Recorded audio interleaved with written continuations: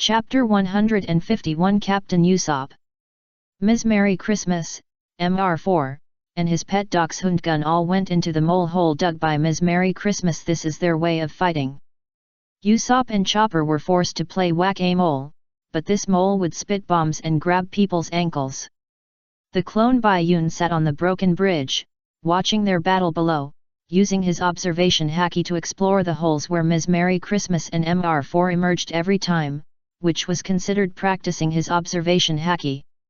Got into the ground, Chopper said, worried that the situation where he was blown up by the combo just now would happen again.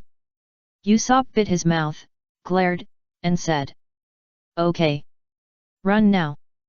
Make the most determined expression and run away as fast as possible. Chopper can't do it anymore. Wait a minute.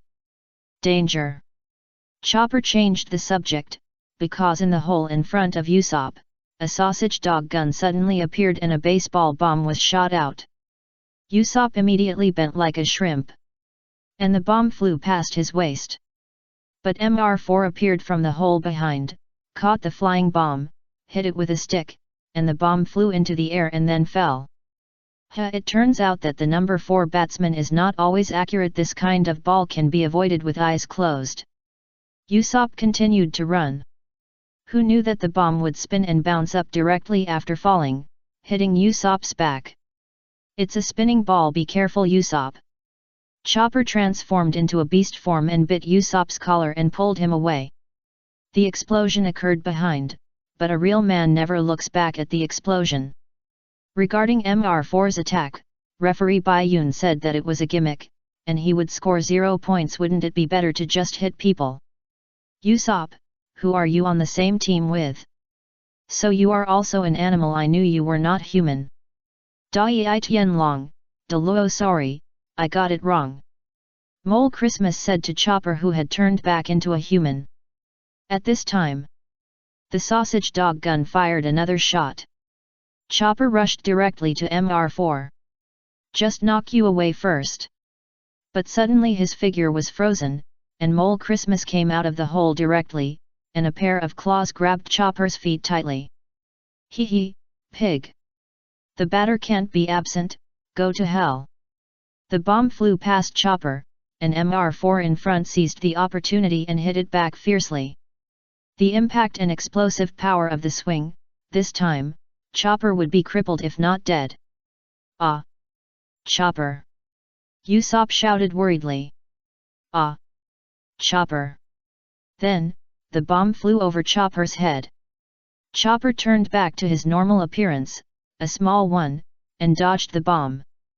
Bayun said, "Yes, can you give me a link to this piece of clothing that can also shrink? It's a close call. I almost forgot this trick." Chopper wiped the sweat from his forehead and continued to transform into a strong man. He punched the mole Merry Christmas and Mr. 4. But they both hid in the hole and dodged. Chopper looked around and found that Usopp was gone. Only Bayun, who had a god's perspective, knew where Usopp went. Here. Usopp crush. Usopp emerged from the hole behind Mr. 4, holding a 5-ton hammer, and smashed Mr. 4's head. Mr. 4, who had no neck to begin with, now had no neck at all. Bayun smiled. Compared to using the scene to fight, Usopp might be the best on their ship. After landing, Usopp stood in front of the fainted Mr. 4 and swept his nose with his finger. Don't think you are the only ones who can move freely in the underground palace. Oh my god, Chopper said in surprise. What a 5-ton hammer, you are so strong. This is the surprise of the mole's Merry Christmas. Bayun really couldn't figure out what material could be compressed into a 5-ton hammer as wide as a frying pan. I am the king of destruction who sank countless battleships. Usopp acted so awesome. Chopper believed it, which was not surprising. Who are you anyway? Mole Merry Christmas, I believe, this is not surprising. Usopp carried the hammer, stepped forward, and his mouth twisted. I am Captain Usopp. Chapter 152 Southgate Victory. This country will be mine soon. On the roof of the castle of the Kingdom of Arubana, King Cobra Cosplay Jesus, was nailed to the wall. Robin and Crocodile were also on it. Looking at the rolling dust in front, Crocodile couldn't help but curl up the corners of his mouth. Bai Yun is very thoughtful. Kosha and the others stopped, and asked him to let the people behind him stay in place and splash the dust to prevent Crocodile from seeing the clues for the time being. Just when Crocodile was sighing, Bai Yun suddenly appeared from below. Surprised. The smile on Crocodile's face disappeared instantly, and the look in his eyes when he looked at Bai Yun was more surprised. "Aren't you dead?" "Yes, so, are you surprised?" Bai Yun replied with a smile. "I guess Crocodile hates the word surprise now." Back to the battle. Usopp hammered Mr4 and successfully frightened the mole. Merry Christmas. He played Whack-A-Mole with Christmas Mole directly. Christmas Mole, who was afraid of the 5-ton hammer, did not dare to fight back for a while, but just ran away. "Pig, hee hee, even if you have that thing, it's useless if you can't hit it." Pig. Christmas Mole lay at the entrance of the cave and taunted Usopp, who was panting. Usopp didn't care, and said with his head down, "You probably heard that many people in your Baroque studio were solved by us, but I solved them all by myself. And I have 8,000 subordinates." After that, Usopp raised the 5-ton hammer with one hand. "What? So powerful?" Christmas Mole, the enemy, was still skeptical, but Chopper, the teammate, believed it instantly. This made the mole Christmas happy. Confused. Is this long nose really that awesome? Usually, it was exposed by Bai Yun and the others. Chopper was so supportive that Usopp couldn't do it anymore and could only lift weights with the hammer. 5 tons. Awesome. 5 tons. Awesome. So painful. At this time, Mr4 also reacted. Bai Yun suddenly felt something hit his back. Oh, it turned out to be Mr4's reflex arc after going around the world and hitting his back. Oh my god, after being hit by a 5-ton hammer, he can still. Chopper was very surprised. And Usopp was not bad either. I only reacted now. And the brainless mole Christmas happy also grew a little brain at this time and found a clue. No, if it's a real 5-ton hammer, how could Mr4 not even have a bump on his head? As her voice fell, the sausage gun spit out a bomb in coordination, burning Usopp's hammer. Usopp's special hammer. Only the frying pans and sticks on both sides of the body are made of iron, and the rest is black tape. Fake, fake. Little Chopper felt the danger of the world. Nonsense! How can I lift something weighing 5 tons? I can't even lift 5 kilograms. This is Usopp's self-awareness, but it's a bit exaggerated. Even 5 kilograms can't. Lindayu can pick up a shovel to shovel the soil. Mole Christmas Mary had a gloomy face. You kid, you dare to lie to me. I will never forgive you. Earth Dragon escape. Earth Dragon fish. Mole Christmas Mary jumped up and drilled down, digging a new hole. Run. Being discovered. Usopp could only raise his legs and continue running. Be careful! Chopper shouted, and Christmas Mole appeared from Usopp's back and grabbed him with one claw. Earth Dragon banana claw. Usopp was scratched on the face. Usopp Mr4, go kill that reindeer man. Let him see the power of 400 sticks. Super powerful blow, Christmas Mole said. Mr4 raised his hands in response, and the sausage gun instantly spit out several bombs. Mr4 hit continuously and fiercely, and the bombs instantly surrounded Chopper. Chopper! Usopp shouted worriedly. You should worry about yourself. Christmas Mole waved his claws again. Oh my god! Usopp jumped up to avoid it and turned to run. Banana claw, why are you here? Usopp ran away, and Christmas Mole chased him. The two ran directly to the broken bridge where Bai Yun was sitting. Mole Christmas Mary crashed into the ground, and the entire broken bridge collapsed. The broken bridge became a ruin, and no piece of it hit Usopp. After all, Usopp was a lucky fruit ability user. Ha ha ha. Stinky penguin, stinky old woman, finally got hit to death. I told you, I'm a mole. Usopp said proudly, and before long, Mole Christmas Mary came up and grabbed his feet. Mole v highway. Stop quickly, there's a wall in front. Usopp shouted, and as a result, his outline appeared on the wall. I found your weakness. After Chopper finished the diagnosis, he pressed his mouth into the hole at the moment when the sausage gun spit out the bomb. Get away from the mole, Usopp. With a bang, flames came out from all the holes. Chopper transformed into a beast and pulled Usopp away. The weakness of the mole is that the caves are all connected. Unfortunately, it's not over yet. He's still alive. Chopper said in surprise. The effect of the rumble ball was only half gone. I can't do it. I can't fight these monsters. Usopp got up and ran, almost shouting Bai Yun's name. Who knew that the mole Christmas Merry Christmas would pop out of the ground again and grab his feet? You actually used such a despicable method. What did you just want to call Bai Yun, right? The guy in your group with a bounty of 25 million. It's a pity that he dared to go against our boss with a bounty of 25 million. He would have died long ago without even a slag left. Hey! After hearing what she said, Usopp turned around and saw Bai Yun standing on a tilted pillar again and smiling at him. What are you talking about? Where did he die? He is dead. Stop fantasizing. You should die too. Mr. Mole Christmas Mary pulled Usopp and started to rush forward again after smashing a wall. Mr. was waiting there with a baseball in his hand. Usopp had no words to say. Bai Yun was clearly there. Mole v. Crossroad number 4. Bang! With a series of blows from Merry Christmas Mole and Mr. Usopp's nose and skull were directly cracked. It was just a fatal injury, nothing. I am indeed dead.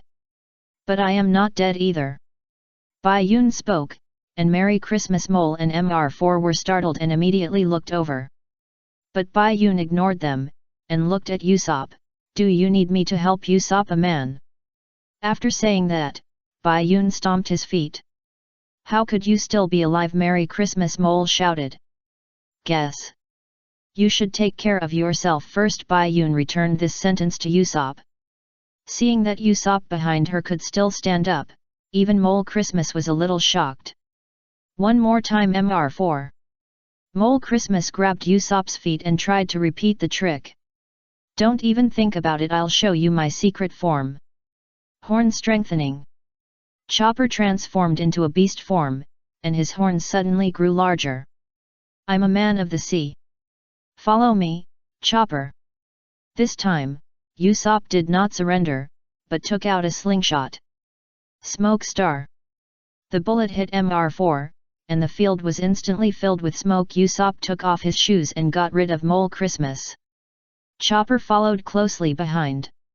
Picked up Mole Christmas with his horns, and rushed forward. The smoke was everywhere, and Mr., who was stubborn, didn't listen to Mole Christmas's shouts at all. He just wanted to hit a stick, and then he hit his teammate directly. It's me. Bang! When Mr. saw clearly, Mole Christmas had already flown out and flew towards Bai Yun. You like playing baseball, right? Bai Yun also took out a baseball bat from his back when Mole Christmas approached. The light and heavy fruit added weight to the baseball. The clone can choose a permanent ability of the bracelet to have it, and the 10,000 Jin baseball bat instantly hit Mole Christmas back. Yeah, good shot. Below, Usopp's real hammer bullet hit Mr.'s abdomen, and Bai Yun's Mole Christmas hit it back. Mr. also had stars in his eyes and lost his fighting power. As for the sausage dog gun, he had been knocked unconscious when Chopper pressed his head and spit out bombs from the hole. The two people and the dog were all unconscious. The battle at the South Gate. Usopp and Chopper won. Chapter 153. Do you really believe it? Fire Fist. Desert Sword. The huge flaming fist and the sand slash collided, and both sides collapsed. Crocodile is very concerned about the Whitebeard pirates. Looking at Bai Yun, who resurrected from the dead and possessed the ability of the Fire Fist Ace Fruit, the captain of the Whitebeard Pirates' 2nd Division, his eyes were full of murderous intent. 10 minutes left. No matter how many you have, just kill them all. Crocodile figured out Bai Yun's replica time limit and directly made a harsh remark. Oh, so scary. Bai Yun replied in a mean way. Or, give me a favor. I'll give you 1,000 Baileys, no more. You don't want this country anymore. How about it? It's a good deal. Desert Diamond Sword. Crocodile was too lazy to reply and continued to attack. Even a fool could hear that Bai Yun was talking nonsense. 4 sand slashes came, Bai Yun immediately dodged by elementalization. You are so rude. Then fight. You will be angry for another 10 minutes. I can't hit you. Are you angry or not? Are you angry or not? Fire gun. Aruba took the south gate. Usopp had multiple blast injuries, scratches on his face, a cracked skull and nose bone, and Chopper had dirty hair on his body, of course, multiple blast injuries as well. After suffering these injuries, he finally won. I seem to have seen an old man with a white beard. Usopp lay on the ground, his vision already blurry. No, don't talk nonsense, Usopp. Doctor. Chopper anxiously circled around Usopp. Bai Yun came over and tapped Chopper's head with his finger. You are the doctor.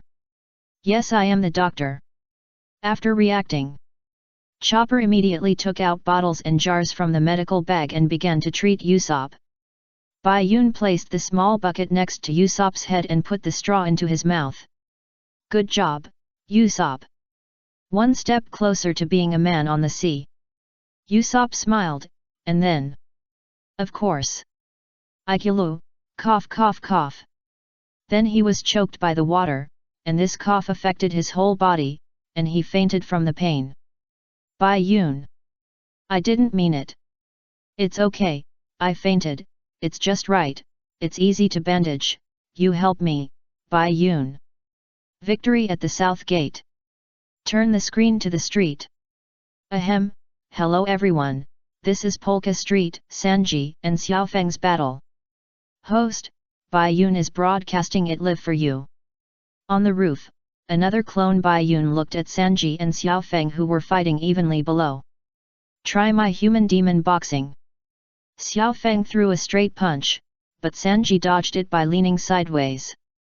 Unexpectedly, Xiaofeng spread his fists, put his fingers together, bent his wrists and hooked at Sanji.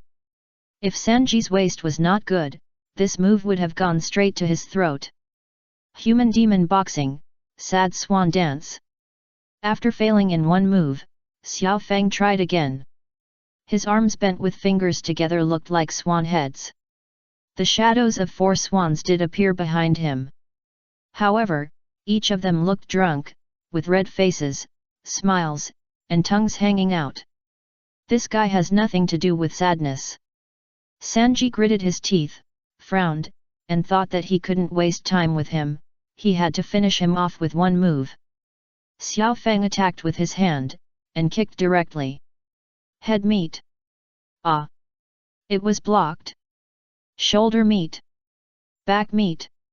Under saddle meet. Chest meet. Leg meet. A series of kicks, but they were all blocked by Xiaofeng. Woo! Mutton attack. Shemale boxing technique Swan Arabian dance. Finally, the two of them each kicked out with their strongest kicks. The two legs collided, and the two were knocked back at the same time, knocking a big hole in the house behind them. They used the mutton attack on that bastard Shemale. They used the Swan Arabic dance on that idiot chef, what a joke. You two are a good match. Who is a good match for him ×2? Bai Yun's voice came. The two raised their heads and immediately retorted. Sanji was not surprised that Bai Yun came. You are still alive. Xiaofeng was a little bit unbelievable. No. I am just a ghost now. Bai Yun opened his mouth. What? Xiaofeng was directly scared and screamed. Bai Yun didn't expect it, do you really believe it? Chapter 154, Controlled Tightly. After 7.5 minutes, Robin found that the dust was still flying, but the army was slow to come. But when she just found out something was wrong, the army started to move again. It did move, but the person it hit was different this time. But Robin still doubted it. After looking at Crocodile who was attacking Bai Yun madly, he didn't say anything. Back to the battle on the street. Bai Yun appeared. Sanji said he was not surprised at all. But Xiao Feng did not dare to believe it, and believed what Bai Yun said that he was a ghost. Bai Yun did not expect him to believe it. No. How can a ghost stand under the sun? You still have a shadow. After being scared for a while, Xiao Feng also found something wrong. Wow, should I praise you? Bai Yun did not know how to respond. Xiao Feng posed. Humph, no matter how you survived. Even if you two come together, I will not be afraid. There is no word for fear in the dictionary of transvestite. Have you considered changing the dictionary? A complaint from Bai Yun. Enough, I am going to get serious. Xiao Feng pretended not to hear it. You have seen my ability to imitate. But my best ability is to imitate memory. If you use it, you can create many synthetic faces. Then you will laugh so hard that you can't stand up. And then you will be full of flaws. Here it comes. The world's weirdest nose. The world's weirdest head. The world's weirdest eyes. The world's weirdest mouth. Today's imitation combination face is revealed. Bai Yun. Sanji. Except for the nose that looks like Usopp, are there any other changes? 99% of it is your face. Bai Yun and Sanji told the truth. Xiao Feng lay on the ground sadly holding a mirror to look at his face. He is not autistic. The mirror is autistic. There is a flaw. Sanji kicked it directly. Ah! Asshole, don't you have any sympathy? Are you so cold and heartless? I don't have time to watch your juggling. Sanji raised his foot and replied. Juggling? This is definitely not juggling. I have met guys before who couldn't bear to attack me because of friendship. Bai Yun knew what Xiao Feng wanted to do, but he was wrong. The Straw Hat Pirates are friendly. For example, Zoro, except for Chopper, he wants to chop. Ha ha ha, if you have the guts. Then come out. Xiao Feng turned into Usopp's face, and before he finished speaking, Sanji kicked him in the face and kicked him hard. What, a person like you can actually attack a friend's face so calmly? Humph, no matter whose face you turn into, I will attack. The most important thing about a person is heart. Sanji pointed his thumb upside down at his chest. Bai Yun stood on the roof with his arms folded, waiting for Sanji to be slapped in the face. Human heart. Xiao Feng was surprised, and suddenly an idea flashed. I got it, what about this person? She must be very special to you. Xiao Feng turned directly into Nami's face. Sanji's eyes instantly showed love, and his throat turned into love and spit it out. Xiao Feng changed back. Sanji, indifferent. Xiao Feng changed back. Sanji. Bai Yun held his forehead and shook his head, he really grasped it. Sanji was right. The most important thing for a person is the heart. Tang Monk spit out so many hearts. And the most important thing for Sanji is the lustful heart. Sanji was controlled and passively beaten. He was directly stepped on by Xiao Feng, who transformed into Nami. When Bai Yun asked him if he needed help, he refused. If he helped, the green algae head would be laughed to death if he knew. Ha ha ha ha, you are only good at talking. You can't stand up, right, the first-class chef on the sea. Sanji gritted his teeth and propped himself up. You bastard she-male, don't be so proud. Forget yourself. The first half of the sentence was harsh, but it softened instantly when he saw Nami's face. It's fun to play with you, but I don't have time to waste with you. Because I have to quickly carry out the task of killing Princess Vivi. Xiao Feng decided to end the battle. Bai Yun raised his hand to answer. Don't worry about this, you have plenty of time. It can't be finished anyway, whispering. Chapter 155. Being long has its advantages, but it's not necessarily all advantages. 15 minutes have passed. You should die. Crocodile raised the hook, shining in the sun. If eyes could kill, Bai Yun would have died 10,086 times. Bai Yun was not panicked at all, still smiling. Crocodile hated this smile. Who said that you can kill me immediately if you lose your ability? Dear old chat. Don't be so naive. Even if you give me confidence, I won't show mercy. Get rid of him now. If you stop me, I won't show mercy either. After that, Xiao Feng started spinning, and with his round puffy pants, he really looked like a spinning top. Bai Yun sat cross-legged, saying that you are happy. Sanji, Xiao Feng said when he was showing off his abilities on the ship that he can change his face by touching his right cheek. And change back by touching his left cheek. A little tip from Bai Yun. Sanji looked up at Bai Yun and nodded slightly to show that he understood. And Xiao Feng also jumped up like a spinning top and turned directly in the air. Turn, turn, turn, turn until the passion burns out. Memories of that summer. And just as he was spinning around, combined with Bai Yun's words, Sanji was enlightened. Could it be? Taking the initiative, Sanji kicked sideways. Cheek meat. Kick. He kicked Xiao Feng's face accurately, stopping his rotation and sending him flying into the wall. Bai Yun was watching from above. The names of Sanji's moves, except for some killer ones, are there plus meat. For example, if he kicks the neck, it's called neck meat. Then kick I have seen through your ability to imitate. Leaving Xiao Feng with a side face, Sanji said with a smile. And then turned around.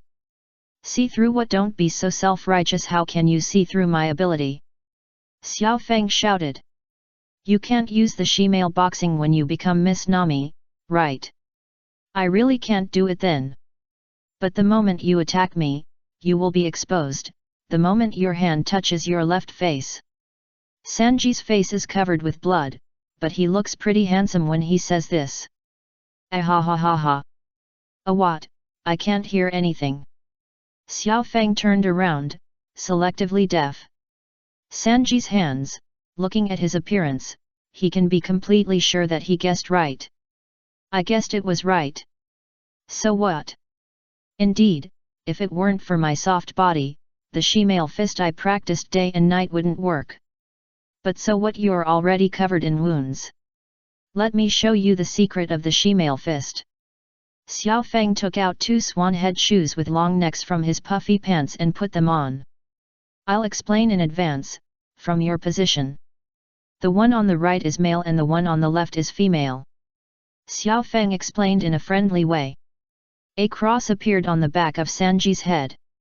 Who cares about this? In fact, Bai Yun really wanted to ask, with just 2 heads, how do you tell male from female? Ha ha ha, watch this. Shemale fist, explosive swan. Xiao Feng kicked and went straight to Sanji's face. Sanji only saw a swan head pecking at him.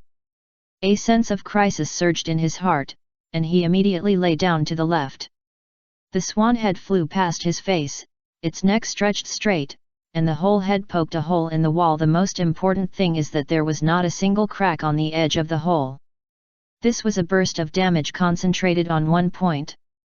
Bai Yun was curious again, how did he control the neck to stretch straight? What a strange weapon! A soft swan neck.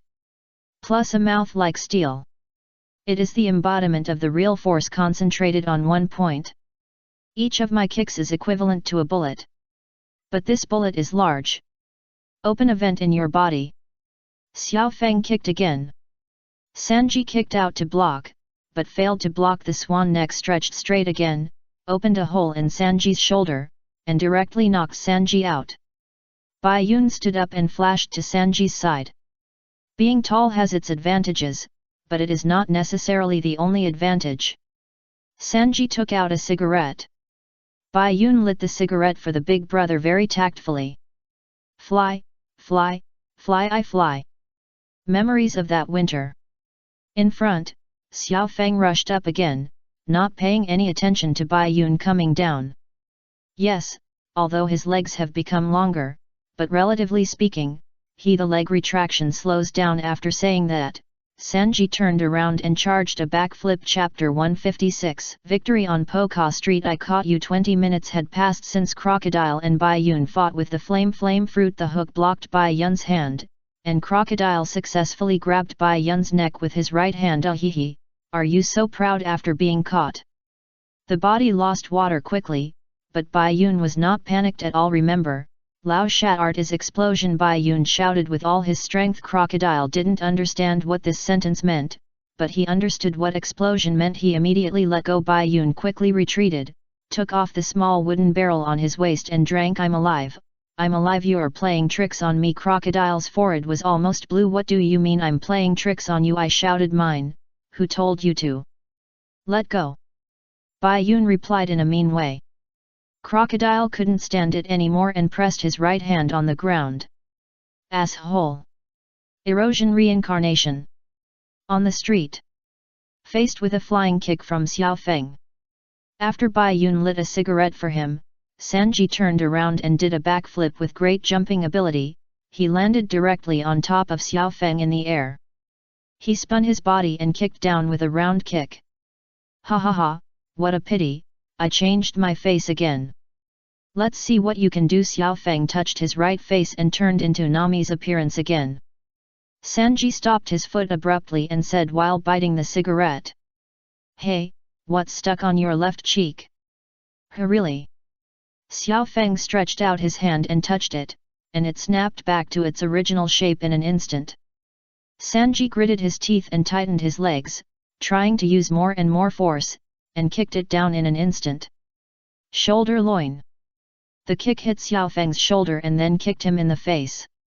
Xiao Feng was kicked down directly from the air. After a few turns, he squatted to stabilize his body, but he immediately felt a gloomy feeling behind him. Loin meat.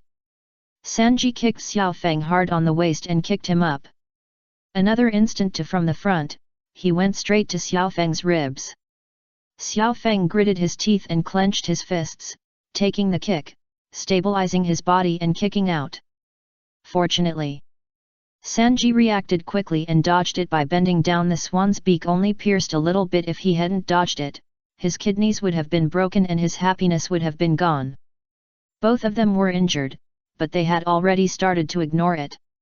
Inverted spinning kick, the same move as Chun-Li. No dodging or defense at all, they exchanged injuries. The last kick was thrown, and both of them were knocked back. Bent down and kneel on one knee. Grit your teeth. Look up. The next kick will decide the outcome. Cowboy kick. Shemale fist, exploding swan dance. A flying kick in the air, the two switched positions and landed, standing. Xiao Feng's eyes widened instantly. While his abdomen was hit hard, the force went straight through his back and shot past Sanji, smashing the wall into pieces. They both fell to the ground at the same time. Sanji climbed up, but Xiao Feng couldn't. Swish. KO. The winner is decided. Bai Yun got a whistle from somewhere. Blew it and shouted. I surrender, I surrender. Lying on his back, Xiao Feng said reluctantly. Sanji stamped his feet. You are amazing, you still have the strength. No matter what, if you become Miss Nami, I still have to leave you a way out. Bai Yun also came over at this time. Xiao Feng was lying on the ground, looking at the two. Hee. It's so funny, I can't move anymore. You won, kill me quickly, otherwise the people in the organization will also take action. Don't worry about this, after today, your organization will be like buying concert tickets. Bai Yun replied with a smile. What do you mean? Xiao Feng asked puzzledly, and Sanji also looked at Bai Yun. No more. Bai Yun replied calmly. Hee. If you can do it, but zero is a Shishibukai, you have to have this ability. Okay, why are you still hesitating? Kill me! Xiao Feng shouted. Unexpectedly, Sanji stretched out his hand to him. I had a great time in this battle. And the rest nothing needs to be said. The sun shines out from behind Sanji. Xiao Feng opened his eyes wide, then smiled, reluctantly stood up and held Sanji's hand, thinking. This guy is a good friend. Turning his head away, Xiao Feng burst into tears. I can't cry, I can't cry. Bai Yun shook his head. You don't know the dangers of society, Xiao Feng, and reached out to take off the goggles on Xiao Feng's head. Sanji's face changed instantly, loosened his hand, and kicked Xiao Feng 3 times in a row, making Xiao Feng's teeth fly. Ah, you said you won't beat me anymore. Then this goggles will be returned to its original owner. Sanji turned and walked away. Remember, Xiao Feng, you can't trust everything a man says. Bai Yun left this sentence and followed Sanji. The battle on Boca Street. Sanji vs Xiao Feng. Sanji wins. Where's the trophy? A little friendship. Don't disgust me, Bai Yun, ha ha ha. You and the she-males will have a good relationship. Sanji chapter 157. Sorry. I'm sorry. On top of the kingdom castle, Bai Yun didn't expect that he would force Crocodile to use the erosion cycle, a large-scale attack. Crocodile's right hand touched the ground, and the cracking ability spread out, sucking the moisture of the creatures or objects it touched and gradually spreading to the surroundings. Even the rocks all turned into sand, and the ground was like dead, turning into a dry and cracked wasteland. Robin stood on the palm created by the power on the wall. Cobra was nailed, but it was not affected. And Bai Yun, although he was a clone, he could still use the air pressure technique. Without the power of the fruit, you can still fly. Crocodile felt that a person was mysterious for the first time. Hey, didn't I show it? Oh, then you have to take a good look. After saying that, Bai Yun pulled out the dagger at his waist and took the initiative to attack. Although he looked very confident, he knew that Crocodile had used the erosion cycle. And he couldn't hold on for long. The original body, why the hell are you not here yet? No, Miss Nami, didn't you say you would face it yourself? You're here now. The person on the other side has special abilities. What thorns are piercing people? I also said that I'm just a clone, I don't have any abilities. Then you go up and act as a meat escape to block it first, it's just a clone anyway. Listen, are you talking human language? The back street of the Mieti Council Hall in the northern district of Arubana. It's Nami vs Mr. Two Fingers. After the clone Bai Yun appeared, Nami was relieved immediately, but when she heard Bai Yun say that he couldn't attack and had no fighting power, Nami said that she didn't believe you. The two quarreled directly in front of Mr. Two Fingers. Haha, that's enough. Useless little girl. And you, a kid who is obviously dead. I don't know how you survived. But it doesn't matter, it's the same if I die again. After that, Mr. Two Fingers launched an attack. Double spikes. Her palms turned into spikes and poked directly at me. Bai Yun pulled out the 3-section staff from his waist to form a long staff to hold it up. Don't forget what you said, Miss Nami.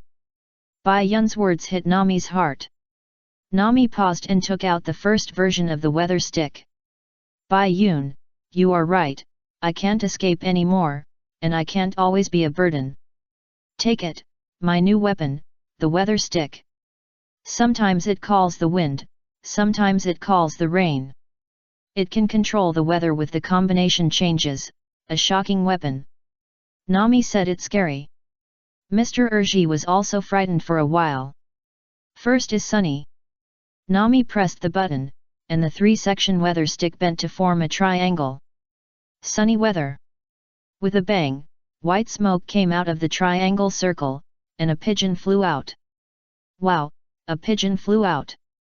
Bai Yun and Mr. Urji. You're kidding me.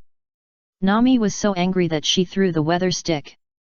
Seeing this, Mr. Urji's toes turned into spikes and he instantly raised his leg high. Bai Yun couldn't dodge in time and a bloody mark was cut on his chest. Bai Yun. I'm fine, you continue, Miss Nami, you have to believe in Usopp. Bai Yun replied, and then went up again. Nami was full of energy again. Yes, you have to believe in your partners. She picked up the weather stick and pressed the button. The last section of the weather stick bent down, and the other two sections were straightened and pointed at Mr. Urji, looking like a gun.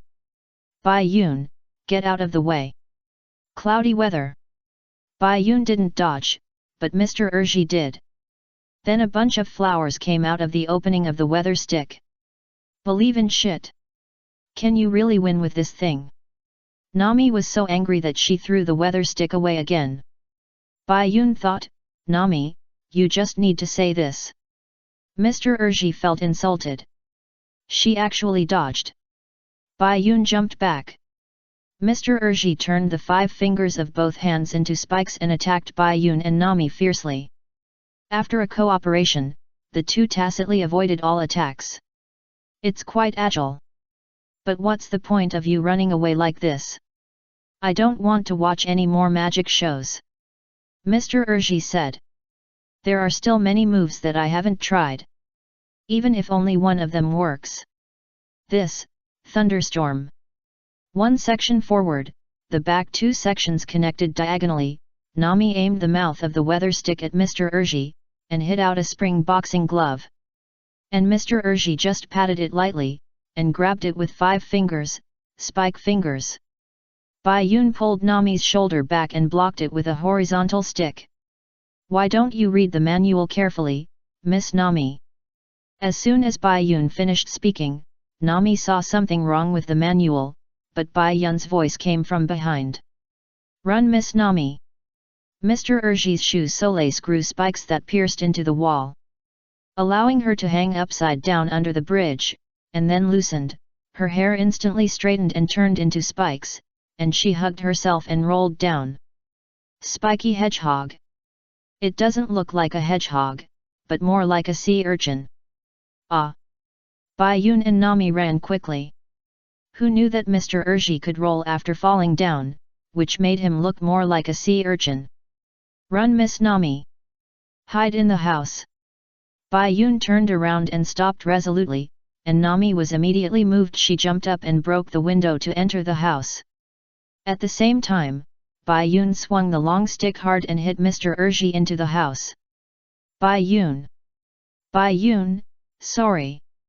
In the air, Nami perfectly caught Mr's 2 fingers, fortunately the weather stick blocked it. It's over, turn into a sieve. I don't want it. Nami shouted back, pulling off the white cloak on her body and throwing it away. The spikes pierced into the cloak. Nami kept her hands and used force to pull the cloak, and Mr. 2 fingers threw it to the back and escaped successfully.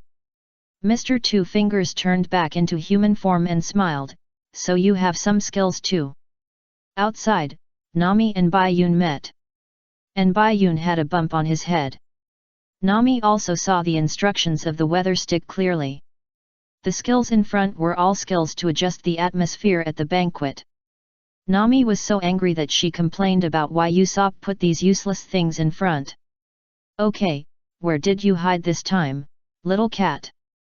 Mr. 2 Fingers came out of the house. Unexpectedly, Nami took the initiative to come out. Ha ha ha ha, I won't hide anymore. I have been a thief for 8 years. I have survived all the emergencies by myself. If you underestimate me, you will not end well. Throwing away the scarf and jewelry, tearing off the skirt, Nami was ready for battle again. Mr. 2 Fingers didn't know where she got the confidence from. After Bai Yun caught the scarf and jewelry, he hid behind the cargo box at the back and supported Nami. That's right, there will be no good end if you underestimate Miss Nami. Come on, Miss Nami. Nami turned around and glared at Bai Yun, then turned back, but it felt good to be expected. Chapter 158. With such power, are you sure you are just playing? Come on, Miss Nami. Come on, Miss Nami. After seeing the battle instructions of the weather stick, Nami began to cheer up and fight again. Bai Yun became a cheerleader behind. Nami blew out 3 bubbles respectively. Cold bubbles. Hot bubbles. Electric bubbles. Each one disappeared after touching Ms. Urji. Then the voice of Usopp's instructions came from the side. The purpose of this is not clear yet, so if it can be flexibly applied to the banquet. Usopp is obsessed with banquets. Then write the beginning. Nami was moved to tears and shouted. I'm giving up now. Ms. Urji grew spikes on the solace of her feet, twisting her waist and approaching quickly. Nami turned and ran, Bai Yun ran too. And Nami was so angry that she didn't know what to curse. She could only continue to flip through the instructions of the weather stick while running. Ms. Urji raised her foot, and the spikes instantly stretched out and pierced Nami's calf. Nami fell down directly under the severe pain. Ms. Urji almost raised her foot, and the sole of her shoe was covered with spikes. Sorry, I don't have time to play with you. After saying that, Ms. Urji stepped down directly. Bai Yun clenched his fists and tightened his legs. Tropical depression. Fortunately, at the critical moment, Nami spliced the 3 sections of the weather stick into a 10 shape, threw the first 2 sections like a dart, and directly bounced Ms. Urji's feet away. Then the huge impact directly bounced Ms. Urji onto the wall. Awesome! Nami exclaimed. It was discovered that the principle is that when it comes into contact with the enemy, due to the stop of rotation, the cold air and the hot air will collide with each other to generate airflow, thereby causing strong winds, which can blow the enemy away. Usopp is awesome. Nami couldn't help but praise Usopp. Well, he doesn't seem to know, but according to the manual, Usopp designed this function so that he could use it as a dart to play with after the party. Bai Yun, with such power, are you sure you are playing with it then? Nami saw a move tornado weather. Usopp described it as a killer move. If the enemy is hit by this move, it will be impossible to stand up. When Nami was reading the manual, Ms. Urji stood up and attacked quickly. Be careful, Bai Yun shouted. Nami didn't hide, but turned around. Don't look around before the battle is over. I think you underestimate this life and death duel. Ms. Urji preached. 5-finger spikes have pierced Nami's body, forehead, neck, chest. In her opinion, the winner has been decided. Indeed, if Araki had drawn it, Nami would have been dead, but it was a pity that it was not just stabbed it. But there was no trace of blood. It looked wrong. Nami in front of her suddenly became blurry, and Ms. Urji's smug smile disappeared instantly. Nami appeared on the right. I was fooled. How is it possible? Ms. Urji was surprised. Using cold air can change the air density, and under significant conditions, it can cause abnormal refraction of light. It's called mirage. This is a weapon specially made for me. Nami explained the principle attentively. Ms. Urji was still surprised. How is it possible? It's right in front of me. Nami raised the weather stick directly. I have learned how to use the weather stick. Go to hell. Are you done yet, Miss Nami? Bai Yun and Ms. Urji fought each other, looking very strenuous. It's almost there, hold on. Rainy weather. Nami pressed their respective buttons, and the weather stick sprayed out fine water, increasing the moisture of the surrounding air. Rainy weather. Nami held the weather stick that was spraying water and began to rotate in place, which helped to replenish the moisture in the air. Bai Yun and Erg. Ms. Nami, if you have any opinions about me, just say it. Why do you use juggling tricks every time I support you? No, I have my plans. Nami retorted. Plan. Enough, the party should be over. Thorn acupuncture therapy. Ms. Erg's arms instantly grew bigger and grew thorns, becoming like meteor hammers. Bai Yun was knocked back with a fierce blow, and continued to chase without stopping. Bai Yun gritted his teeth and took a step back. He intercepted her with a fierce stick, but still took a step back. Great acting. If you have a plan, execute it quickly, Ms. Nami. Okay. Bai Yun supported her, and Nami immediately blew up the weather stick. Chapter 159 Victory in the back street of the council hall. In the back street of the council hall, the battle between Nami and Ms. Urji continued. However, it would be more correct to say that it was a battle between Nami, Baiyun and Ms. Urji. Baiyun stopped Ms. Urji. Nami took the opportunity to blow out many cold and hot bubbles. The hot bubbles contained water and rose, colliding with the descending cold bubbles, and quickly condensed into a cloud. At this time, Baiyun flew directly past Nami, bringing a gust of wind, smashing the wall with a bang, falling down with blood flowing from the corner of his mouth, and the long stick in his hand fell out of his hand. Baiyun! Nami shouted. You should take care of yourself. Ms. Urji stretched out her hand and smashed it. Nami stepped back, but was still a step too slow, and her foot was injured. What is this? Ms. Urji looked at the small cloud flying past her, puzzled. Nami endured the pain, stood up and spun the weather stick, constantly using bubbles to make the cloud bigger. Don't give up. Spiked mace. Ms. Urji stretched out her hand to hit. Nami raised the weather stick to block, but her arm was still stabbed, and she fell to the ground under the impact. How about it?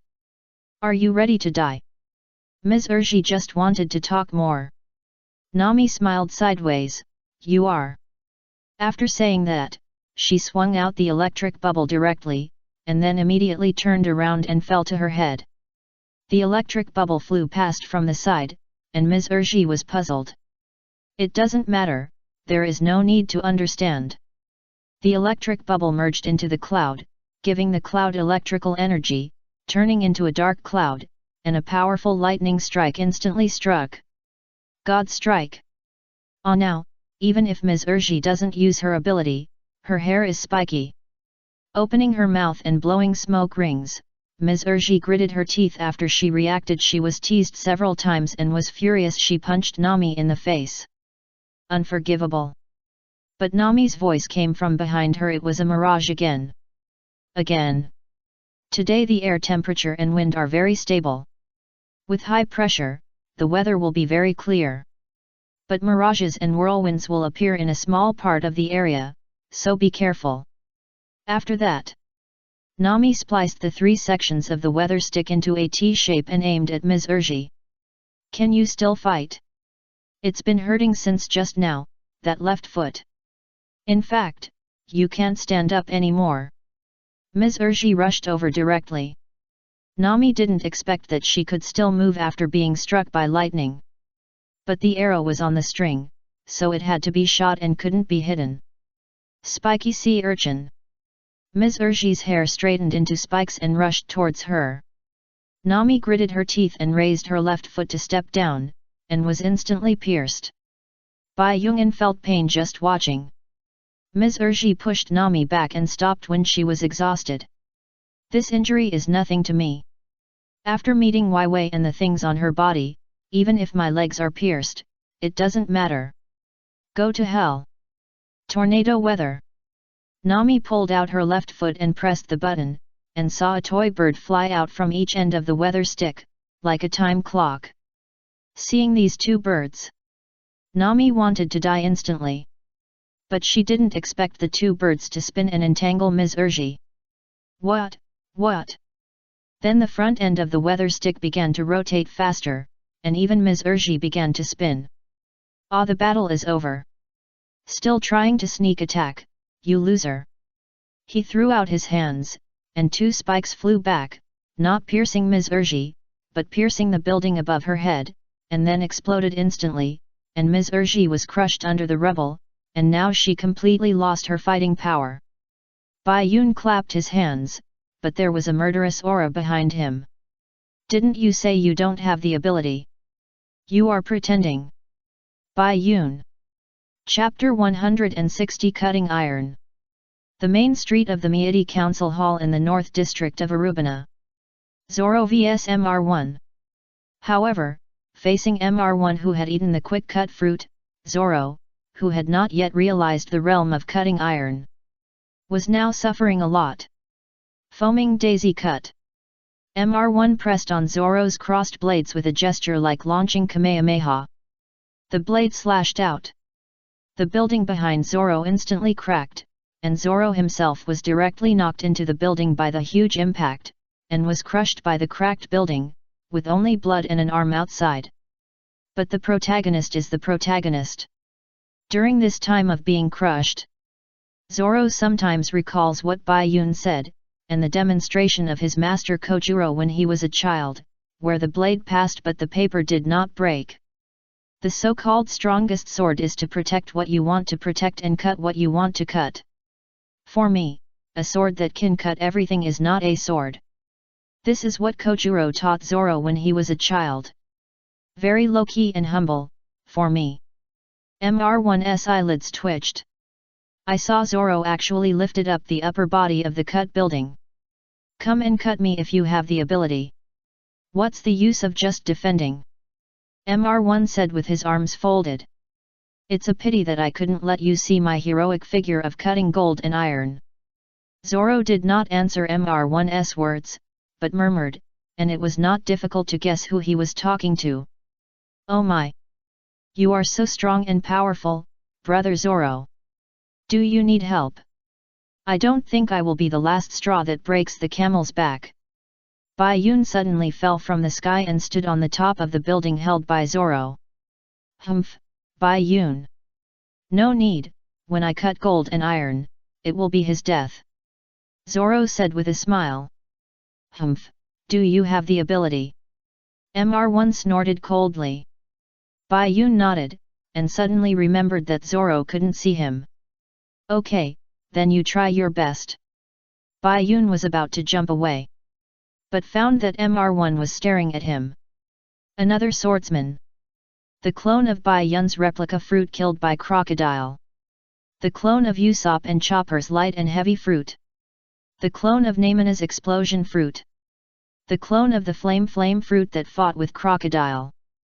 What Sanji had was a clone of the human fruit, but he couldn't use his abilities, that is, the clone with the human fruit's abilities created by the human fruit couldn't use the human fruit's abilities. Do you understand? What Zoro had was a clone that used a knife purely, without the ability of the fruit. Don't look at me like that. I want to chop you too, to see if I can hit you 999 with one strike, and get your equipment. Unfortunately, brother Zoro won't let me. After saying that, Bai Yun jumped onto the roof of another building that hadn't been cut open. And his conversation forced MR1's question, why are you still alive, back into his stomach.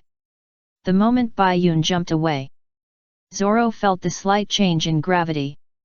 He threw the entire building directly at MR1. Although he looked calm on the surface, Zoro was still confused. A sword that can't cut anything. It can't cut anything, but it can cut iron. What does the teacher mean? I only know that tenacity is the secret of the sword. Bai Yun, Zoro can handle this blood bag to the end. Boring trick. Facing the pressing building, MR1 raised his hands and slashed. Dust slash. The building was instantly chopped into neat squares, a bit like the slashing effect of Atomic Samurai in one punch. Zoro rushed out directly from the rubble. The tip of the knife went straight to MR1's throat. But it still couldn't break MR1's defense, but at least it knocked him back. Then he chased and chopped down with two knives, but was blocked by MR1's legs that turned into blades. Zoro used it in turn, and the two knives slid and hit MR1's chin fiercely. Under the impact, MR1 floated directly in the air, and immediately did a backflip, squatting on one leg. And Zoro's knife had caught up. Three-sword-style crab sting. Zoro reversed his grip, and the horizontally crossed blade slashed at MR1's neck. This posture is like a crab trying to catch its prey. Then Zoro used brute force to pull back the reverse-gripped knife. The power was so strong that ordinary swordsmen could not cope with this move. But it still couldn't break MR1's defense. You disgusting bastard! Zoro panted and cursed at MR1. Although MR1 was not injured, he was also tired. Moreover, although the knife could not cut, it would still hurt under the huge impact. Same here. Let me tell you, I'm not a swordsman. My weapon can smash you to pieces. Spiral slash. Mr1 said, turning his arm into several blades in high speed. You are not a swordsman, you are a miner. Zoro's mouth is also bad, otherwise why can he sometimes make Sanji angry and be cut by the side? Mr1 replied with a gloomy face. It's a killer. Zoro raised his rotating arm to resist the slash at the moment of the slash. The rotating blade collided with Zoro's blade, and sparks flew in an instant. Suddenly, Zoro's blade was directly bounced away. Oh no! The force bounced Zoro's hand away, exposing his chest. I won't be a miner, because I will dig everything. Mr1 replied, and then used his rotating arm to cut across Zoro's chest, and blood splattered immediately. Zoro opened his eyes wide in pain and knelt on one knee. Mr1 then punched him in the abdomen. Zoro couldn't help but scream. The knife on his mouth and hand also fell out of his hand. One misstep will lead to eternal regret, go to hell. Mr1 raised his hands and waved, and Zoro was hit and flew out, blood dripping all the way, and he fell to the ground. You can't turn your back to the enemy.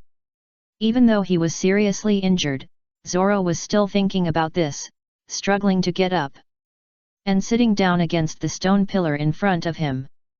You're still struggling even though you don't have any weapons. Mr1 said, raising his hands, and then he heard the sound of a knife being unsheathed. Clang! Yes, Bayun on the roof behind him. Don't attack! Before Mr1 could say anything, Zoro shouted, and the shout affected his wound, causing blood to gush out again. Bayun was no longer smiling at this time. 1 minute, if you can't solve it, I will attack, Zoro. It's not what a partner should do to watch his partner do this. 1 minute. 1 second is enough. Destroy and split.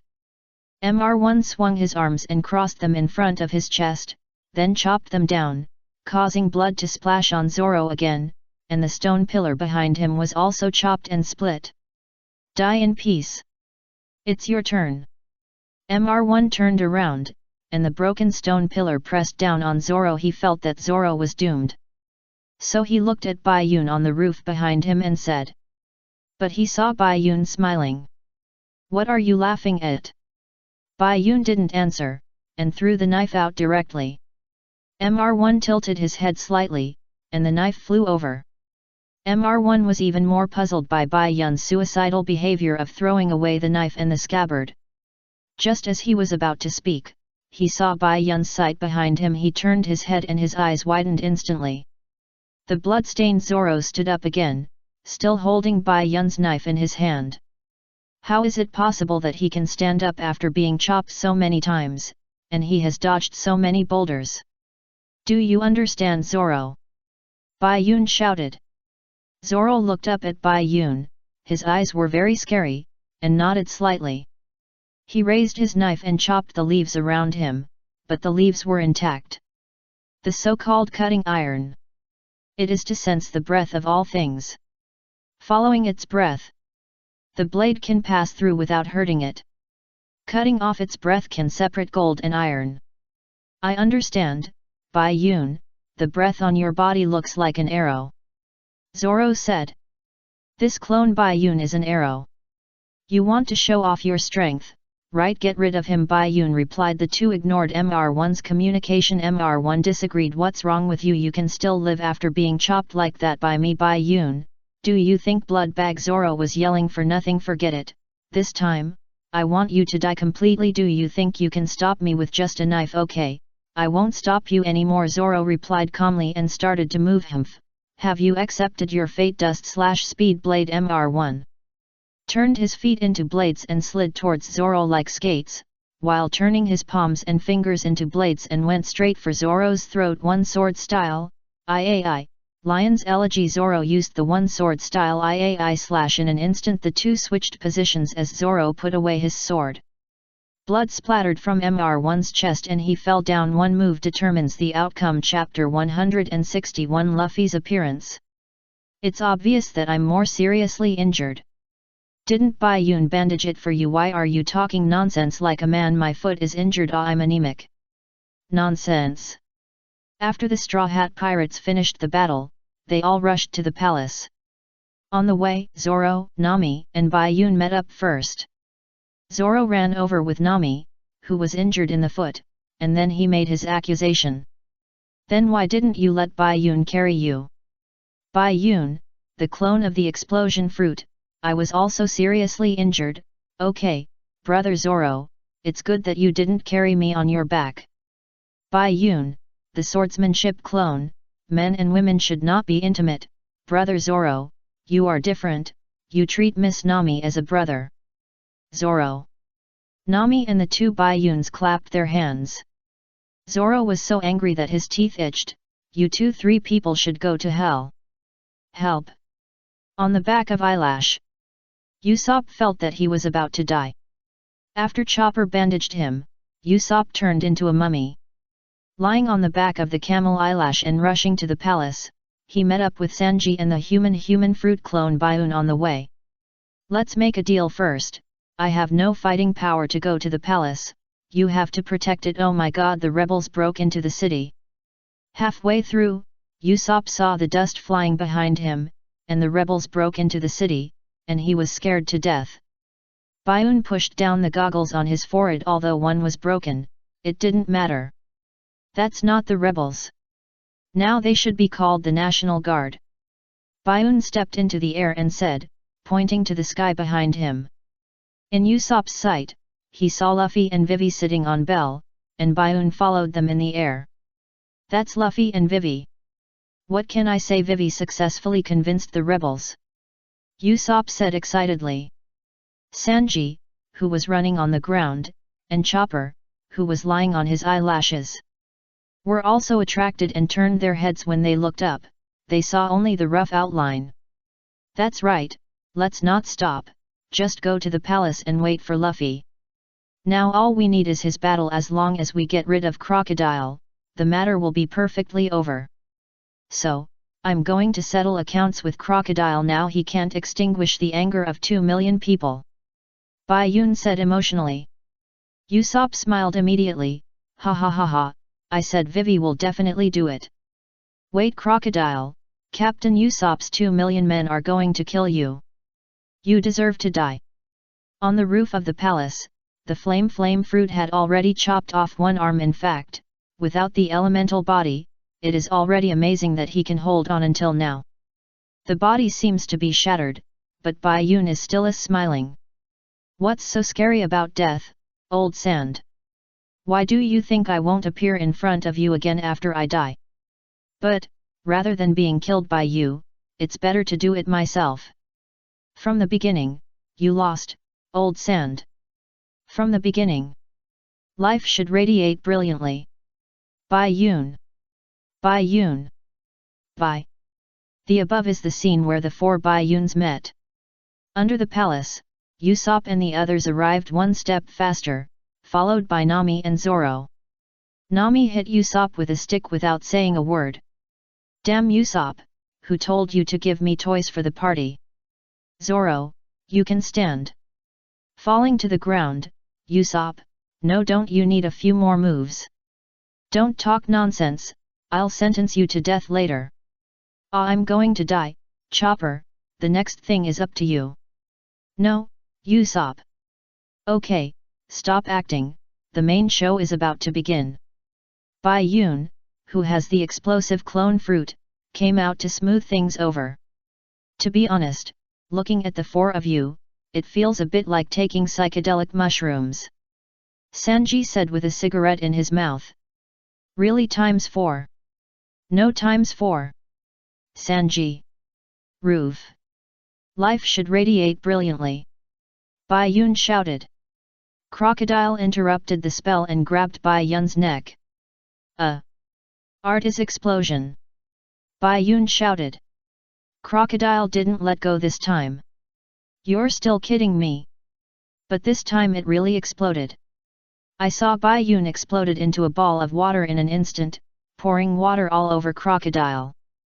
The medium of the clone is the things shot out by the bracelet or shooting weapons, such as bullets, rockets, arrows, and the water cannon in the water gun is also good.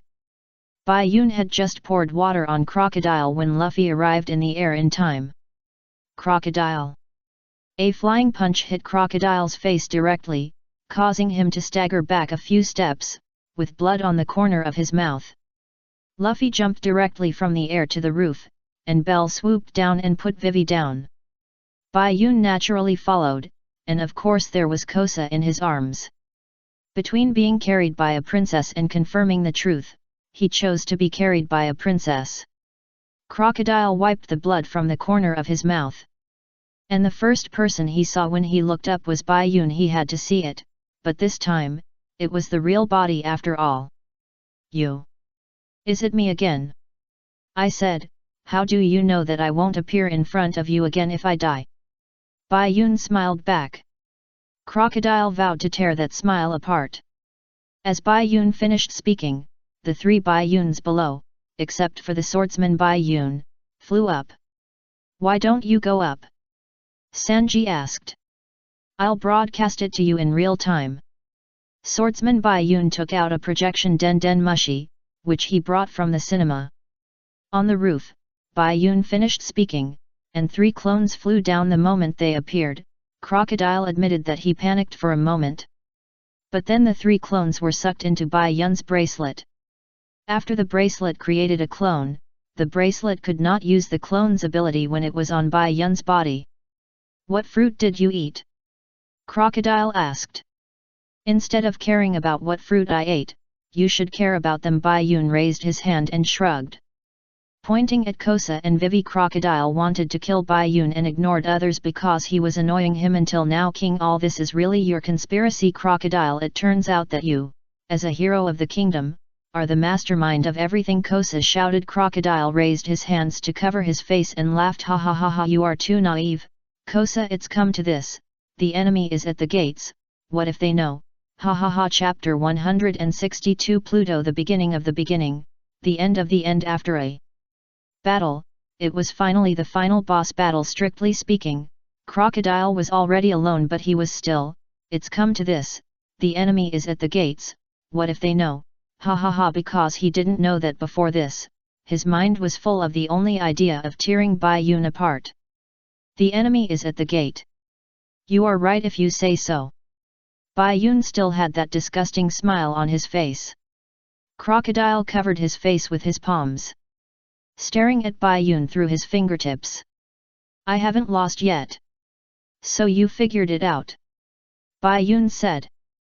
"The enemy is at the gate, but it is still. The angry rebels look like this. What, there are tranquilizers at the gate, right? Plus Kosha also came up." Crocodile was stupid to not see it. "The king is still in my hands," Crocodile replied. "Oh." This was Bai Yun's answer, very concise. "Dad." "Crocodile, you are at the end of your road, what else do you want?" Wai Wei shouted. If Bai Yun hadn't pulled her, she would have rushed up. Kosha clenched his fists, looking at Cobra nailed to the wall. His heart was full of guilt. Even though it hurt so much, Cobra still had a smile on his lips. The war was stopped and no one died. Killed undercover billionaire messenger. Yes, yes, you are right. Wai Wei, well done. I am proud of you. Ha ha ha ha ha. Cobra's nailed right hand gave a thumbs up and shouted, even if it involved the wound. It still couldn't stop him from laughing. "Miss all Sunday!" Crocodile shouted. People under the eaves have to bow their heads. Robin could only raise his hand and control the flower arm to pull out the nail on Kosha's right forearm. Blood splattered, accompanied by Cobra's cry. "Ah! Dad!" Wai Wei shouted anxiously. "Ha ha ha ha, the ruler of a country is now a hostage. How do you feel, King? Let's make a deal. Where is Pluto? As long as you give me Pluto, I will leave. It's a peaceful deal." The situation is over. Crocodile began to attack the heart. If he could get Pluto, it would be a matter of time for this country to be taken over. If you keep the Green Mountains, you will not be afraid of running out of firewood. What? Cobra replied in surprise. Pluto. I heard that it can destroy an island with just one shot. It is the most evil ancient weapon with the name of God. That thing should be sleeping somewhere in this country.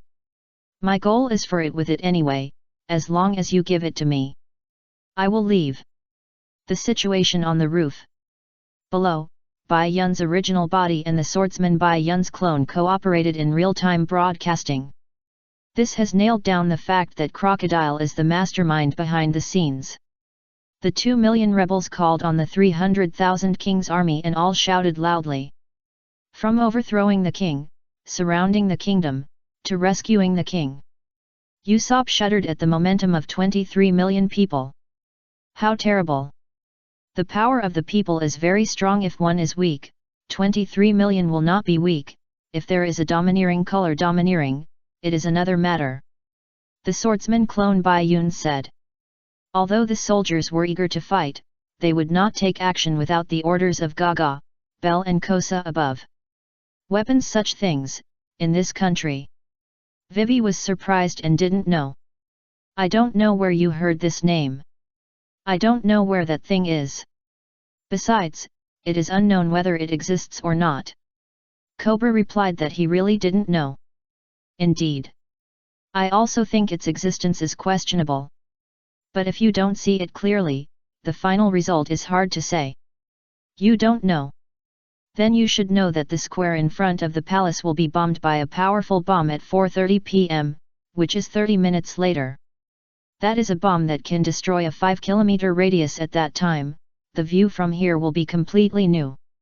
Crocodile raised his intact right hand, still with an expression that he was superior. SHH, don't shout, otherwise, it may explode now. Kosa and Gaka originally wanted their soldiers to retreat outside the city first, but they were threatened by Crocodile before they opened their mouths. Okay, let's get back to business, Cobra. Where is the location of historical text?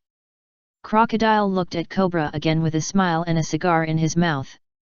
Cobra closed his eyes. He didn't expect Crocodile to still have this trick. It was crazy.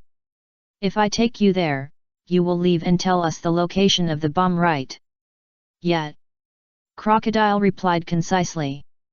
Okay. I'll take you there. Cobra replied as if he had accepted his fate. Crocodile laughed with satisfaction, ha ha ha, what a competent country. But before he could finish his words, Luffy punched him and knocked him back, and the cigar flew out of his mouth.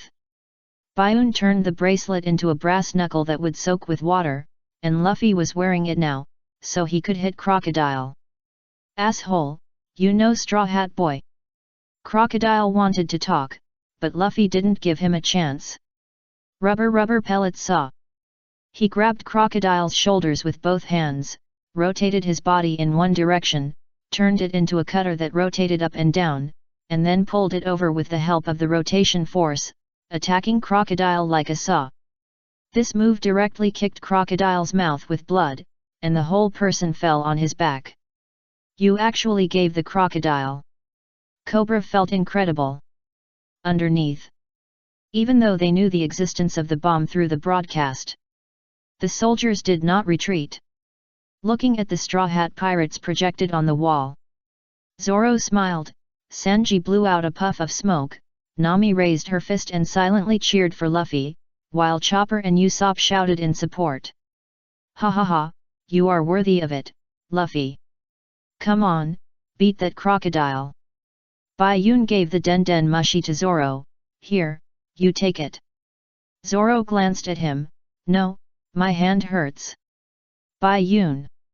It's not a refrigerator, don't teapot, elephant. I'll go defuse the bomb. Bai Yun replied. Zoro silently took the Den Mushi. Zoro took the Den Mushi, and Bai Yun stepped up. Chapter 163 Luffy vs Crocodile. Knowing that the plan failed, Crocodile could only suppress the killing the anger of Luffy and Bai Yun. Attack the heart first. Use the bomb and his departure as conditions to threaten and persuade Cobra to tell him the location of the historical text. Get Pluto first. Then it will be a matter of time for this country. However, What he didn't know was, Bai Yun already knew the location of the bomb. And Pluto, he will never find it here in this life, because it is not here at all. And what about Luffy's personality? Negotiate trade compromise. Say you bastard, just beat him. When Cobra endured the humiliation and agreed to Crocodile's conditions, he punched him twice, and Crocodile's mouth was bleeding and he lay on his back on the ground. Stand up for me. Luffy said fiercely. He knew that he couldn't defeat Crocodile in 2 moves. He. Crocodile laughed, and he could feel the anger contained in it. As long as there is water, I can hit you. With this brass knuckles that Bai Yun gave me, now, the fun has just begun. Luffy raised one hand and pointed his fist at Crocodile. He, ha ha ha ha. Why do you think you can beat me if you can hit me? Straw Hat Boy, the gap between us is unimaginable. Miss Chuan Sunday, take the king first, I will be there soon. Crocodile turned into sand. And then gathered again. Robin behind him heard his order and untied Cobra from the wall. Pulling out the nails hurt Cobra so much, but with Vivi there, Cobra bit his tongue and didn't cry out Dad always loves face. Robin also wanted to know the records of the historical text, so he pulled Cobra away. Dad! King! Vivi, Gaga, and Belle wanted to chase, but Crocodile raised his hand to block them. The sand gathered, and a sandstorm floated in the sky. The figures of Robin and Cobra were soon swallowed by the sand. This is part of the deal, don't push it. Crocodile said. Luffy didn't want to talk to him and just hit him. Vivi shed tears. She protected the people but couldn't protect her father. Bai Yun flew up from below and patted Vivi's shoulder. Vivi, now is not the time to be sad. Vivi took a deep breath. Yes, now we have to find the bomb. Well, let's go, let's find it together. We are partners, swordsman, Bai Yun said with a smile. After that, he picked up Vivi and fell down to meet Zoro and the others. Bai Yun's real body holding the Den Mushi on the roof smiled and nodded in order to make Vivi feel useful. He didn't intend to tell Vivi the specific location of the bomb and let her find it herself. Of course, he would not let the bomb explode in this square. In the end, another clone Bai Yun suddenly came to the roof. It was Bai Yun who split before giving Luffy the brass knuckles. He just went down to grab something. Watch the clone. Bai Yun patted Belle. You can fly, go help Wai Wei and the others find the bomb. Jaka, right, and Kosa, you two go and lead the army to retreat outside the castle, just in case. Of course, you can also ask their opinions and leave some to fight against the remnants of Baroque Studio. But, looking at their looks, they should all be willing to stay. After the clone Bai Yun finished speaking, he took over the live broadcast Den Mushi of the original body. Go. Leave the king to me, I'll go and save him. Don't worry. After speaking, Bai Yun flew up on the spot and flew away into the distance. Jiaka and Kosa looked at each other, and then looked at the back of the clone Bai Yun holding the Den Mushi, and tacitly moved together, heading for the secret passage that Kosa and Wai Wei used to communicate when they were young. Jiaka felt that Bai Yun's arrangement was particularly good, but he always felt that it was wrong. It was indeed a bit wrong. Bai Yun, who was flying in the air, was originally squinting in the wind and sand, and his sense of direction was not very good. But the most important thing is, in which direction is the kingdom tomb? Chapter 164. You are in danger now. On the roof, Luffy vs Crocodile, the clone Bai Yun broadcasts. Below, Vivi, the swordsman Bai Yun and the other members of the Straw Hat Pirates and Belle go to look for the bomb. Gaga and Kosa organized their troops and ordered them to retreat outside the city. But they were almost fighting to fight for the remaining quota.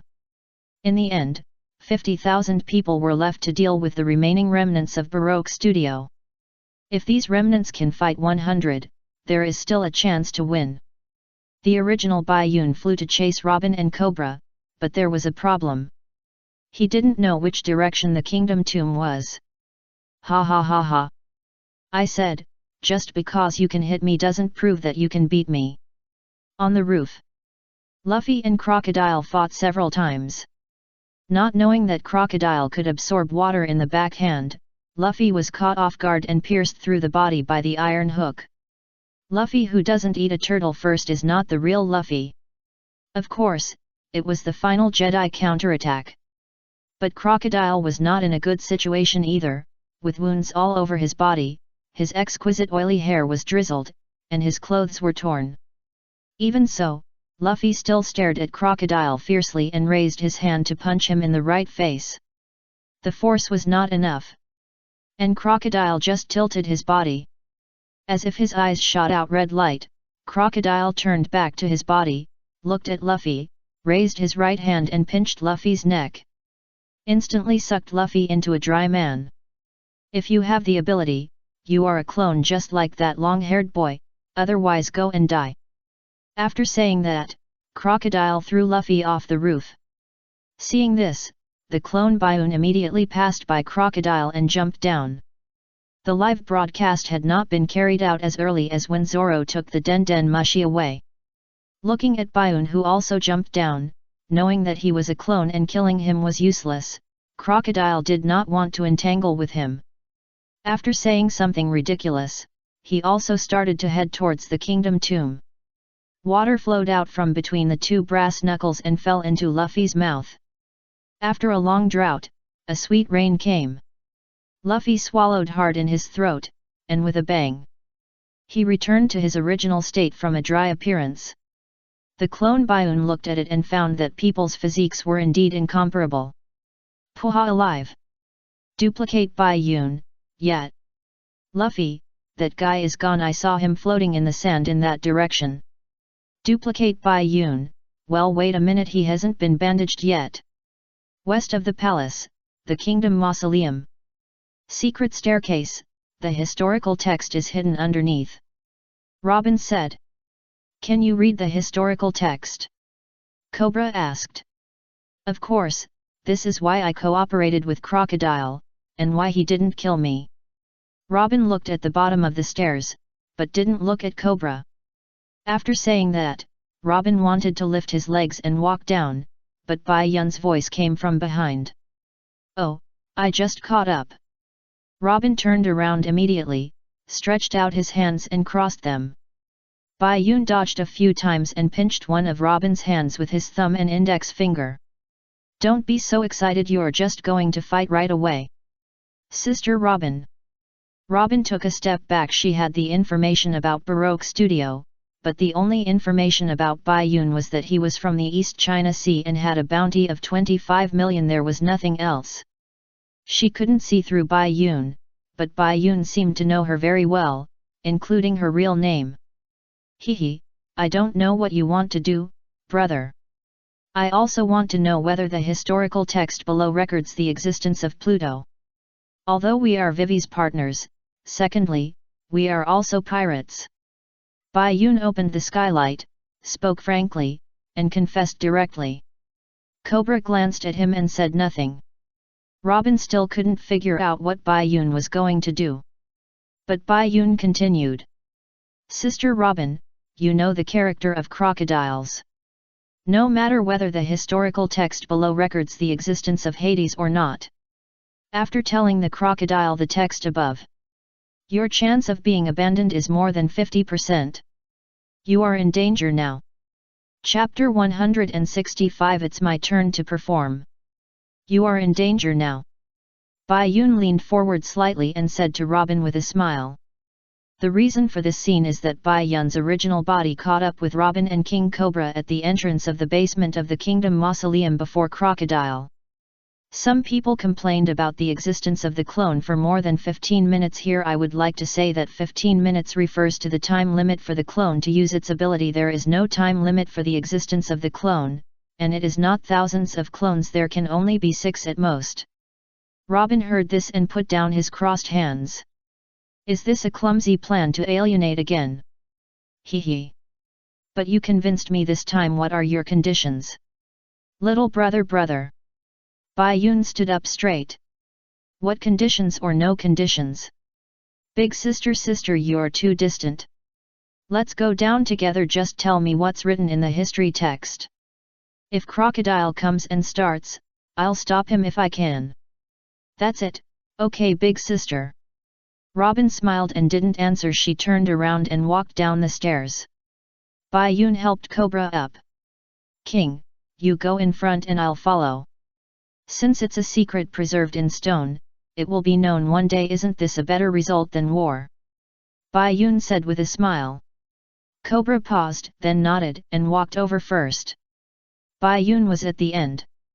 The three of them went down the Alabasta Kingdom tomb, where the successive Alabasta kings rest in peace. The murals and style are very much like the pyramids of pharaohs, except for the two sea cat statues of Alabasta's sacred animals on the left and right. The thing is inside the door in front. Cobra said. Robin did not answer, but walked over and pushed open the door. The light came in, lengthening Robin's shadow. The door opened, and the light hit the historical text on the front. Bai Yun stepped forward and looked at it. A heavy sense of history seemed to weigh on his heart. Robin smiled. That's right. On the street, Tashiji was lying on the ground with a wound. Crocodile walked over with a cigarette in his mouth. Ha ha ha, you were knocked down by that woman. I didn't expect your navy to chase here. Where's your boss? Did that old smoker bastard escape? A dog that has lost its home has no right to talk about justice. The winner is the king, and the loser is the enemy. This is the theme of this sea. You should go back to the base and talk about justice. Ha ha ha. Crocodile mocked Tashiji to death, and his eyes were like looking at a dog that had lost its home. He bypassed Tashiji directly. Tashiji lay on the ground. Even though she was unwilling in her heart, she can't stand up. After a while, Crocodile left and Luffy came. Where did the crocodile go? Luffy asked with a serious expression, with a bandage wrapped around his waist, and the clone Baiun had disappeared. Tell me. Dashiki recalled Crocodile's humiliating words and raised her arms with all her might. He went in the direction of the mausoleum. Is it this way? Thank you. Luffy ran in the direction she pointed without hesitation. And Dashiki's heart, the idea of justice, began to be confused. It's so high. The clone Baiun came to the bottom of the clock tower, looked up, and the roof seemed to be inserted into the sky. After looking down at the watch again, Baiun stamped his feet. Fortunately, I can fly. At the same time, in the battle street between the 10,000 coalition forces and the remnants of the Baroque studio, Vivi and others walked through it, looking for the location of the bomb. Wow, stray bullets! The stray bullet flew over his head, scaring Usopp to shout. He was covered in bandages, but he was still so energetic. Bai Yun also admired him. Are you okay? Bai Yun helped Vivi up, who fell down because of being too anxious. It was no wonder that Vivi was anxious. There were only 2 minutes left before the bomb exploded. You are the princess of this country. Think about it carefully. A place that can perfectly cover 5 kilometers, that is, a spacious and hidden place, is the most suitable. This came from the reminder of the swordsman Bai Yun. Vivi heard the words and remembered the place where Kosa hid when they were playing hide and seek with the Sand group when they were young. I know. Vivi looked up and shouted, grabbing the nose of Usopp, who ran past him. I know, there is no other place suitable except that place. What, really good? Usopp was a little incoherent with excitement. Okay, notify everyone to gather first. Hurry up, time waits for no one. Bai Yun said. Yes, yes, yes. I'll inform everyone first. There shouldn't be any mistakes. Usopp said as he took out the bullets from the bag on his waist. Yes. Vivi replied with great certainty. Usopp took action directly. Sure, kill, Red Snake Star. The red flare flew up, leaving a red tail, which was very eye-catching. Others immediately noticed it, including the remnants of Baroque Studio. They were few in number and could only hide in the house and fight the coalition forces in a roundabout way. The coalition forces could not take them down for a while. The moment I saw the flare, I inexplicably moved closer to it. Does it say what you want to know? Cobra looked at Robin, who was standing in front of the main text of history and stroking the text on it. Bai Yun hugged his hands and leaned against the wall behind Cobra, with an indifferent expression. At the same time, Crocodile also came to the kingdom mausoleum. The hidden staircase was now open, so it would be hard not to notice it. Nothing else. Is this all the secrets hidden in this country? Robin asked back. Cobra's tone became a little angry. Are you still not satisfied? I have done what you said. Yes, it is indeed a state secret. If I don't know, I really can't find it. Robin sighed, but she didn't know that Crocodile had appeared behind her at this time. Hello. Bai Yun and Crocodile waved. Crocodile glanced at him, didn't want to pay attention, and walked straight to Robin. Is this the main text of history? There are so many wonders in the world. Do you understand it? Yeah. Robin replied concisely. Then tell me word for word. Crocodile said in an imperative tone. Robin glanced at Bai Yun, then turned around, put his hand on the stone, and translated the text on it. Kassala conquered Alabasta in the 239th year of the Tianli calendar. In the 260th year, Taima dominated the Bitra dynasty. In the 306th year, Arima built the Tafo Cathedral. In 325, Mam, the hero of Orlutia. Hey! Hey! Is this what we want to know? I'm not interested in the history of this country at all. The most evil weapon in the world, tell me where is it, where is it? Crocodile interrupted Robin and shouted with an impatient look on his face. Hey, hey, didn't you say that it should be accurate to the letter? How can you be like this? Bai Yun interrupted. Shut up! Crocodile shouted, glaring at Bai Yun, who curled his lips. Then he looked back at Robin, who looked at him with a calm expression. There is no record on it, only the history of this country. What? Crocodile calmed down instead, and he was so impatient that he was calm. There is not a single word about Pluto on it. Robin told Crocodile with certainty. Really, that's a pity. Crocodile turned and walked behind Robin, staring at Robin with his side profile. Robin followed his figure. Crocodile stared at Robin and said, although you are a qualified partner, I have to kill you here. Bai Yun stomped his feet. It's my turn to perform. Chapter 166, The Final Duel Under the Mausoleum. In front of the mausoleum, Luffy hurried over. Seeing the hidden stairs appearing on the ground, Luffy flying mouth glanced, eyes narrowed. It feels very suspicious. With Luffy's brain circuit and IQ, he can think of this, a big progress. And the secret underground of the mausoleum. Robin's previous sentence, yes, it is indeed a state secret. If you don't know, you really can't find it, was heard by Crocodile.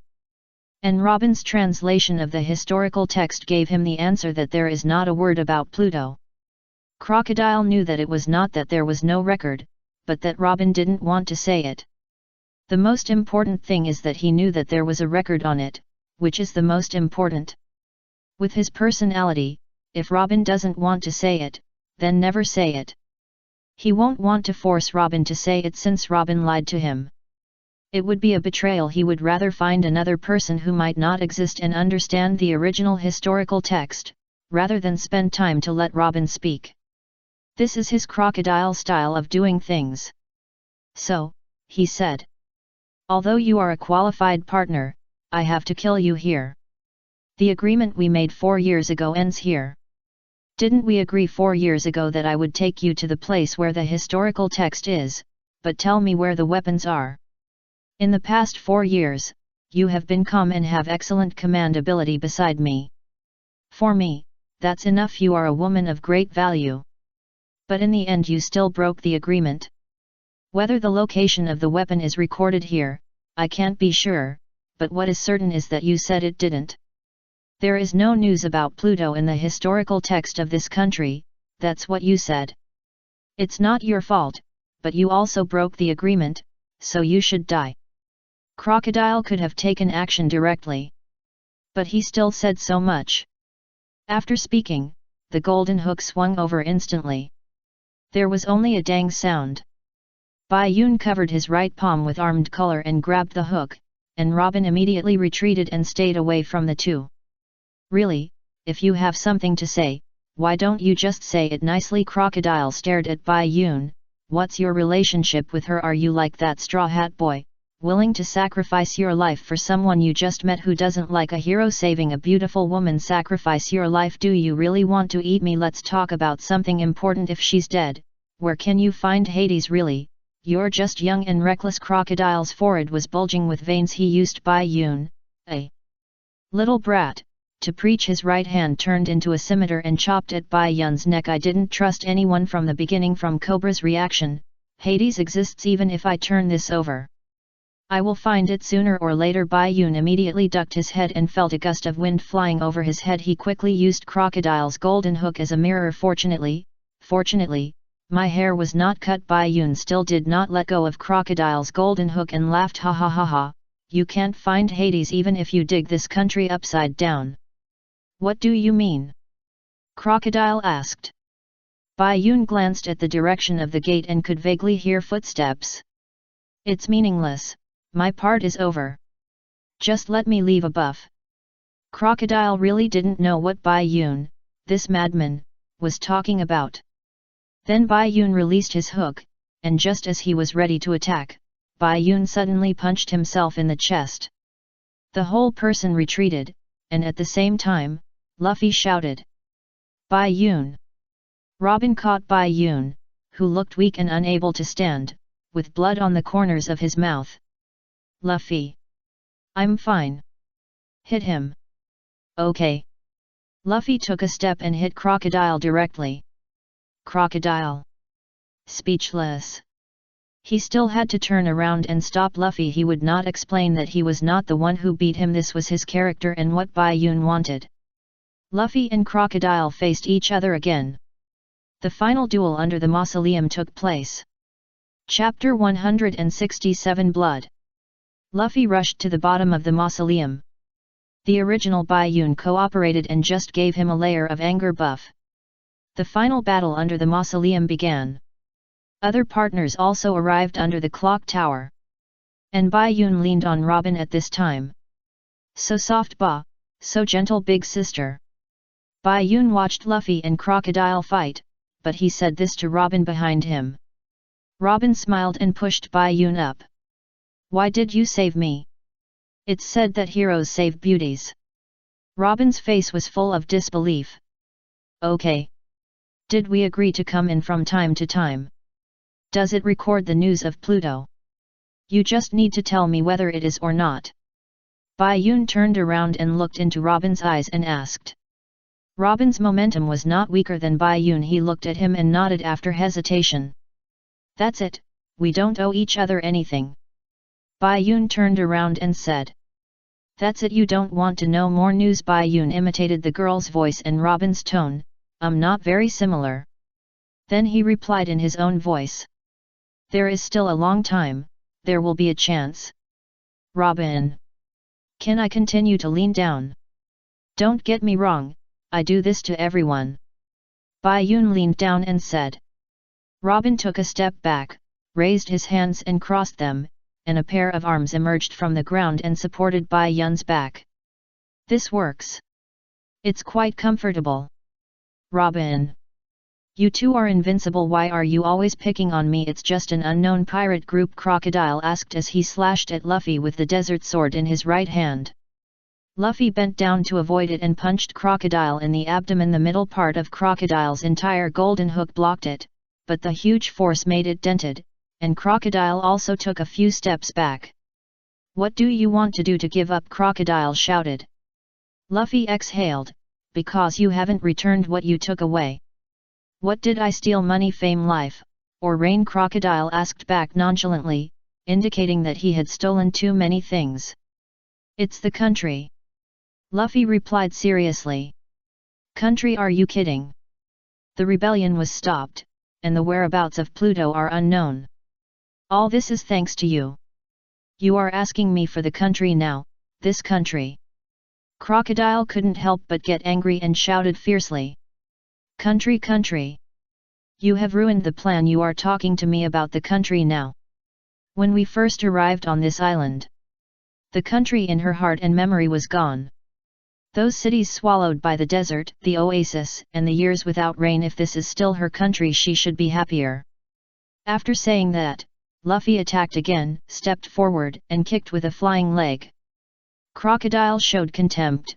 There was no water or brass knuckles on his feet, raised his head and hooked his fist indifferently, and then he was kicked right in the right face, and the whole person flew out. With his oily hair scattered and blood oozing from the corners of his nose and mouth, Crocodile gritted his teeth and stared at Luffy, thinking, "It's impossible, there is no water, how can he beat me?" But Luffy took off the brass knuckles and threw them back to Bai Yun. "Bai Yun, you are right, I can't accept your help forever. Protect yourself." Bai Yun stood up and grabbed the brass knuckles steadily. "Are you sure?" "No." "Very good." Bai Yun lay back directly, his arm was gone. But he did not fall down. Robin's eyelids twitched slightly. Luffy said nothing and then punched Crocodile in the face. This time Crocodile hit the wall, and the wall cracked instantly, and the cracks spread. Crocodile supported himself and turned his head, his figure still staggering a little. Speaking of which, he had fought 4 times in a row, including this time. Seeing Luffy with blood dripping from his fist, Crocodile was surprised. "Could it be you want to use blood?" Luffy raised his bloody fist. "Using blood can also make the sand solidify, right?" Chapter 168. I believe him. Luffy and Crocodile started the final battle under the Kingdom Mausoleum. The audience included Baiun, Robin, and King Cobra. Vivi and the others also gathered under the clock tower, and the time to decide the winner had come. Seeing Luffy throw the brass knuckles back to Baiun, and fight him with blood, even Crocodile sighed at Luffy's madness. "Ha ha ha ha ha ha ha. You have repeatedly obstructed me. And you don't hesitate to fight me with blood, ha ha ha. Then I will let you see what a real pirate is." Crocodile stood up and took down the golden hook. There was another hook inside the hook, or a poison needle. "I will admit that you are a pirate for the time being. There is no way back in the duel between pirates. There is no word fear in our dictionary. Once the square explodes, this place will also collapse. This is the last time. Let's fight it out here." Crocodile acknowledged Luffy's courage. The next second, the two rushed towards each other. What he said was superfluous. Under the clock tower, the gunner must be in a place where he can aim at the target. It must be big enough to place the cannon, and in mid-air, people can't see it. It must be there. Although I have looked there countless times, it is a blind spot. The gunner must be in that clock tower. Vivi pointed at the clock tower and told Nami and the others her guess with great confidence. The flying bell was shot, which proved that Vivi's guess was correct. There was still 1.5 minutes before the bomb exploded under the mausoleum. Luffy punched Crocodile. Crocodile took the initiative to transform into an element to avoid it, and aimed the poisonous curved needle in his hand at Luffy's arm and hit it. Luffy immediately pulled his fist back with his other hand, brushed past the poison needle, and banged it. The poison needle hit the ground, corroding the ground and causing white smoke to come out. Each of them failed to make a move, and the two looked at each other and panted. Luffy was the first to attack. A punch came flying. Crocodile used the old method and raised his right palm directly, but Luffy bent his foot to block his fist. Only his rubber body could do it easily. He twisted his body in the air and kicked Crocodile. Crocodile dodged sideways, and the two glared at each other. Crocodile raised his poison needle and chopped it down. Luffy stretched out his arm to grab the bulge in the wall in front of him, and retracted it to avoid Crocodile's poison needle. Crocodile's poison needle hit one on a huge piece of rubble. The rubble evaporated and melted, showing the intensity of the poison. Crocodile turned around and looked at Luffy, and a cut suddenly appeared on his left forehead, bleeding. He dodged it just now, but not completely. Blood flowed from his forehead to the corners of his mouth and chin. Crocodile was not angry, but smiled instead. He understood that Luffy was afraid of his poison needle and was too passive. This time, he took the lead in attacking. Unexpectedly, Luffy did not dodge, and the poison needle cut Luffy's shoulder. Luffy also raised his head and kicked Crocodile in the right face, then grabbed the middle part of the hook, and the whole person turned around and gave Crocodile a heel kick. The huge impact made Crocodile fly out. Cobra did not expect Luffy to be so brave, and couldn't help wondering who he was. And Bai Yun looked at the blue wound on Luffy's shoulder that was emitting white steam. At this time, Robin handed Bai Yun a bottle of antidote from behind. Bai Yun smiled slightly and took it. If it takes too long, the antidote will be useless. Robin reminded. Bai Yun looked at Luffy again and shook his head slightly. It won't be too long, I believe him. Crocodile was hit by 2 blows and was still half kneeling on the ground, but his expression was indeed very proud. The victory or defeat is determined by the points. You will die of the poison soon. The wound was steaming white, but Luffy seemed unconscious and still stared at Crocodile. You really don't understand anything. Under the clock tower, Vivi was waiting for Bell to arrive. But unfortunately he had been shot. Chapter 169. What's the long nose flashing? There was only 1 minute left before the explosion. The clock tower was divided into 2 parts. The lower part was a longhouse with 4 floors. The upper part had only 1 vertical building. Just as Vivi and the others were discussing countermeasures below, Sanji appeared from the 3rd floor balcony of the lower part. Then Zoro appeared from the junction of the upper and lower parts. Sanji appeared on the 3rd floor. His idea was to see clearly from a high place. And Zoro appeared at the junction of the 2 parts of the clock tower. He went up because the Navy asked him to go north. North and up have completely different meanings. Usopp complained, and then changed the subject. Zoro is now the one closest to the top of the clock tower. But, good job, keep going. No. To get to the top of the clock tower, you can only take the stairs behind the 1st floor. They can't get into the clock tower from their position. You can only climb the stairs. Vivi turned and ran. However, if he could climb to the top of the clock tower within a minute, he would be the world 100-meter champion. And Nami suddenly had an idea at this critical moment. I have a good idea.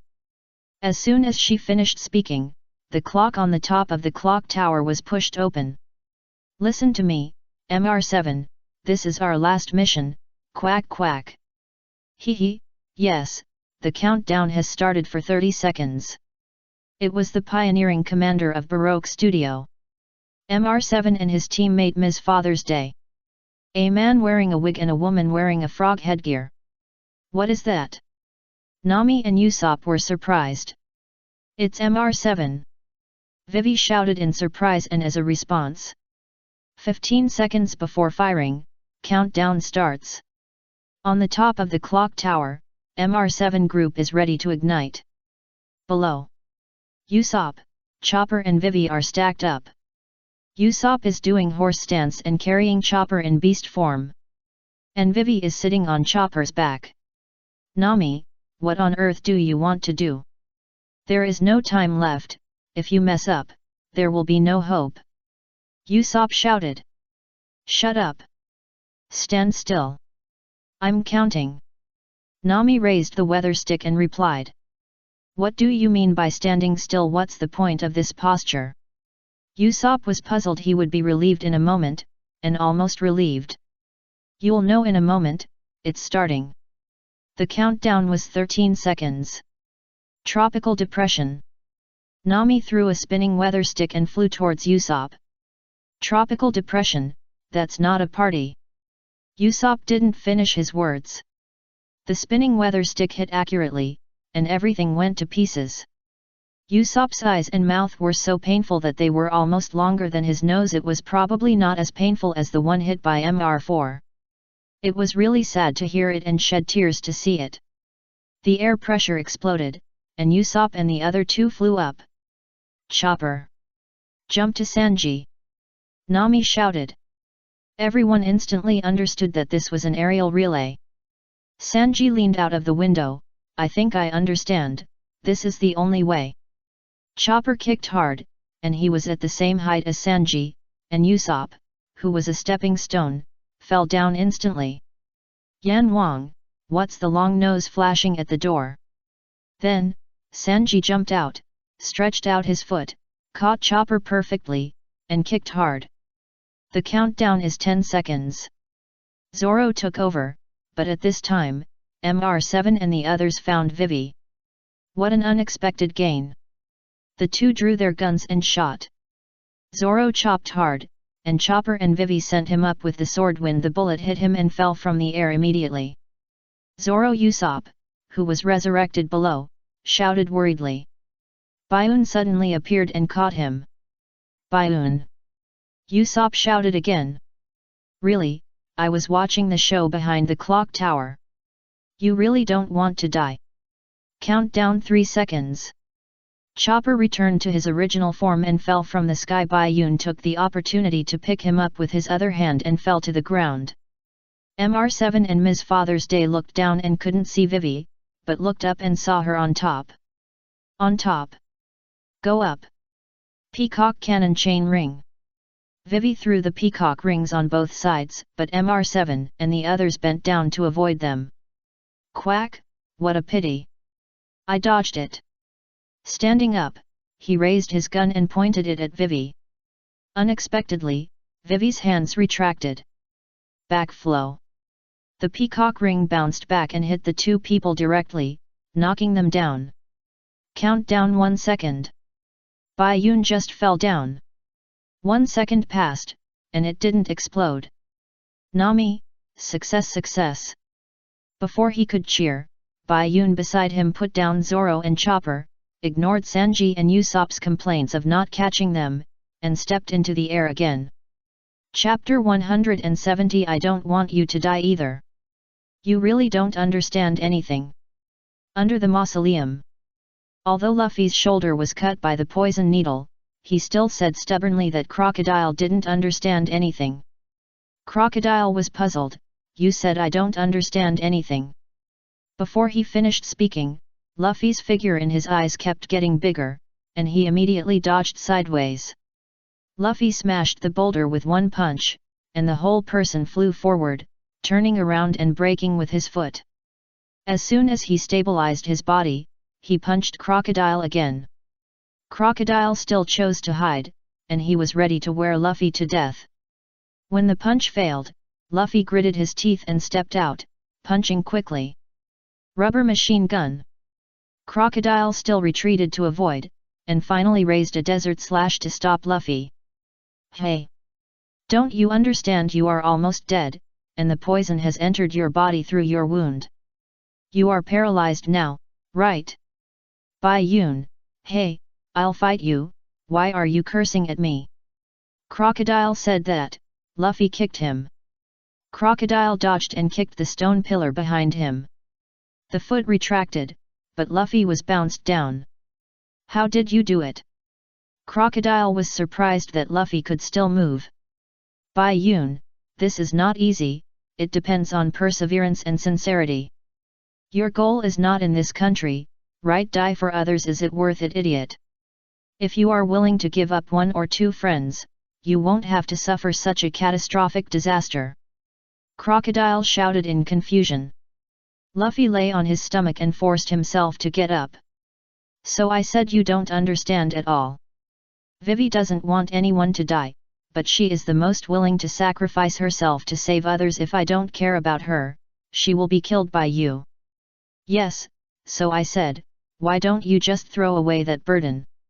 Crocodile affirmed. And his words were undoubtedly stacking buffs for Luffy. I just don't want her to die because she is my partner. Luffy raised his head and shouted. We won't stop fighting. I just don't want her to die. Even if you are afraid of death? Crocodile asked, calm on the surface, but shocked in his heart according to his thinking. Why are there such stupid people in the world? The poison entered his body, and Luffy's eyes were black. If you die, then we'll talk about it when you die. If I die, I still have Baiun. Baiun was suddenly called out. Hee, that's right. But, Luffy, just like you said, you don't want Vivi to die, and I don't want you to die either. If I ruined your duel, please forgive me. Luffy wanted to turn around and smile back, but his legs knelt weakly and then he lay down directly. Baiun stood up and tightened his hand holding the antidote slightly. Crocodile couldn't help laughing. Ha ha ha ha, the words sound good, but the body is out of control. Ha ha ha. Luffy struggled to get up amid Crocodile's laughter, but his arms kept shaking and he couldn't get up. Bai Yun listened to the shrill laughter and really wanted to stuff some crocodile into Crocodile's big mouth. Do you think you can beat me because you can? Even if my plan was ruined by you, do you think you can beat me just by yourself? Relying on your stupid idea, the idea of standing up for your partners. You pirates who changed careers halfway are not qualified to fight me. There are so many people in this world who are so stupid, there are so many impossible things. Besides, my plan it's not over yet. After saying that, Crocodile raised his hands in ecstasy. Explode. Quiet, very quiet, no explosion sounded. Puff. Bai Yun couldn't help laughing. Crocodile held back his anger, and it wasn't over yet. Hehe, are you so proud of it? You really should praise me for being cautious just in case, even if the gunner has a problem before the explosion, the bomb will explode after tens of seconds. That's a time bomb. Crocodile said proudly. Chapter 171 A Brilliant Fireworks Display. Vivi and the others were walking on the edge of a knife, cooperating with Flying Sky to extinguish the fuse of the bomb, but Crocodile told Luffy and the others. That's a time bomb. You are so despicable. Cobra couldn't help cursing. Ha ha ha, whether it's despicable or not, only the winner has the final say.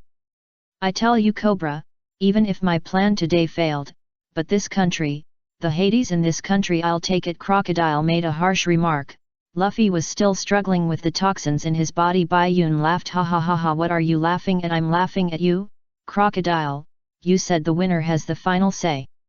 And you are the winner now. There are only a few dozen seconds left, so what if you find the bomb, can you remove it in this time? Crocodile retorted. Oh, Crocodile, just like you said just now, there are many impossible things in this world, and correspondingly, there are many possible things. The power of the devil fruit is thousands and thousands. Besides, you underestimate the determination of the people in this country. If the bomb is brought to the sky, it will be a brilliant fireworks. Unfortunately, I can fly. Even more unfortunate is that I, my clone, am not afraid of death. You have killed two of me, haven't you?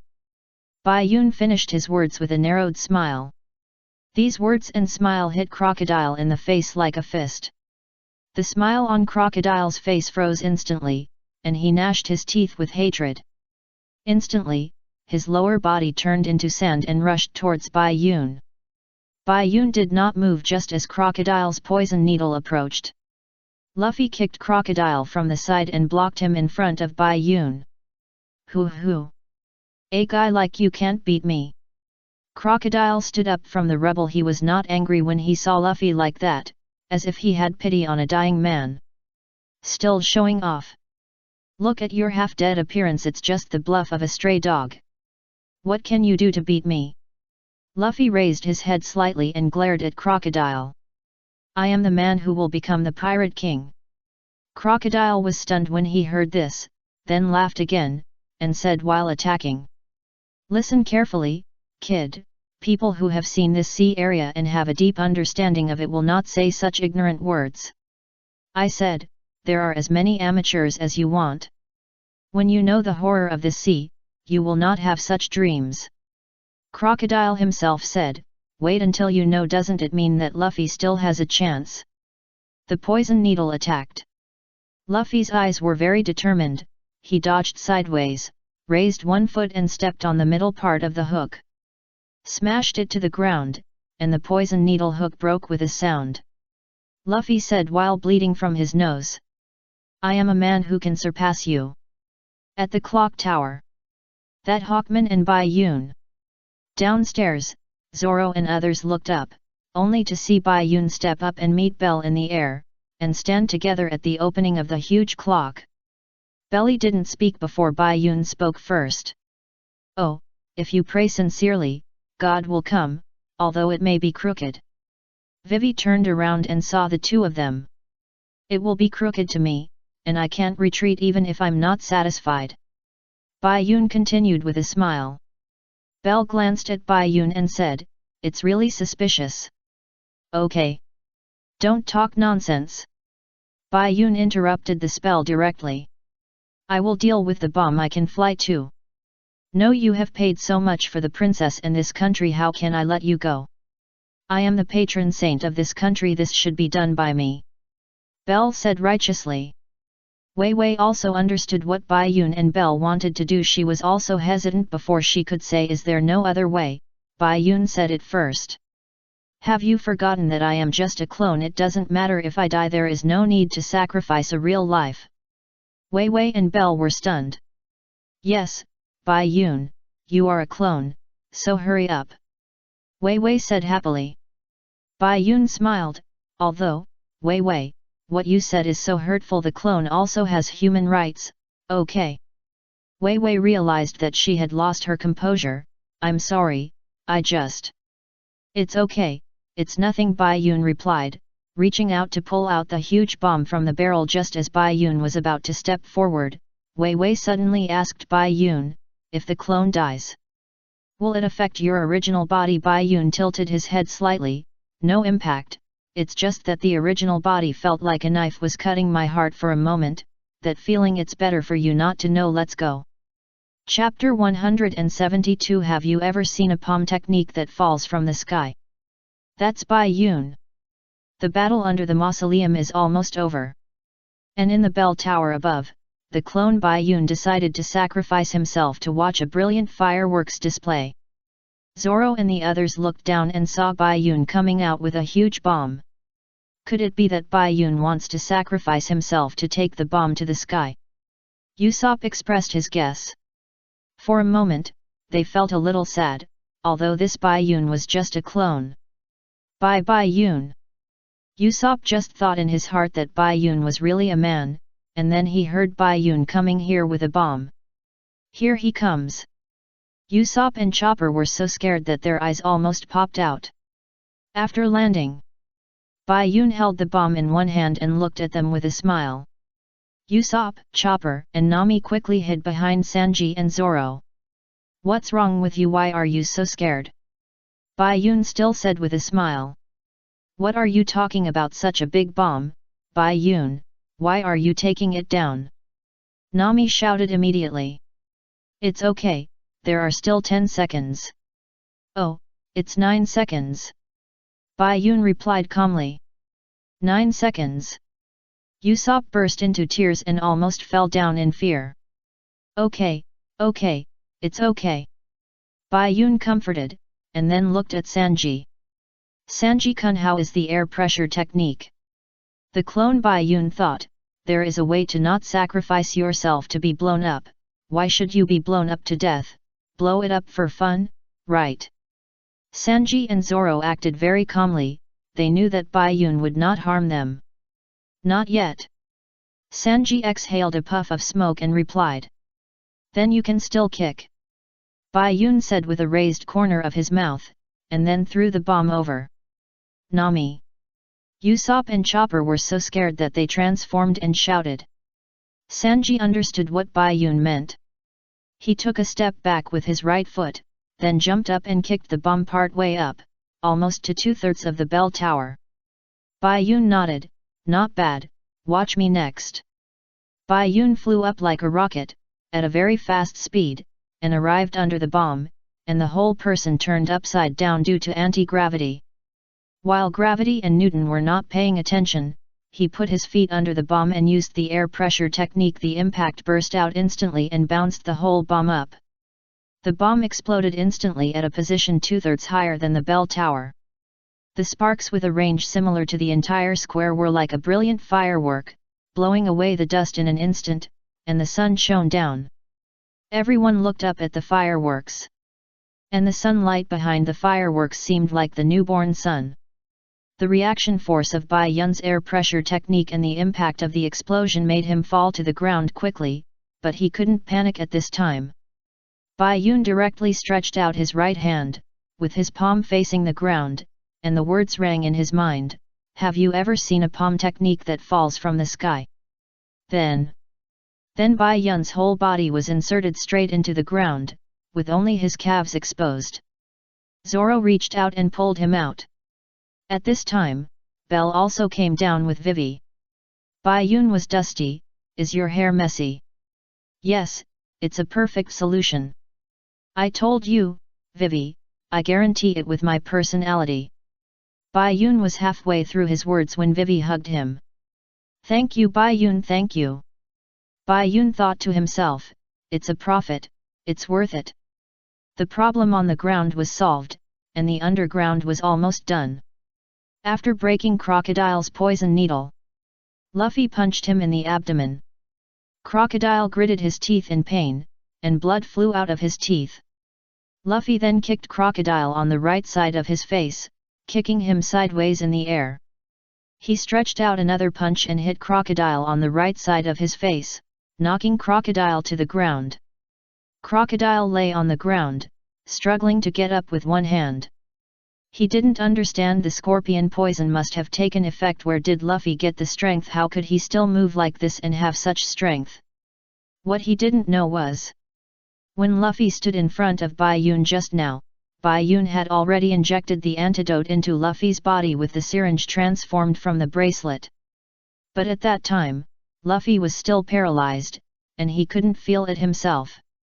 Chapter 173 Luffy 1. Facing Luffy, who was obviously poisoned, but was like chicken blood. The more Crocodile thought about it, the more confused he became. In his mind, he recalled that the Doom Group had just reported to him about Luffy. An unknown person. Just an unknown person. With a clang, a blade popped out of the broken end of the poison needle. Unknown kid, who do you think I am? While shouting, Crocodile stabbed with the blade. Luffy bent down 90 degrees to avoid it, and then raised his foot and shouted, I don't care who you are. I want to surpass you. A high kick kicked Crocodile to the ceiling. Crocodile looked at Luffy in midair, blood seeping from the corner of his mouth, buried in the sand. Sandstorm. Sand gathered in Crocodile's hands. Luffy below saw him suddenly inhale and expand his body, and then twisted himself into a twist. He lowered his head and released the air in his body downwards, and flew up like a deflated balloon. The two approached each other again in an instant, one on top and the other on the bottom. Crocodile couldn't get rid of the sandstorm and immediately changed his moves. And the two attacked at the same time. Desert. Rubber rubber. Vajra sword. Storm. Crocodile turned his right hand into 4 large sand blades and chopped down. Luffy followed the potential energy of the flight and quickly punched out a rubber machine gun. The moment the fist and the sand blade touched, the sand blade shattered instantly, and Luffy's fists rained down on Crocodile. Ah! Suddenly noticed a flying object in the sky. Hey look, everyone, that's it. Everyone turned their heads to look, and it was in front of Vivi, and Bai Yun was facing the direction behind him. Bai Yun knew it without looking, and Vivi saw it just by looking up. That's Crocodile. Vivi was stunned, and Luffy's words rang in her mind, anyway, just beat that crocodile away, right? Luffy won. Luffy did it. Usopp and Chopper shouted excitedly. Zoro, Sanji, and Nami also smiled. Luffy and Bai Yun said, and they did it. The rebellion did not happen, the bomb did not explode, and the crocodile flew away. Bai Yun patted Vivi. Okay, hold me again, I can't bear to let go. You should also thank Luffy. Vivi immediately let go of Bai Yun, her face was a little blushing, but she smiled in her own country. Well, I'll keep my promise and treat Luffy to a full meal. There was no transformation, and even her face was covered with sand and dirty, but Vivi's smile was so beautiful. At the mausoleum, Luffy knocked Crocodile away and fell down. Cobra was still worried that Luffy would be in trouble if he fell. Just now, Luffy was needed to save him, and Bai Yun, who was supported by Robin, flashed over and caught Luffy in a princess hug. Hui won Bai Yun.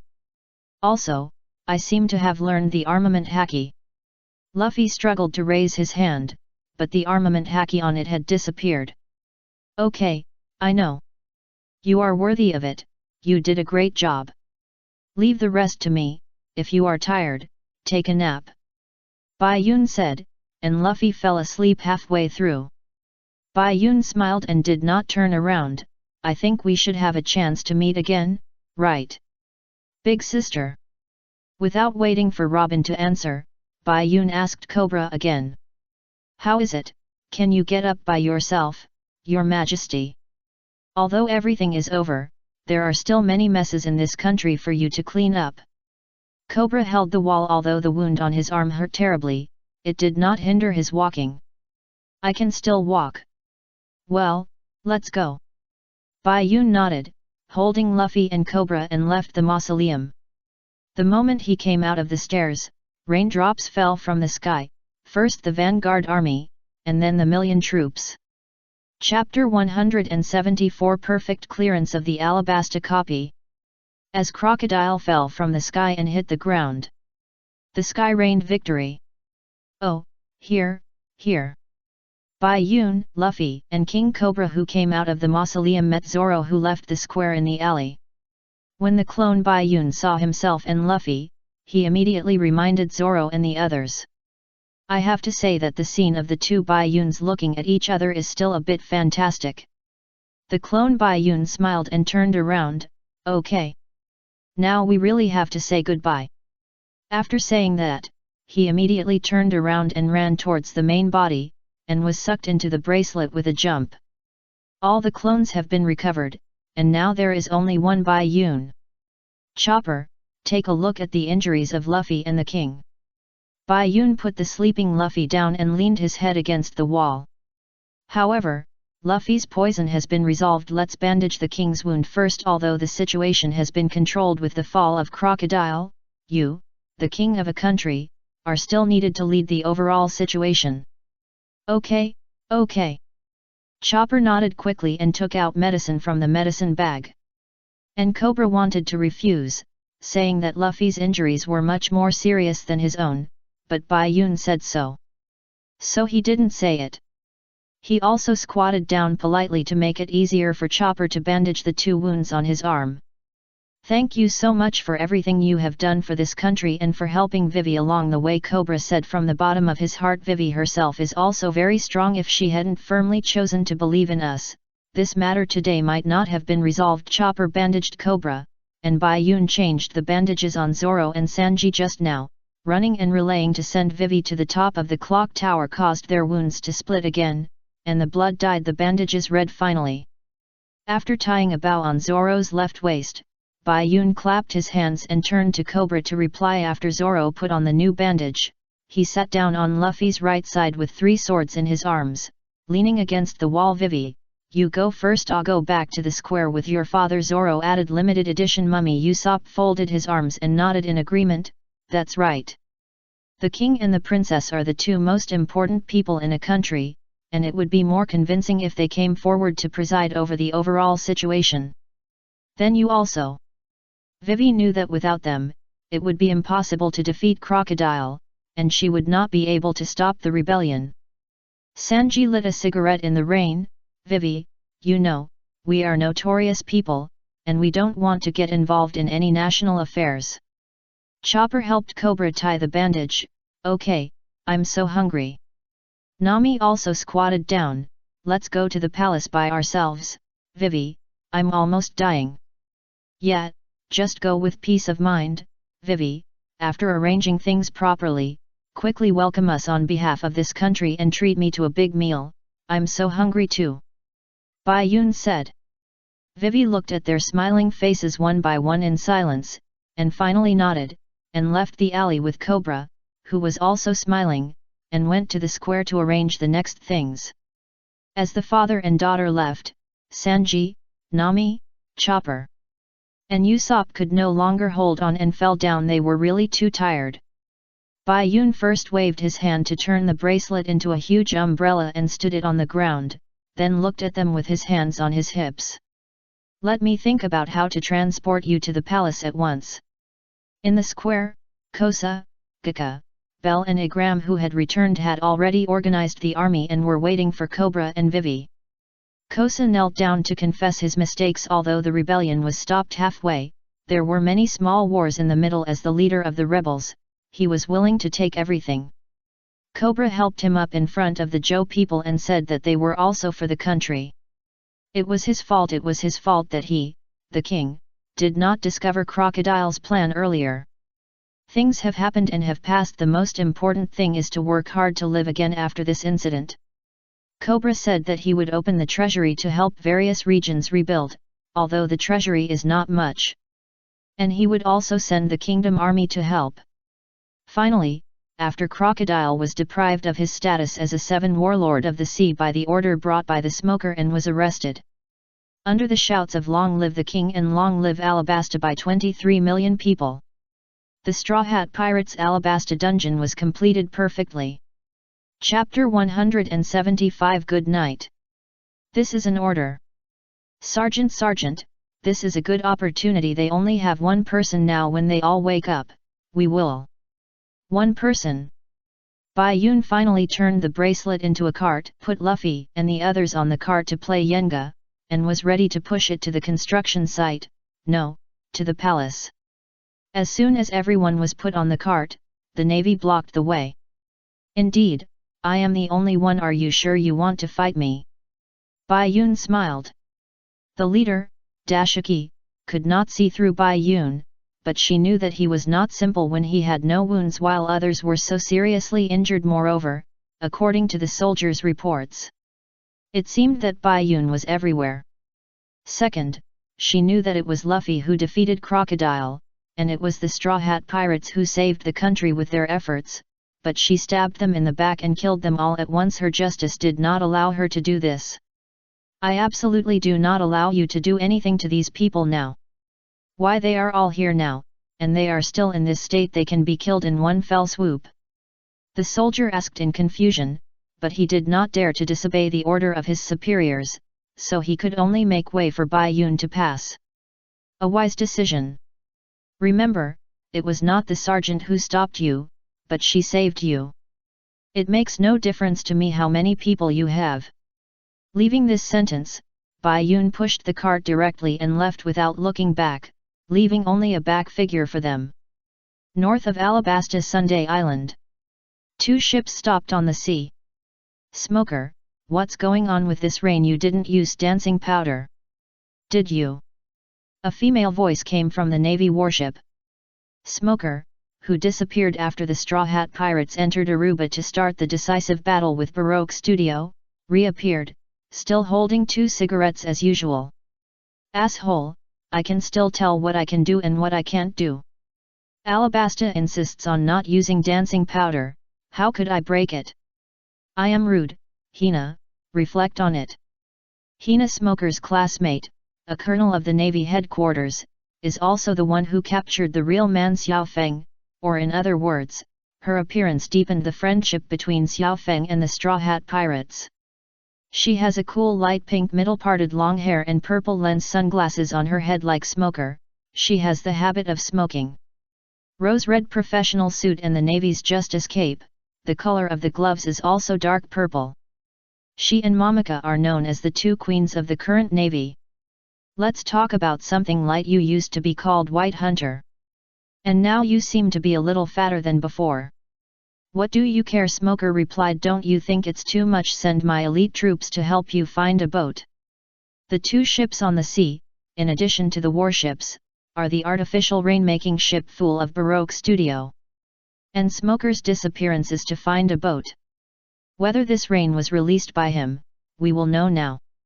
Anyway, he himself denied it. And this rain not only covered Arubana, but the entire kingdom of Alabasta. Now people from all over the world, people from Yudi, Yoba, Rapeseed, etc. are cheering for this rain 3 years later. The rain, no longer controlled by people, constantly moisturizes this land that has been dry for a long time. From the sun to the moon, from dawn to dusk. At night, the moon hangs high, hiding behind the dark clouds. Luffy and the others have been sleeping soundly in the palace. Vivi sat by the window looking at the rain outside. And Bai Yun stood on the other side with a cup of coffee. You can't sleep if you drink coffee at night, Bai Yun. Vivi said with a smile. It's okay, the sound of rain helps me sleep. I used to like to fall asleep to the sound of rain, Bai Yun replied, but still put the half-drunk coffee on the bow cabinet beside him. What about me? What about you? Why Wei can't sleep? Bai Yun asked back. No, I just don't want to sleep. I still want to see this rain. Wai Wei turned her head and continued to look at the rain outside the window. The rain 3 years later, it's really worth seeing. Bai Yun nodded in affirmation, and walked to help Luffy and the others cover the quilt. Each sleeping posture has its own spring and autumn. Sanji lay directly on the ground. Woothorpe stuck his butt up to look at the ceiling. Zoro slept the most peacefully when it came to sleeping. After moving Sanji back to the ship, Bai Yun also returned to his bed. Okay, the rain is nice, but don't forget to rest, Vivi. Good night. Vivi smiled back. Good night. Bai Yun lay down and covered himself with the quilt. Good night, everyone. Good night, Makabaka. Chapter 176. One sentence. Since you are so unwilling, then become stronger and show it to others. The day after Crocodile fell, Tamarist, the eastern port of Alabasta. Smoker and Hina's warships stopped here, ready to escort Crocodile, or this Baroque studio. And Smoker said this to Dashiji, who had returned. Because Dashiji was deeply affected by Crocodile's words. She was a navy, but when the country was persecuted, she could only tell Luffy the location of Crocodile. Knowing that there was a bomb, she could only cover for Zoro and the others. As a marine, she felt powerless throughout the war. Smoker was so depressed that he could only shout to wake her up. It worked. Dashiji, who was facing away from him, was already in tears and responded with her mouth wide open to the point where her stomach could be seen. I will definitely do it. At this time, a call came from above, telling Smoker that the government decided to award him and Dashiji medals for defeating Crocodile, and that both of them would be promoted by 1 level. Would the world government release the fact that pirates saved a country unless they are crazy? It would be the best decision to put it on Smoker and his team. So. Wait, did the report I submitted say that we defeated the Crocodile? Smoker retorted, but the Den Den Mushi seemed not to hear and continued to speak. Smoker's temper also came up. Listen, it was the Straw Hats, a group of pirates, who defeated Crocodile and his BW group. Hina immediately said, don't waste your energy, Smoker, the government intends to secretly understand this matter. Do you think the government will let the world know that it was a group of pirates who solved the crisis in Alabasta? This sister is a wise person. Therefore, please attend the medal awarding ceremony. What a joke! Smoker couldn't help shouting. Hina also immediately raised her voice, accept it. Just treat it as a reward for those pirates. What's the benefit of going against the upper level? What's the benefit of going against the upper level? It's because they didn't do it that my subordinates cried so miserably. Can you tell those old guys in the upper level for me? Smoker said this to the man opposite the Den Den Mushi. That man also had a different reaction. Ah! Surprised, puzzled, surprised that Smoker dared to call the upper level old guys, puzzled what Smoker was going to say. However, Smoker's next words scared him so much that he hung up the phone. Let them eat shit. The Den Den Mushi was silent for 3 seconds, and then a beep sounded, and the Den Den Mushi's eyes closed. Smoker threw the receiver away and returned to his room. His personality is like Garp, who says everything. After all, Garp dared to scold the celestial dragons in Marijoa. And who else could make such a decision except those 5 old guys? Smoker dared to say so, and he was more or less courageous, but he dared to say it. But the person on the other side didn't dare to spread it. Too smart, this medicine looks very strange, but it is very reasonable. Time passed, and 3 days had passed since Crocodile fell. Crocodile, do you have to keep mentioning it? All the people in the Straw Hat Pirates, except Luffy and Bai Yun, woke up. Luffy aside, Bai Yun has also slept for 3 days since he said good night to Vivi. Vivi was so scared that she sniffed his breath and found that he was still alive. In fact, Bai Yun was the weakest in the entire Straw Hat Pirates in terms of physical strength. After all, his weak and sickly buff has blocked a lot of parts since his body was strengthened by the armament haki, but it still has a small impact. The clone consumes physical strength, and there are 6 clones, not to mention the death of 2. Bai Yun started to recharge this time and has been recharging until now. In this regard, he and Luffy look a bit like brothers, and everyone else has woken up. Chopper was preparing medicine in the house, and the kingdom doctor next to him was amazed. This made Chopper angry, and he pushed a cup of tea over and cursed with a smile, "It's so annoying, don't stare at me, you idiot, go away princess." "Can I understand his words as drink a cup of tea and take your time?" the doctor asked Vivi, who happened to be carrying a basin of water next to him. "I think it's okay," Vivi replied with a smile. With the princess answer, the doctor sat down happily and Vivi came to Bai Yun and Luffy's bed. For the convenience of care, she moved the 2 to one bed. Bai Yun was normal and upright, while Luffy was relatively bold. He was lying with one foot on Bai Yun's leg and one hand on Bai Yun's chest, and under his hand, Xiao Bai was also wrapped on Bai Yun's chest. "Bai Yun, why do I feel like a big stone is breaking in my chest when I sleep?" Vivi wrung out the towel and wiped their faces. Nami was reading a book in Cobra's study, and Cobra generously gave the book to Nami. Anyway, he had read it all. And Zoro went to the western cliff to exercise, with his hands open to the left and right, and each of them placed on top. He held a huge rock. He held the rock steady with his arms, and then sat cross-legged to meditate. "You need to concentrate. If I can't use the power at that time at any time, I can't become stronger. Meditation is to train the ability to feel the breath of all things at any time, and holding the rock to balance is to practice the armament color."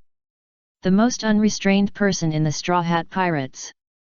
Sanji and Usopp went out to buy things.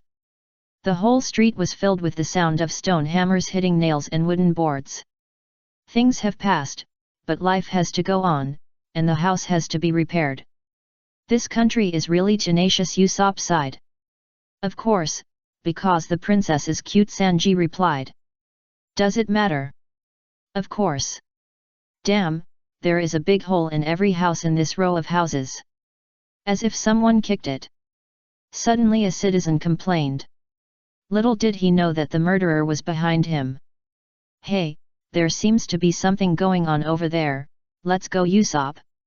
Sanji ran away immediately with a guilty conscience. "Usopp, hey! I said no, so I didn't. Can't you hear me?" At the entrance of the palace, Gaga stood guard at the door and shouted to the navy soldiers in front of him. "Pirates? What pirates? I didn't see any." "Hi, thank you for your hard work." "Ah, I'm back. Did you buy what you need?" Sanji and Usopp passed by as if nothing had happened, and greeted Gaga by the way.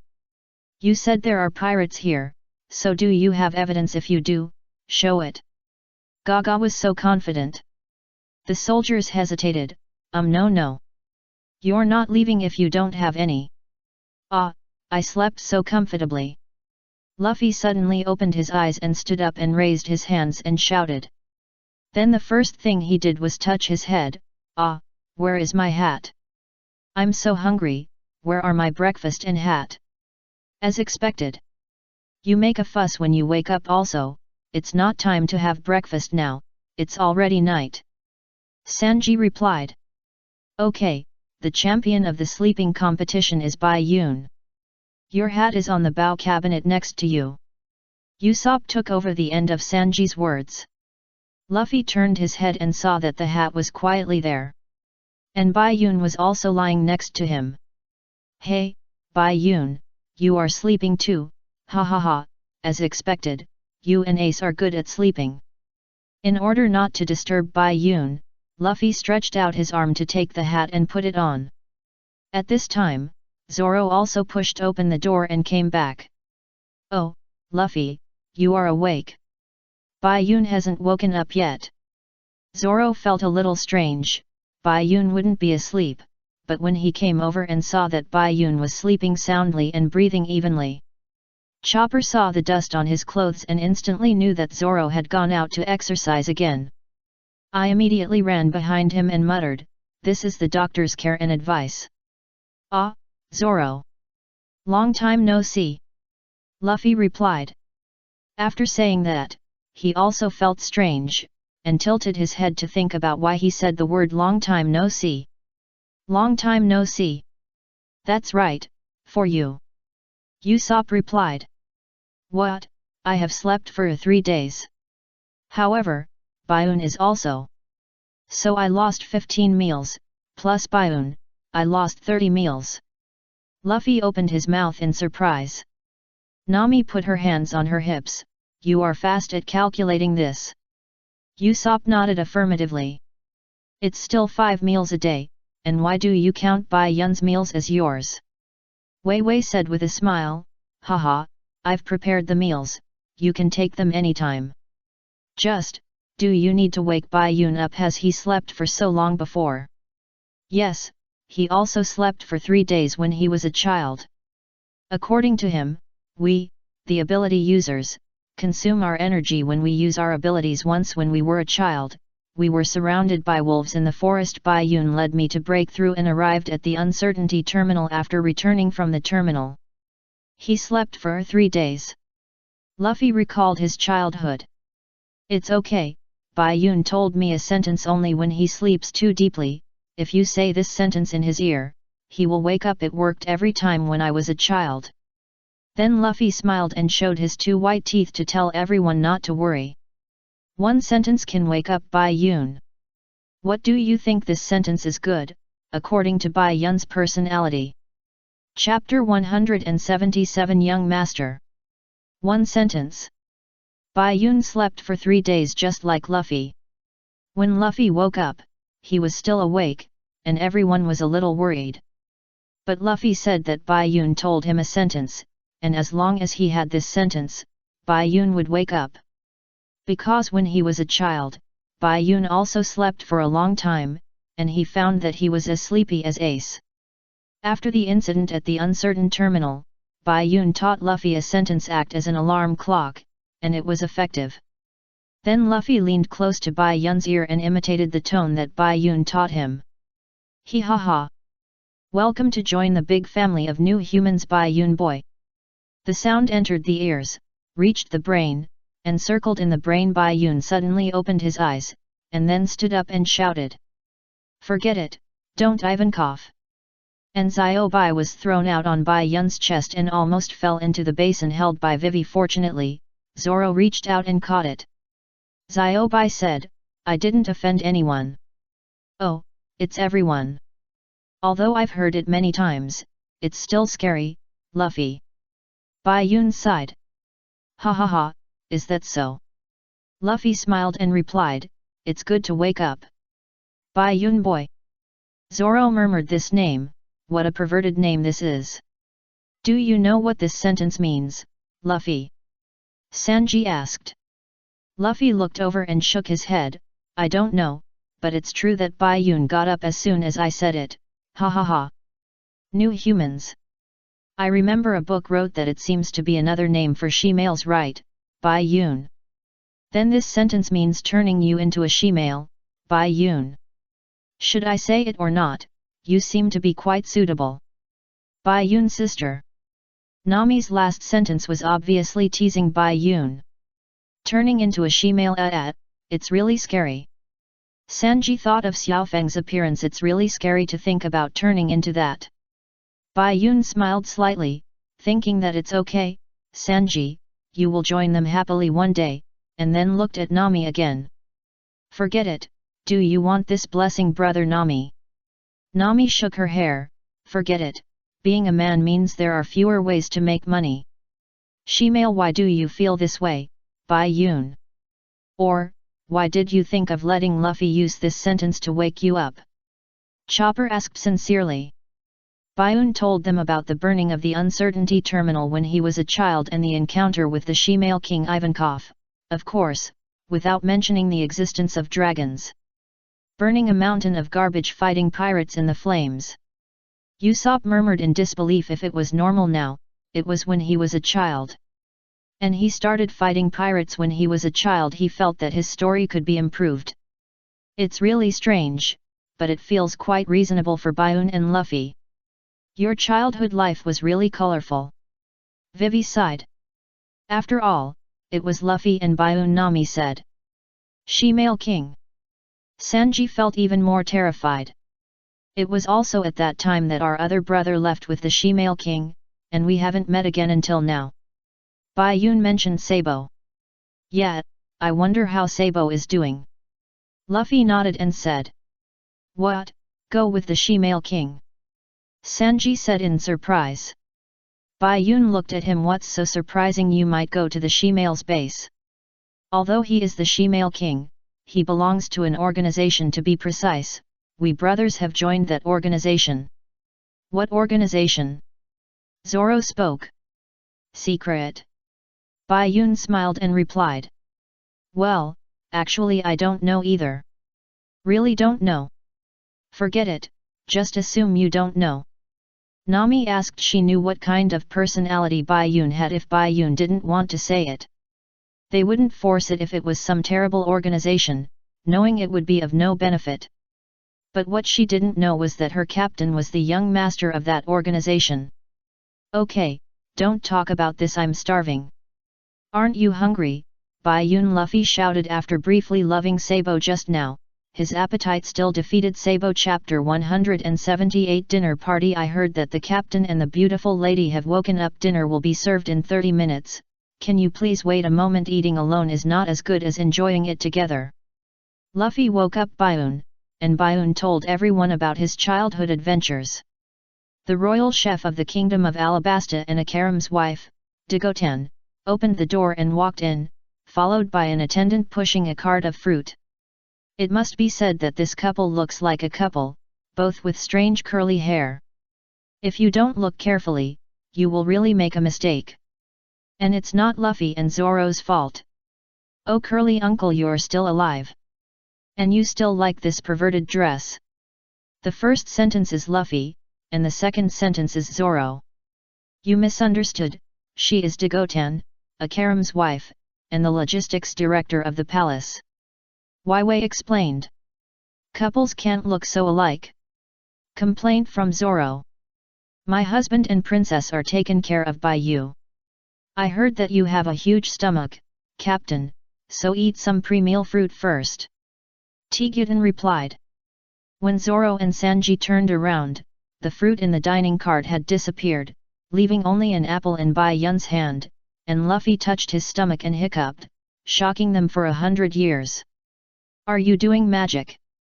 Auntie, I want to eat 3 days' worth. Luffy shouted. Tigutan hunched his arms. I'd love to have you with my 30 years of experience in serving dishes. I won't lose to young people, just eat it. I have to say that Auntie Tigutan is still too young and has little experience. Such a virtue. The dinner should be very quiet. In the palace restaurant, Luffy ate so much that his mouth was bulging like a frog. The soldiers on guard couldn't help but complain. Servants kept bringing in food and taking out plates. Tigutan in the kitchen was busy sweating, and he saw what it meant to be someone better than you. You are worthy of your reputation. I will fight you. The cooking soul is burning. This is for you, Luffy. Okay. Bai Yun will give Luffy everything he doesn't eat, so it seems that Luffy was not wrong to count Bai Yun's 15 meals. As for whether Luffy also hates eating, Bai Yun has never thought about it. At least Bai Yun has known Luffy until now. As long as it is food, there is nothing Luffy doesn't eat. Not eating and not liking to eat are two different things. Hey Luffy, don't grab my plate. Luffy reached out to take the dish Bai Yun gave him. And took Usopp's, by the way, and even took away his plate. Don't splash it. Nami sat next to Luffy, and the soup and sauce were like bullets. This is why Bai Yun sat opposite Luffy instead of beside him. Eat quickly, or it will be gone soon. As the first person to meet Luffy and Bayun, Zoro has a deep sense of dining in the Straw Hat Pirates. Opposite Zoro is Chopper, who is very obedient and has a full mouth. Sanji beside him reminded, Hey, you eat so fast, don't choke.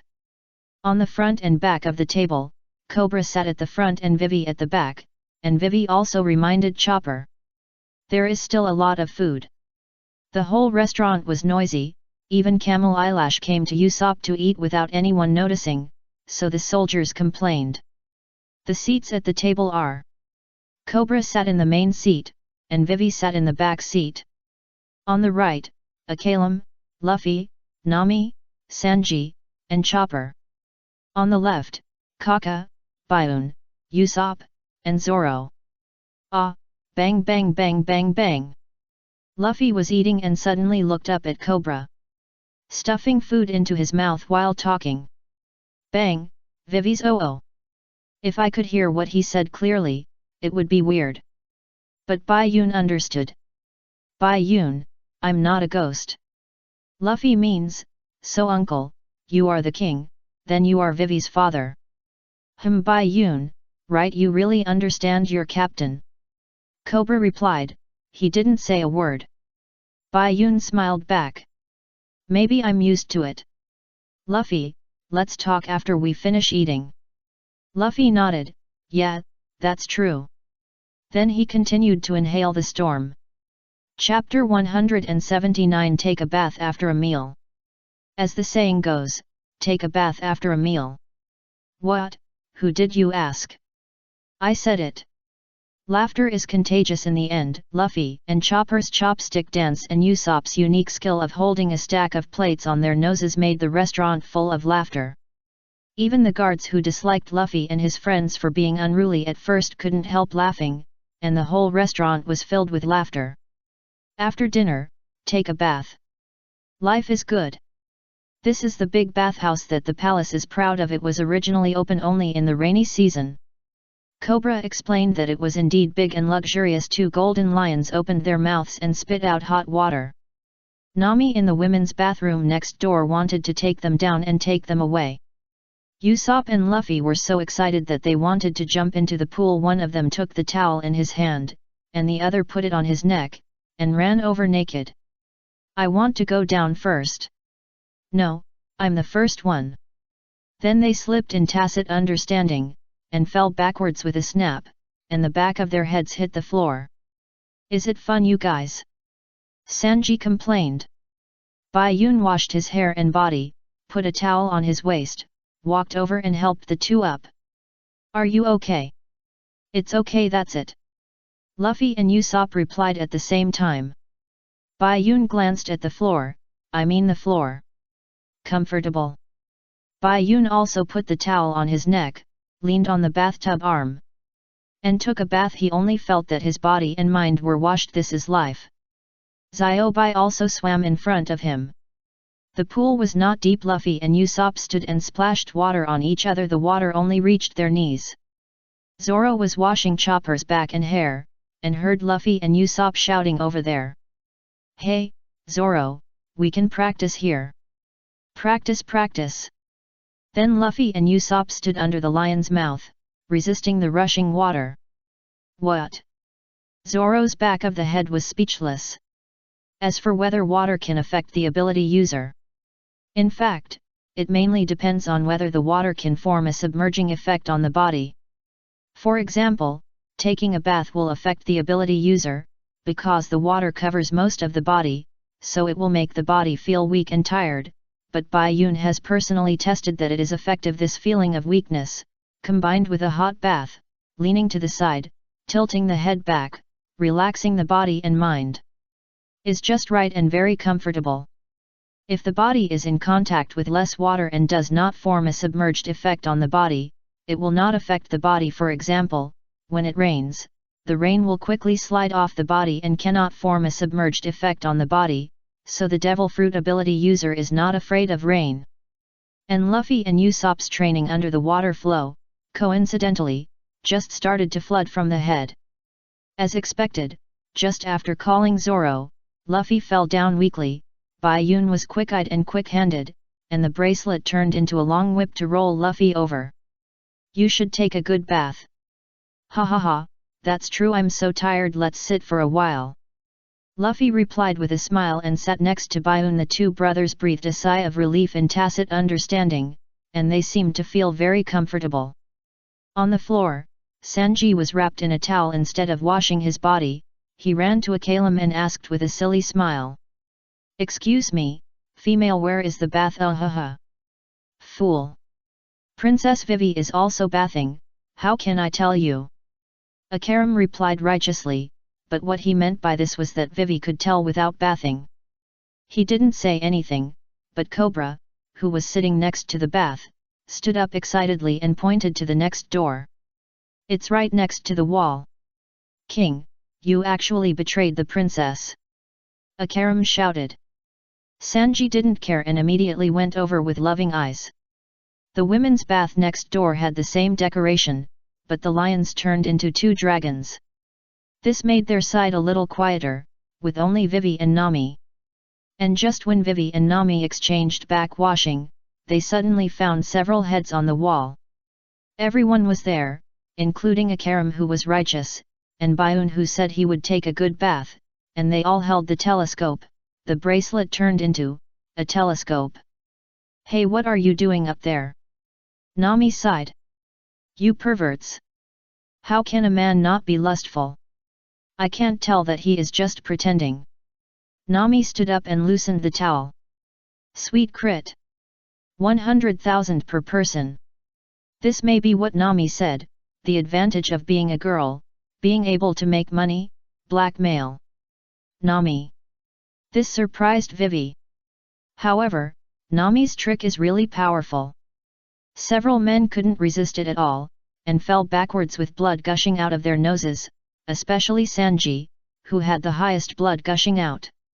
Nami and Vivi started to take a bath. Nami mentioned that it was time for them to leave. The captain woke up, and they had no reason to stay, and they might be surrounded by the navy, so they had to leave quickly. Vivi didn't know what to think after hearing this, but she confirmed what Nami said. Yeah, it would be better to leave earlier. Back to the men's bath. Bayun continued to take a bath, and Zoro joined in. The others were outside. Cobra was lying on the floor, with 2 red spots under his nose. "Thank you." Everyone responded to him with a unanimous voice. "You old philanderer," Cobra immediately retorted. "That's not what I'm talking about." He wiped off his nosebleed and continued, "It's about this country." After saying that, he sat on the ground and bowed to Luffy and the others as the head of a country. He bowed his head. This was his greatest sincerity. Luffy, Sanji, Chopper, and Usopp also sat on the ground and listened to him. "Hey, you are the head of a country anyway, how can you bow to others?" Casually Zoro put one hand outside the bathtub and looked at Cobra from the side. He actually respected others very much. "This is a big deal, Mr. Cobra, the king cannot bow to others." Akaram also replied with a nosebleed. Cobra still bowed his head. "Akaram, authority is just a gorgeous decoration on clothes. How can a king not wear clothes? I am just a father, a resident of this land. From the bottom of my heart, thank you all." After saying that, Cobra raised his head. In response, everyone smiled. Especially Luffy's neat white teeth. "Tonight, yes, leaving tonight." After taking a bath, everyone returned to the room. The moon was high outside, but they did not sleep. Nami proposed to leave tonight. "Well, I think it's more appropriate. We have no reason to stay." Zoro folded his arms and replied, "I agree. I am also worried that the navy will take action." Sanji, who was sitting on the chair, also agreed. "What do you think, Bayun?" Usopp asked. Bayun sat by the window. "I have difficulty making choices." "Luffy, you decide." Bayun threw the ball to Luffy, who nodded. "Well, let's have another meal of Alabasta cuisine and go." It was Nami Tekken who responded to him. "Let's go quickly, idiot." On Igram's side, Gaga held 3 bounty notices and pushed open the door of Akalam's room in a hurry. "What should I do, Akalam? We have to notify them quickly." "Of course, but the situation is very serious as long as they leave safely." "It will be fine. I didn't expect the navy to act so quickly." Akalam was also worried. There were familiar faces on the 3 bounty notices. Monkey D. Luffy, bounty of 100 million Baileys. Montanus D. Bayun, bounty of 80 million Baileys. Roronoa Zoro, bounty of 60 million Baileys. The picture did not change, but the bounty did. In addition, Bayun added a last name to the bounty list. This is Bai Yun's way of getting a pirate world name for himself. He took Luffy's last name, Monkey's last name, Ace's last name, Porgas's last name, and Sabo's last name, and Celano's last name. Montano's, it really sounds like that. As for D, there is no evidence anyway, Bai Yun said that I said it is. Chapter 180 Little Sisters, Big Sisters. No. After learning about Luffy's latest bounty, Akaram knew that something was wrong, and hurried to the room to inform Luffy and the others. But when he pushed it open, there was a row of empty bunks, and only Vivi and Kalu were left by the window. Just now, when Akaram and Kaka were looking at the bounty list. In the room, a soldier brought a Den Den Mushi. Den Den Mushi, who is the other party? Luffy asked.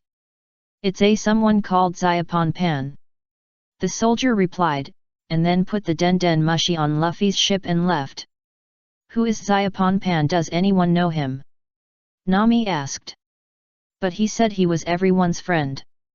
Sanji, you answer it, I think you will like it. Bai Yun said with a smile. I will like it. Could it be some big sister? Sanji immediately got up from the sofa and picked up the receiver with a smile on his face. Before he could speak, a voice came from the other side. Hello wah ha ha ha, it's me. Yes I'm I. After Bai Yun finished speaking, the Den Den Mushi rang again, and Luffy picked up the phone. Hello, you are the Shemale, what do you want to talk to us about? Xiao Feng's voice came from the receiver. Isn't this the voice of the Straw Hat Boy? You are so awesome, I am so happy that I am about to cry. Oh, don't call me MR2. If the radio waves are intercepted by the Navy, it will be troublesome. You don't even type to confess yourself. Chopper complained. Speak to the point. Zoro also stood up and came to Luffy. The point? Oh, your ship, I'm leaving. As soon as these words came out, except for Bai Yun and Vivi, everyone else immediately turned into a shark face. What a joke! You bastard, where are you now? Sanji felt that he was cursing at the back of his head. On your ship, listen to me, listen to me. Aren't we friends? Xiao Feng told Luffy and the others that he drove the Mary away to help them, otherwise the ship would be detained by the Navy. Upstream on the Santara River. Luffy put down the receiver. Can he be trusted? Vivi asked. After all, he was one of the people who had once wanted to destroy her country. We were indeed friends for a while. Luffy replied. I think you will be friends with him again if you meet him again. The complaints from Zoro are really accurate in judging people. He is only one person. He should not dare to lie to us. Besides, where is our ship? No matter what, we have to take a look, don't we? Bai Yun analyzed. Well, Bai Yun is right, let's start packing our luggage. Luffy said, and everyone immediately began to pack their luggage.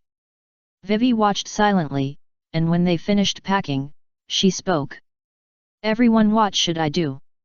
Nami walked up to Vivi and asked, holding her hand, listen, Vivi, we will give you 12 hours to consider. After we seize the ship in the Santa Dora River, we will leave the Santa Dora River port and go to the Rapeseed port to the East port. It will be almost 12 noon at that time, but I'm afraid we won't be able to dock.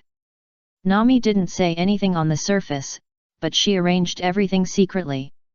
If you want to continue traveling with us, there will only be a moment to get on board, and then we will warmly welcome you to join the ranks of pirates. Nami smiled and let go of Vivi's hand. We invited you so kindly because you are a princess. Usopp said. You must come. Vivi. Luffy shouted, but Nami retorted. Don't be like this, Luffy. What, don't you want Vivi to come? Of course not, it should be her decision, Nami replied. Vivi forced a smile. Zoro fell down the rope.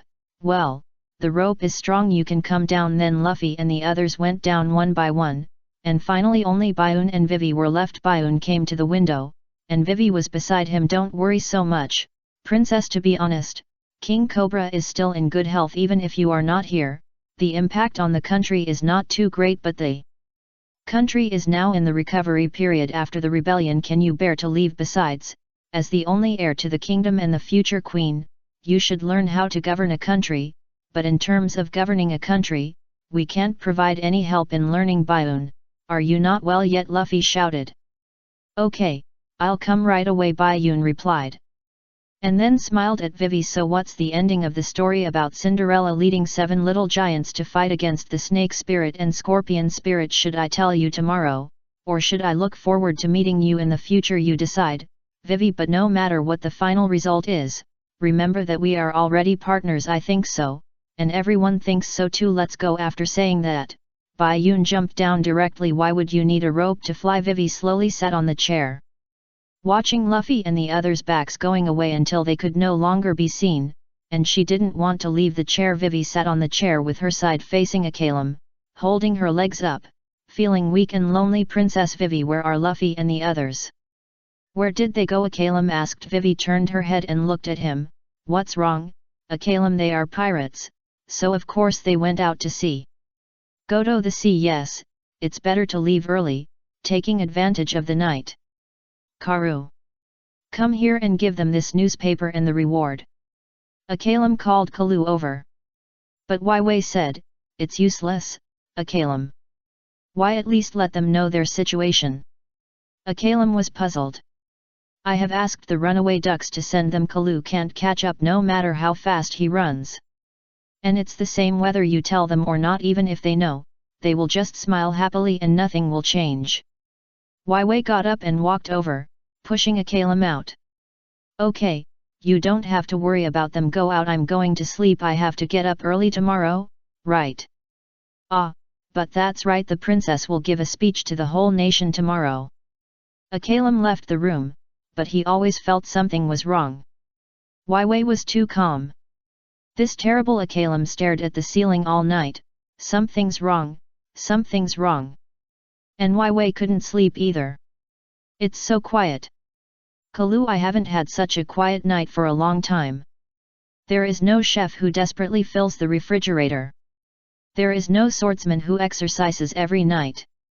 There is no navigator who throws a pillow when he is half asleep. There is no one who can tell a story that everyone listens to seriously. Baiun. Not even one. At this time, the Straw Hat Pirates were riding 6 running ducks to the upper reaches of the Santara River. Chopper lay on Zoro's head, just right. Yeah, so comfortable. Zoro sighed as he felt the wind blowing. Yes, it's time to say goodbye to the Sand Country, and this battle led by me. Such shameless words, no need to guess that they were all said by Usopp, who turned his head and looked at Luffy, who was holding the rope with one hand and gnawing on the Alabasta style big bone meat with the other hand. You haven't eaten enough, Luffy. Yeah, Alabasta's food is so delicious, Sanji, let's make it and try it next time. Luffy nodded and replied even if he was in a hurry. He couldn't forget to eat, even though he had just cooked a meal for 100 people a few hours ago. Yeah, I thought so too, so I asked for the menu with Taigaton and prepared the sauce. Sanji replied without Luffy's words. Sanji would take action on his own regarding cooking. They were chatting here, while Nami was silent. Baiun understood that there were a lot of men on the ship, and they finally had a little sister, but they didn't know whether they should take her with them, and whether she would come. Of course, this was a small part of the reason. Besides, she didn't know that the little sister left and the big sister came. Chapter 181 Noisy Farewell. It was now 12:30 in the evening. The Straw Hat Pirates were running across the desert, heading to the upper reaches of the Santa Dora River to get back the Mary. And Nami, who had left her little sister, was always a little depressed, but that was only a small part of the reason. I've decided to give up the 1 billion yen for Vivi, of course. You money grubber, so it's for money. Usopp fell down. It's all your fault. Nami, what are you arguing about? It's useless to worry about Vivi's matter. Oh, Usopp fell down. Don't worry about him, just don't let you cause it. Baiun silently watched the bickering people, and couldn't help but slightly raised the corners of his mouth. It was really a noisy farewell. At 4 o'clock in the morning, the Straw Hat Pirates arrived at their destination, and it was still dark. Xiao Feng was standing on the top of the observation deck, with his back to him, and his robes fluttering. "Well, you made me wait for a long time no see. Only 3 days ago," Bai Yun complained, but Bai Yun was the only one who paid attention to him. The others were saying goodbye to the running ducks. "We're here." "Okay, put down the luggage, thank you. See you later. Be careful on your way back. Say hello to the king and curly uncle." Quack. "Goodbye, we'll meet again in the future." I don't know when. Xiao Feng jumped to the side of the boat. Waving with tears in his eyes, I thought the ducks were sending him off. Then his face changed instantly, and he stamped his feet in anger. "In other words, are all transvestites so emotional?" "No, no." Sanji turned his head and cursed with his face. "What are you doing? Why are you asking me? This attitude is not good. Old friends don't even say hello when they meet." Xiao Feng said angrily. "Who is your friend? You are your enemy, and you deceived us." Luffy stared at him and replied. "Oh my god, I really didn't know at that time." Xiao Feng replied, just as Zoro was carrying things up. "Hey, come over. Sorry, BW group has been destroyed. We are no longer enemies. Even if you are not enemies, why did you get on our ship?" Luffy asked. "Bah, what an ungrateful brat," Xiao Feng said angrily. What Luffy also replied angrily. "Listen carefully, if I hadn't taken this ship away, the only result of this ship would have been seized by the Navy. You don't know the current situation around this island. It has been completely blocked by the Navy, blocked. Even a swan can't fly out." Luffy, Usopp, and Chopper were shocked when they heard this. "So, you stole the Mary from the Navy for us? Why, right, why?" Xiao Feng's tears flowed down, and he raised his thumb. "Because, after all, we are friends. You are really a good person, this is not a joke." The next second, the four of them happily danced with their arms around each other's shoulders. What Zoro said before, "If we meet again, I think you will still be friends with him," is an accurate complaint. Are there any more luggage? No, this is the last one. Nami and Sanji didn't care at all, as if they had guessed it long ago, and Bai Yun was already on the observation deck. "So, Mr2, you want to add more partners because the Navy has blocked this island, right?" Zoro saw his intention. No one would help others for no reason. That's right. In this extraordinary period, in this extraordinary era, we must turn enemies into friends, work together, and break out of the encirclement. Oh! Luffy, Usopp, and Chopper cheered enthusiastically.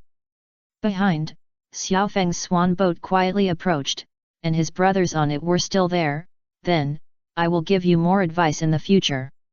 "Are you kidding me?" Zoro shouted angrily.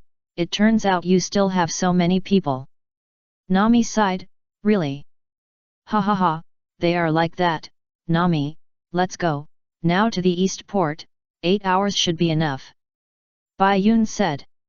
"Well, 8 hours, if there is no accident, it's enough. Then I hope there will be no accidents." Chapter 182 Pirate Queen. Then I hope there will be no accidents.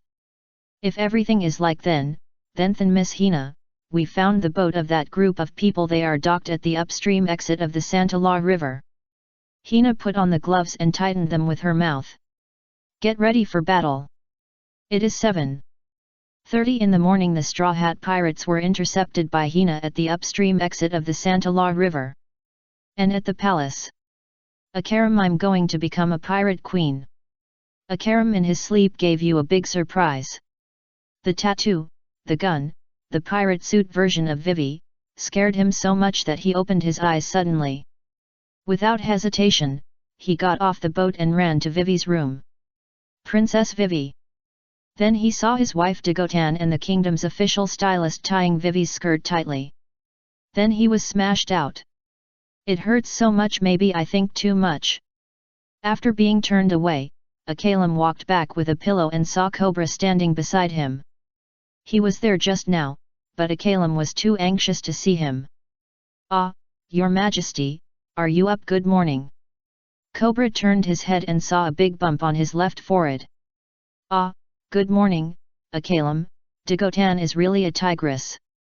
Don't say bad things about her, Akalam replied immediately. Vivi, we're coming in. Time passed, Vivi had already put on her makeup. And after hesitating for a long time, she asked Dagotan to call Cobra and Akalam in. Well, please come in. Father, Akalam, I have something very important to tell you. Vivi seemed to have made up her mind, but Bayun and the others were in a bad situation. Hina used the so-called Black Spear formation.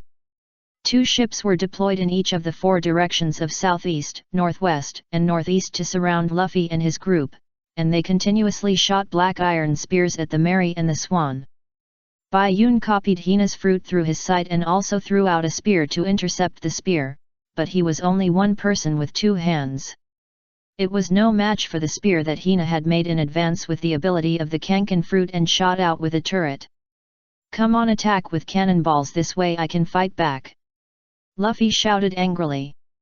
Black iron spear, which he cannot do now, Zoro with flying slash, Sanji with flesh legs. And Luffy with rubber body can only block one side. The other side can only rely on shells and Bayun. But there are still 2 sides, front and back. Now without Frankie, there is only one turret on the Mary. Even if Bayun and Luffy are extremely focused, there are still many spears piercing the bottom of the Mary. You guys think of a way quickly, the bottom of the ship can't be repaired at all. Chopper in human form jumped out from the bottom of the ship, holding a hammer in his hand and shouting, it's impossible to make up for it, it's impossible to make up for it at all. The famous formation of the Black Stocks unit, Black Spear formation. Can you break it with just you idiots? Suddenly, 2 old acquaintances came out of the 2 ships in the south. The world's #1 hypnotist Zhang Jiao and the world's #1 Iron Fist Fin Budi. They met for some reason, and were attracted by Hina's beauty. So they joined the navy and became her subordinates. Hypnotist, aren't you a pirate? Luffy shouted. I think I've seen the one next to him somewhere. Sanji stroked his chin and murmured. He didn't remember anyone who wasted food, although he had grabbed his neck and lifted him up before. It's your bad luck to meet me for 100 years. I must sink that violent chef and his companions. Come look at this circle. I must prove today that I am not a pervert. Finbudi raised his fists, and Zhang Jiao took out the hypnosis circle. Both of them showed their special skills. Usopp did something big in silence and fired a cannon directly. It hit the target, and one ship fell down with another. It was destroyed in the south. Usopp, did you do that? Good, awesome, Luffy said in surprise, but looking at Usopp's expression, he didn't expect that one shot could have such an effect. It's Usopp in desperate situation. Bayun agreed. He has been holding back from swearing for a long time, but he feels that his luck is still not as good as the Chosen. Usopp Chapter 183, The Way of the Human Demon. With the operation of the Chosen Usopp, who knocked down 2 warships with one shot, the south side of Hina's Black Fence formation was broken. It's a good opportunity, but it's not if you want to go to the east port to wait for Vivi. You can't retreat to the south and retreat to the back, you must go forward. Seeing that the Black Fence formation was broken, Hina took off her cloak and threw it to her subordinates, stretched out her hands and pressed it. Wait until the ships are lined up, then you retreat, don't get in the way. Hina is in trouble. What are you doing? Hurry up and escape to the gap in the south. This way, the loss will be minimized. If you continue to move forward, you will be killed. Seeing that the Mary was still moving forward, Xiao Feng jumped over, making Luffy and the others crazy. It's not a question of whether to escape or not. We must move forward. Look at these ships starting to line up in front. This is a problem. But it's easy to intercept, if there is only one side. Bayun replied. Xiao Feng's mind only had 2 words: problem. Bayun is right, we must move forward. If you want to go, go. Luffy replied. Why? Xiao Feng was puzzled. His men next door also anxiously called him back. Master Pensui Mo, hurry up, let's escape by ourselves. We have an appointment with others at the East Port at 12 noon, there is no time to detour, so we can only rush directly.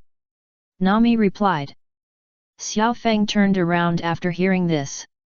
Ha, idiot, idiot! You must have left a treasure more precious than life at the East Port if you want to die, go ahead. Bai Yun smiled and replied, it's not certain whether it's a treasure or not, but it's quite expensive. Luffy raised his right hand and pressed his straw hat tightly. We are going to meet our partners. Xiao Feng's head thundered, his jaw opened so wide that he almost wanted to hoe the ground, to meet his partners, for his partners. Xiao Feng was silent, standing by the merry ship and turning to look at his men. Running away now is against the way of human demons. Even if you have to sacrifice your own life, you have to meet your friends. If you don't save such a loyal friend, will you be able to eat tomorrow? Everyone listen carefully, and you guys, the Straw Hat Boys. The clothes of the Straw Hat Boys on your ship, I will become the appearance of the Straw Hat Boys. Let Hyken think that the Straw Hat Boys have changed ships and are escaping. Straw Hat Boys, let's flee in two directions. We will go south when Hyken catches up, you just go east. After Xiao Feng finished speaking, there was a moment of silence. Luffy and the others were about to speak when Xiao Feng's men on the Swan shouted in unison. Yes, Master Bon Sui Mo. Cover the Straw Hat Boys. After shouting, they began to disguise themselves. Sanji lit a cigarette. Not bad, you bastard shemale. Xiao Feng, Luffy, Usopp, and Chopper looked at the two words shining behind Xiao Feng and were moved to tears. Bai Yun raised his hand, and a pistol appeared immediately. A bullet hit the Swan, and he instantly turned into a clone and looked at the Mary. This is my clone, it can help a little. Let me explain this a bit. I have mentioned before that the bracelet's ability to replicate under the moonlight is permanent and has a limit on the number of times, which will be discussed later. The clone is the ability of the bracelet's human fruit, with a limit of 6 people and no time limit, unless Bai Yun loses consciousness or has no physical strength. The clone created under the moonlight can choose one ability from the bracelet's replicated abilities, or the main body's replicated fruit ability. It can only replicate one ability and one skill once used. The validity period is 30 minutes. But the clone created during the day can only have the main body's replicated fruit ability, and can also only replicate one ability. The time limit is 15 minutes. This ability is limited, and the clone itself has no limit. The 6 clones taken from Aruba were all separated by Bai Yun in the rapeseed flower in advance, so they can use the ability of the bracelet to replicate. Now the ones that Bai Yun has separated to help Xiao Feng can only have the ability of the replicated fruit. Xiao Feng understands what Bai Yun means. You're really loyal to me by using your clone. I said that we felt very predestined when we first met. Bai Yun, don't think too much. I'm just afraid that you can't stop Kurikan Hina for too long. It will be bad if she catches up with you. Xiao Feng. Ha ha ha ha ha, so ruthless and loyal. Xiao Feng lay on the side of the merry ship, muttering like an emo. Wah ha ha ha, the Straw Hat Luffy you are looking for, is it me? Ha ha ha, I'm kidding you. Successfully attracted Hina and the others, but Xiao Feng and the others were also stopped by Hina. Standing on the bow, Xiao Feng put one foot on the side of the boat, still wearing puffy pants, laughing with Luffy's face. The people behind, except Bai Yun, are all the Straw Hat pirates of the 9-9 version. But Bai Yun said that they are much better than the group of people in the Sabayati archipelago 2 years later. Miss Hina, the sheep ship fled to the east. At this time, the soldiers around Hina reported after the fact, but at this distance, they might not be able to catch up. Ha ha ha ha, you've been fooled, we are experts in disguise, and friends of the Straw Hat Boys. Mr2 who follows the way of the shemale is Bonswime. Little Feng stood at the edge of the boat, facing the words on his back to Hina and the others, and almost fell off. Bai Yun grabbed his fluttering hands. Xiao Feng steadied himself.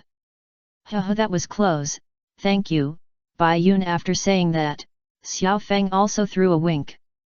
Bai Yun, don't force me to throw you over. You really don't understand romance, you don't understand romance. Xiao Feng murmured. Hina bit the cigarette butt in her mouth and asked with an unhappy expression. Why don't you leave Montinus de Bayun? Or are you like the soldiers reported or can split yourself? Forget it, it doesn't matter, Hina is very shameful, none of you can escape. Humph, come on. Xiao Feng also replied with a gloomy face, could it be that he was still smiling in battle? Nika Luffy, I am offended. Looking at the explosions of the swan in the distance, the former white swan sank to the bottom of the sea.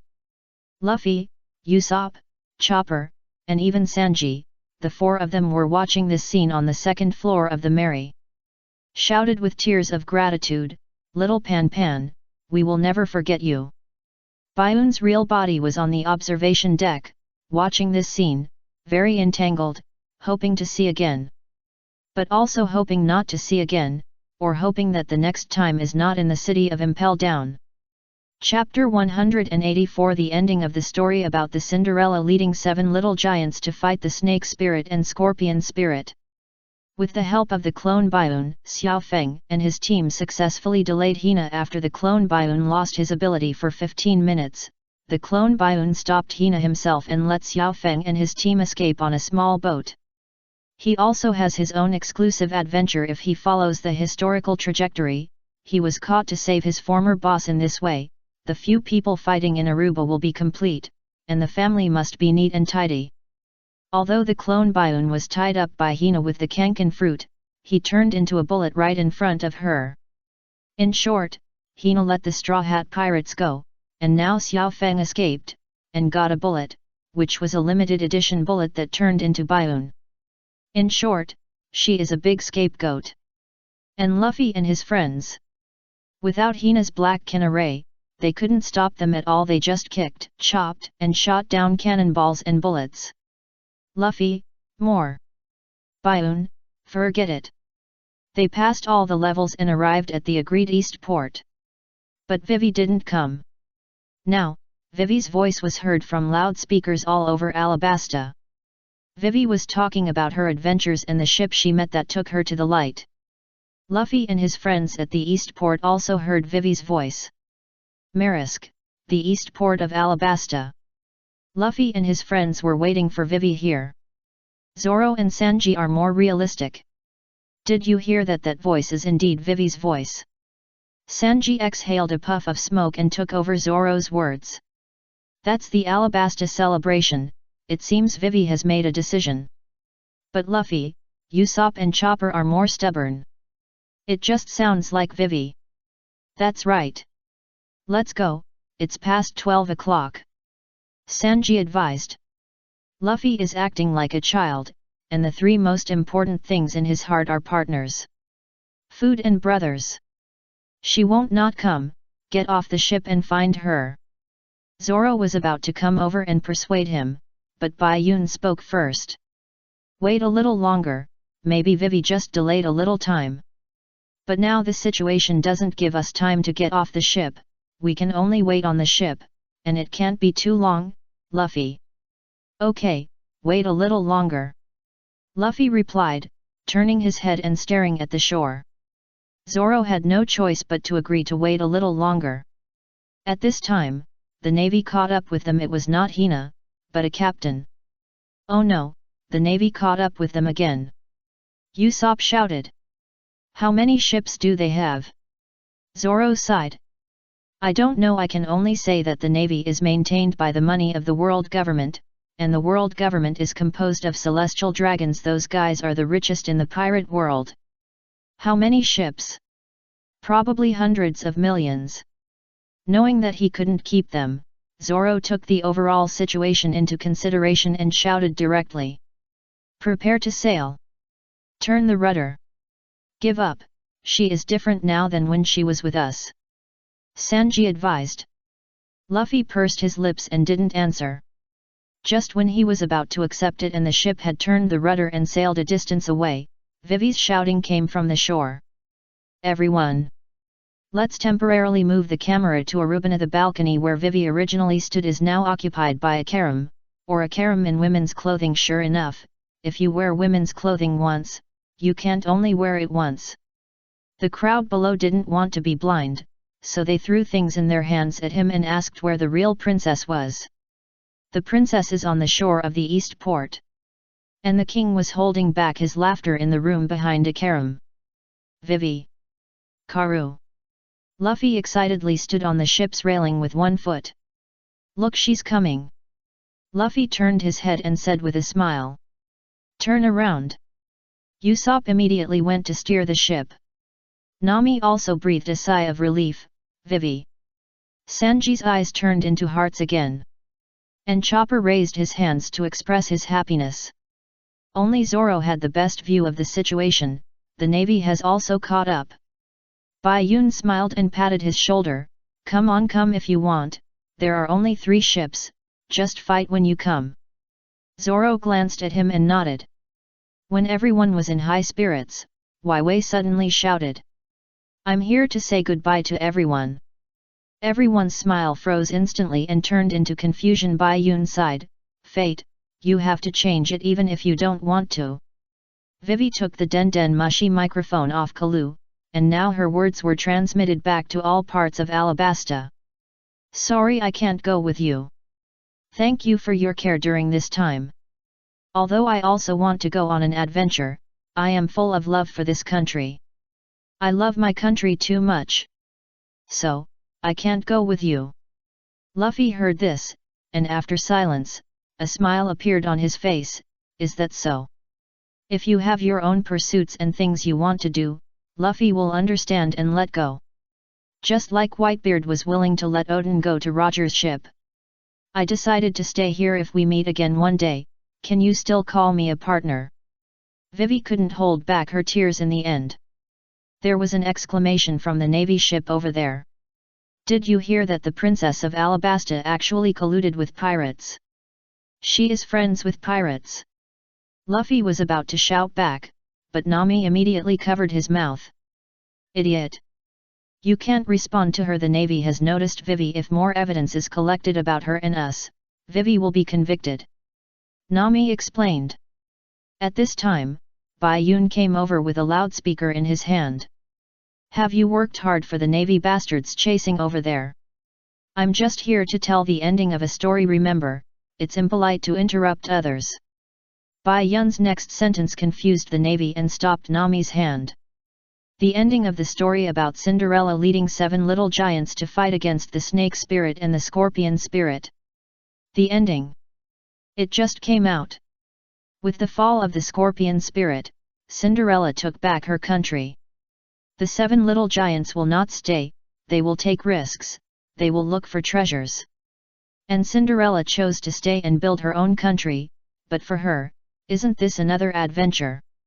In the end, the 7 little giants will find the treasure, and Cinderella's country will also prosper and prosper. Even if they are not together and haven't seen each other for a long time, they will always remember this adventure in their hearts. No matter how long it takes, they will always be partners, forever. As Bai Yun finished his words, Luffy and the others who were standing in a row behind him raised their hands, and the cross on their arms appeared in front of Vivi. Bai Yun gave out an automatic bracelet through the loudspeaker, turned around and raised his hand as well. Vivi's smile was mixed with tears. She put down the microphone and raised her hand with Kalu. This was their response. And Vivi also whispered back. It will be. The treasure will be found, and the country will become prosperous. Chapter 185. Let me be your partner. The sea breeze blew on my face, and the sea was calm. After saying goodbye to Vivi in Alabasta, the Mary set sail again, and the navy did not catch up. Everything would return to calm, but since it was on the sea, it would not be calm for long. For example, when Luffy and the others were disappointed that Vivi did not come with them, Robin suddenly opened the cabin door and walked out. You finally escaped from that island country, you worked hard. The exclamation almost scared the Mary. Zoro immediately grasped the hilt of the knife. Are you here to avenge the organization? Come on if you dare. Nami covered both sides of her head with her hands. Why are you here? Sanji was as crazy as ever. If a man came, he would have kicked him into the sea. Usopp shouted, enemy attack, enemy attack. He shook his head left and right and found a suitable hiding place. Behind the mast. Chopper also hid half of himself in the hall, and the rest was all outside. He screamed in surprise, and finally found that he didn't seem to know Robin, who. Luffy and Bai Yun were much calmer. Bai Yun was sleeping on the observation deck when he heard the noise. He took off his eye mask and took a look, then put it down and continued to sleep. Luffy looked at Robin calmly. "Aren't you the big sister that Bai Yun mentioned at the bottom of the mausoleum? Why are you here?" Robin stretched out his hands, and his arms blossomed on Zoro and Nami, slapping their hands holding weapons. "I told you before, don't hold that kind of dangerous thing then."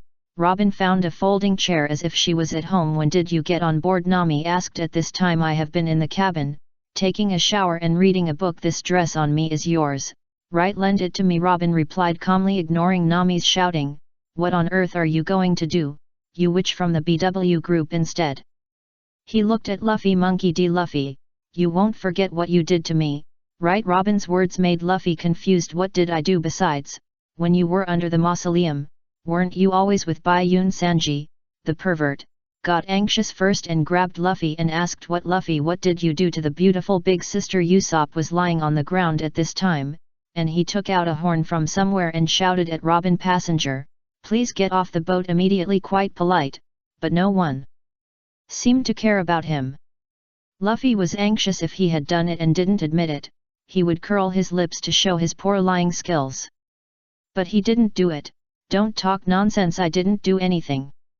"Weren't you with Bai Yun at that time?" "Right, Bai Yun." Luffy stretched out his hands directly, extended his hands to grab Bai Yun's shoulders and pulled him down. Bai Yun was caught off guard. Fuck. Fortunately, he was agile and landed smoothly in the posture of failed men.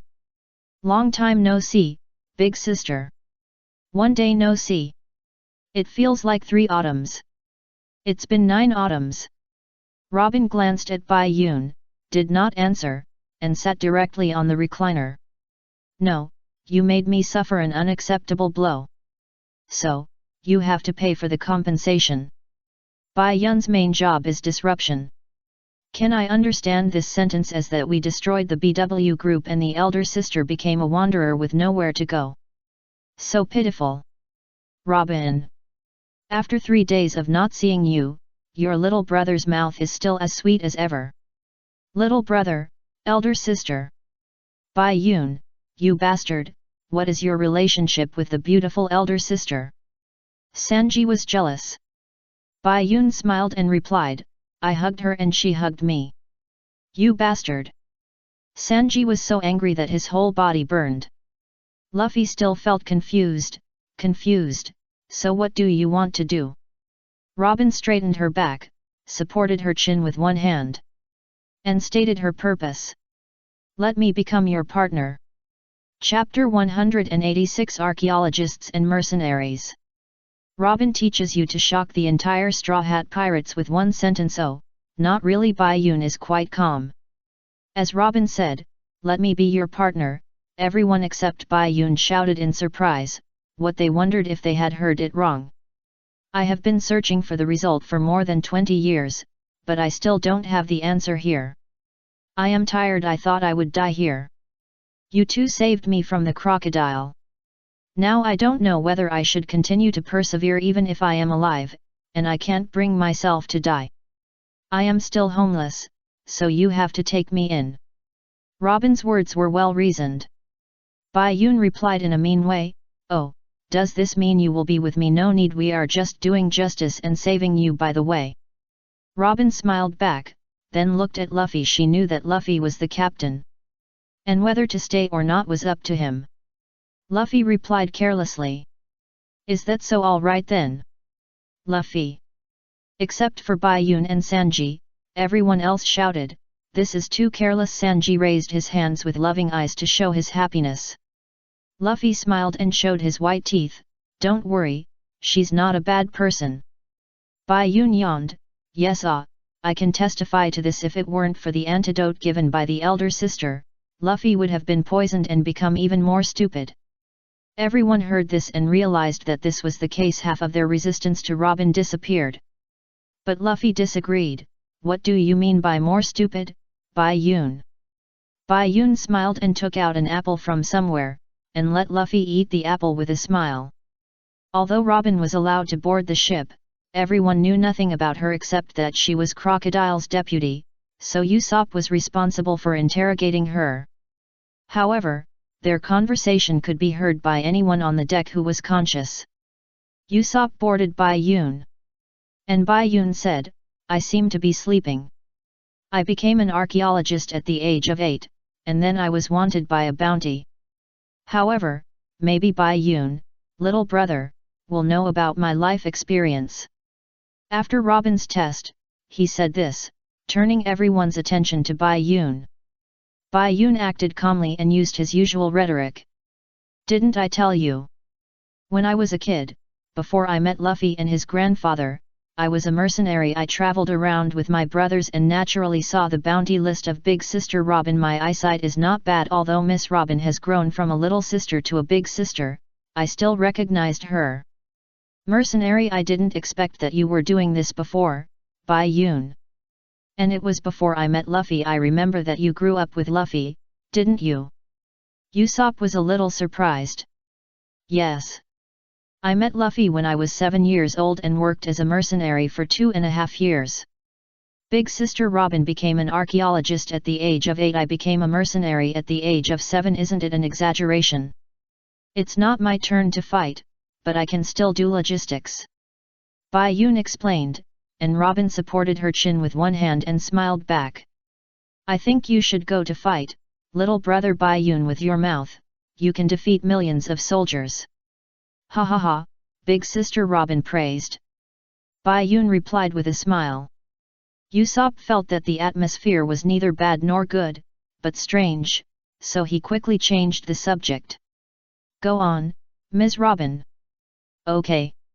After being rewarded, I lived in hiding for the next 20 years to avoid being caught by the Navy. How can an 8-year-old girl survive? I can only rely on various bosses to make a living. So I am very good at making suggestions, which will definitely come in handy. By the way, how old is little brother Bai Yun?" 17. When little brother Bai Yun was 7. I was 18. I was doing pretty well, and I had some information about the 4 seas. Are you a mercenary from the East China Sea? Bai Yun didn't expect Robin to have this trick. Yes. But in the end, Robin didn't ask him what the name of the mercenary he belonged to was, but showed a smile that made him win back a city. Bai Yun was slightly stunned and smiled back. Chapter 187 Sticking. Robin has been in the underworld since he was 8 years old. Compared with Nami, he is much more difficult to fool. Knowing that Bai Yun's identity as a mercenary is fake, but not exposing it, but showing a smile that made him win back a city, what can Bai Yun do but smile back? "Well, mercenaries and archaeologists. You two are really experienced. Then come on, what are you good at, miss?" "Bai Yun is good at everything." Usopp continued his interrogation. Robin still kept smiling, but still kicked the topic to Bai Yun. "Can do anything. Bai Yun is really reliable. I really saw it in Alabasta." "So, what fruit did Bai Yun eat?" Bai Yun also imitated her and supported his chin with one hand. With a wave of his other hand, he added 2 more blooming arms to Luffy and Chopper, who were playing with Robin's blooming arms. Although Robin had guessed it before, he was still a little surprised. What a domineering and terrifying ability. "It's just so-so," Bai Yun replied. "How about I leave and you guys chat?" Usopp interrupted. Robin looked at him. "Sorry, it's just that Bai Yun is really curious. What I'm good at is assassination." Robin said it lightly, but Usopp was scared to death. "The interrogation is over, Luffy. The interrogation proves that this woman is a terrible terrorist." But Luffy and Chopper were already having a great time with the flower arms. "Did you listen to me?" Usopp yelled in anger. At this time, Nami, who was sitting on the 2nd floor deck, came down slowly. "It's really pathetic to be fooled by others. Willingly wake up. This woman was the vice president of the criminal group 3 days ago. And a good partner of Crocodile. Even if you can fool Luffy and the others, there are still those who call a woman big sister when they see her. Bai Yun smiled back, which was pointing at me. Don't even think about fooling me. If you dare to mess around, I will throw you off the boat, Nami said righteously, indicating that if everyone was drunk, she would be sober. As for Nami's warning, Robin still kept smiling. Haha, well, I will remember it in my heart. Then he took out a bag of gems from his back. Oh, by the way, I brought some gems from Crocodile. Nami, who had just spoken righteously, instantly moved to Robin's side, her eyes glowing with gold. Wow, good sister, I love you so much. Sure enough, no one can escape the law of true fragrance. Zoro and Usopp were speechless. Hey. Oh no, Nami has been bribed. What a sinister method. Zoro complained. Bai Yun came over, insidious. If anyone has a brain, they will know how to bribe Nami after understanding it. And Sanji is pure lust. The three looked at Sanji twisting his waist, looking like a peacock spreading its tail to courtship, handing the snacks to Robin, and they all said that this guy is hopeless. No backbone at all. The contempt of the green algae head for the lustful cook. Usopp also raised his hand and said righteously, like Nami, what a group of people who worry about you. Before he could finish the 3 words, not like me, Luffy's voice came from behind. Usopp. What? I'm Chopper. Luffy's straw hat grew arms on both sides, cosplaying Chopper. Puff, ha ha ha ha. And Usopp, who was speaking righteously, was instantly broken, and he and Chopper laughed to the ground. Bai Yun smiled and shook his head slightly. Sure enough, the law of true fragrance is so terrible. Zoro was so angry that he didn't know what to say. The law of true fragrance. Well, how should I put it? Just now Nami and Usopp were speaking righteously, and then they were instantly bought. This is the law of true fragrance. So you understand it. Miss Robin is coming, will you be affected by this law? Bai Yun explained. Before Zoro could answer, Robin came over, and Bai Yun and him leaned against the fence directly. Are you guys usually so lively? Zoro, yes, it's always like this. Bai Yun, isn't this interesting for the boring sea voyage? Robin's smile turned into a smile that was more than a smile, but not a big laugh, you see. Is that so? Zoro crossed his arms, and still felt that Robin must have some conspiracy. Compared to the joining of others, Robin's joining was relatively plain. After bribing everyone except Bai Yun and Zoro, Robin also joined the Straw Hat Pirates. Miss Navigator, is there any problem with the record? No, the northwest direction is correct, Sister Robin. The power of money, just you woman is now Sister Robin. Luffy also ran over. Nami, is the next island Snow Island? The rich and the poor are treated differently. Nami's tone suddenly changed.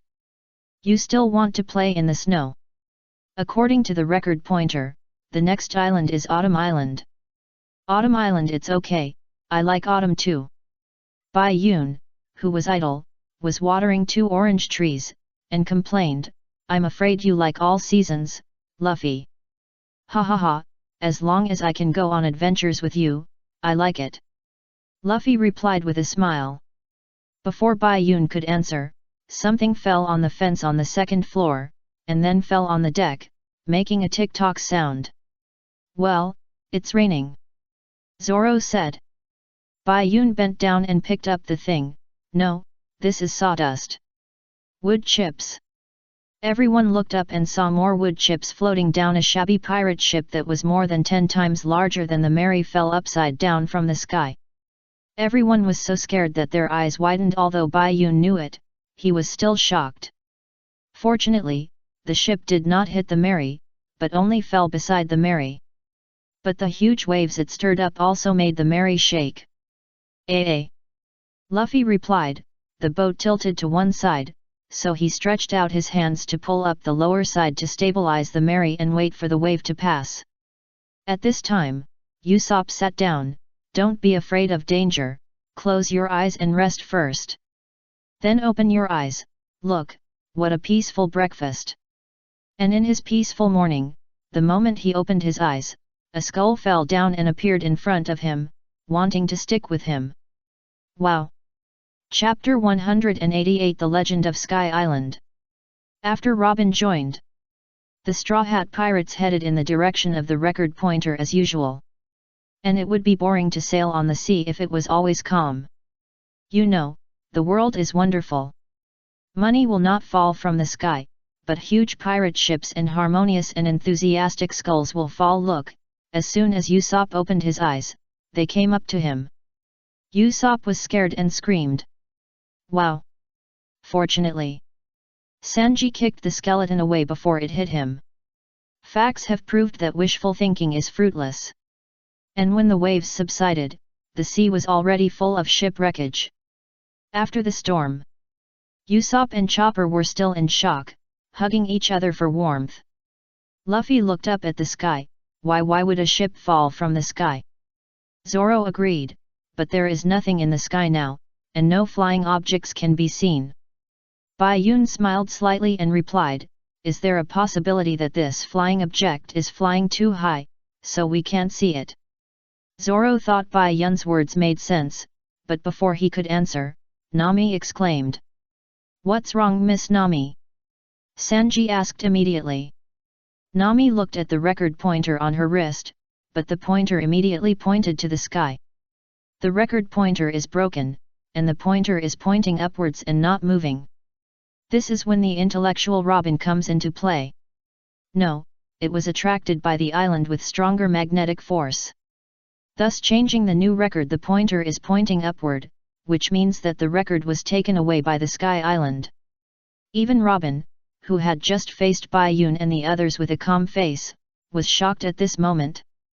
Then, Robin explained the existence of the Sky Island to everyone. It is said to be an island, but it is more accurate to say that it is a sea in the sky.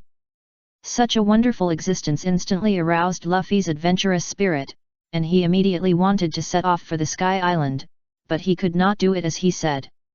He was just looking for clues. Robin threw the skull. It was determined that the ship that fell from the sky was the St. Bliss located in the South China Sea and sailed 208 years ago. Bai Yun expressed admiration for such an ability to infer. And Luffy and Usopp ventured on a small part of the ship wreckage floating on the sea, and they really found the map of Sky Island. Although there is a map, Nami said that the sky may not exist 100%. Because there are too many fake maps in the world. But when she turned around and saw three faces that were lost to Bai Shat, Nami immediately emphasized that there is, Sky Island must exist. But the problem is, if it exists, how to get there? The pointer only points to the sky, but they can't fly, and the Mary can't either. So, what is needed now is information.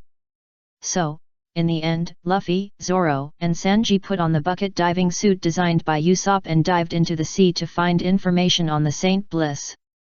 Wait, bring Zio Bai with you, it will be useful. Bai Yun took Luffy's hand, and Xiao Bai automatically hovered on Luffy's wrist. What can Xiao Bai do to help? Okay, since Bai Yun asked me to take care of you, then I'll take care of you. Luffy replied with a smile. Then, Chopper turned to the pole, the rope slowly loosened, and the three of them sank down. What they said would also be transmitted from the mouth of the bucket to the trumpet above.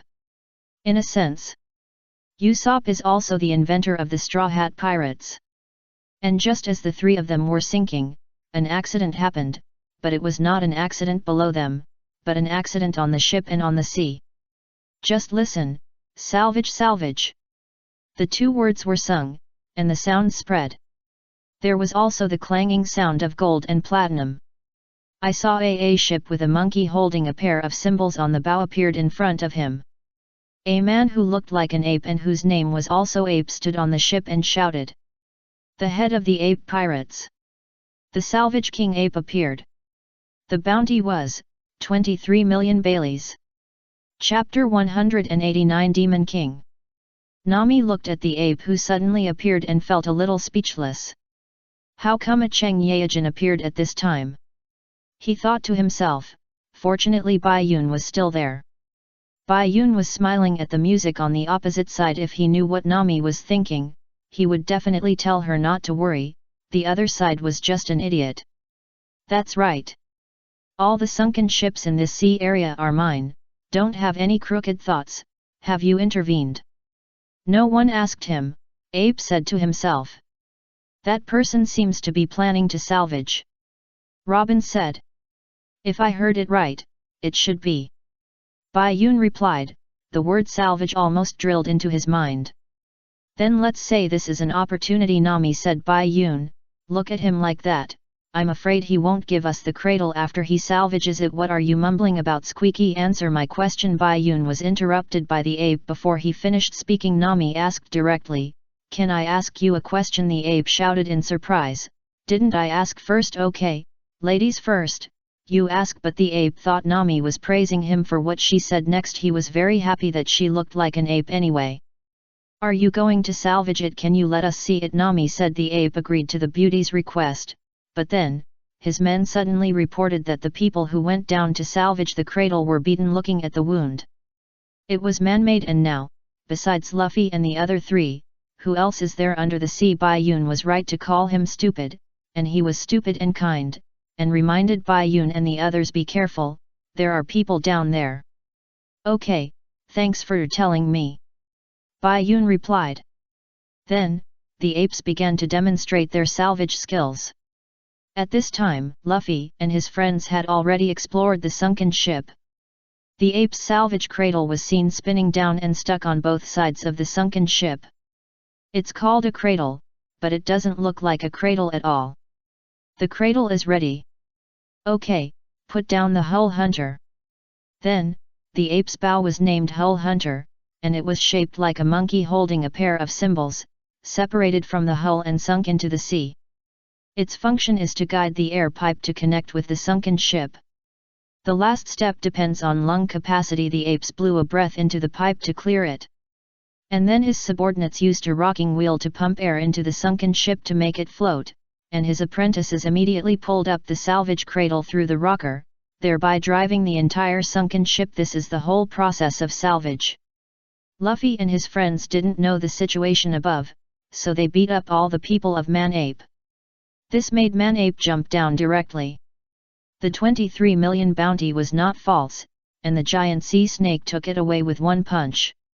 Because the air in the sunken ship was compressed by Man-Ape, Luffy and his friends would be fine even if they took down the bucket. Man-Ape rushed in, aggressive, but his anger was instantly eliminated when Luffy and his friends said that he looked like Man-Ape. Bai Yun, I'll say it, he is indeed an idiot, to put it nicely, a strange idiot. And at this moment, a sea turtle as big as a small island swallowed the sunken ship directly. It is known that Man-Ape's ship is 8 times larger than the Mary. And their ship may be only 1/20th the size of the turtle's head. So, how big is this turtle? Bai Yun sighed at the wonder of the pirate world, which is really more oppressive than the other.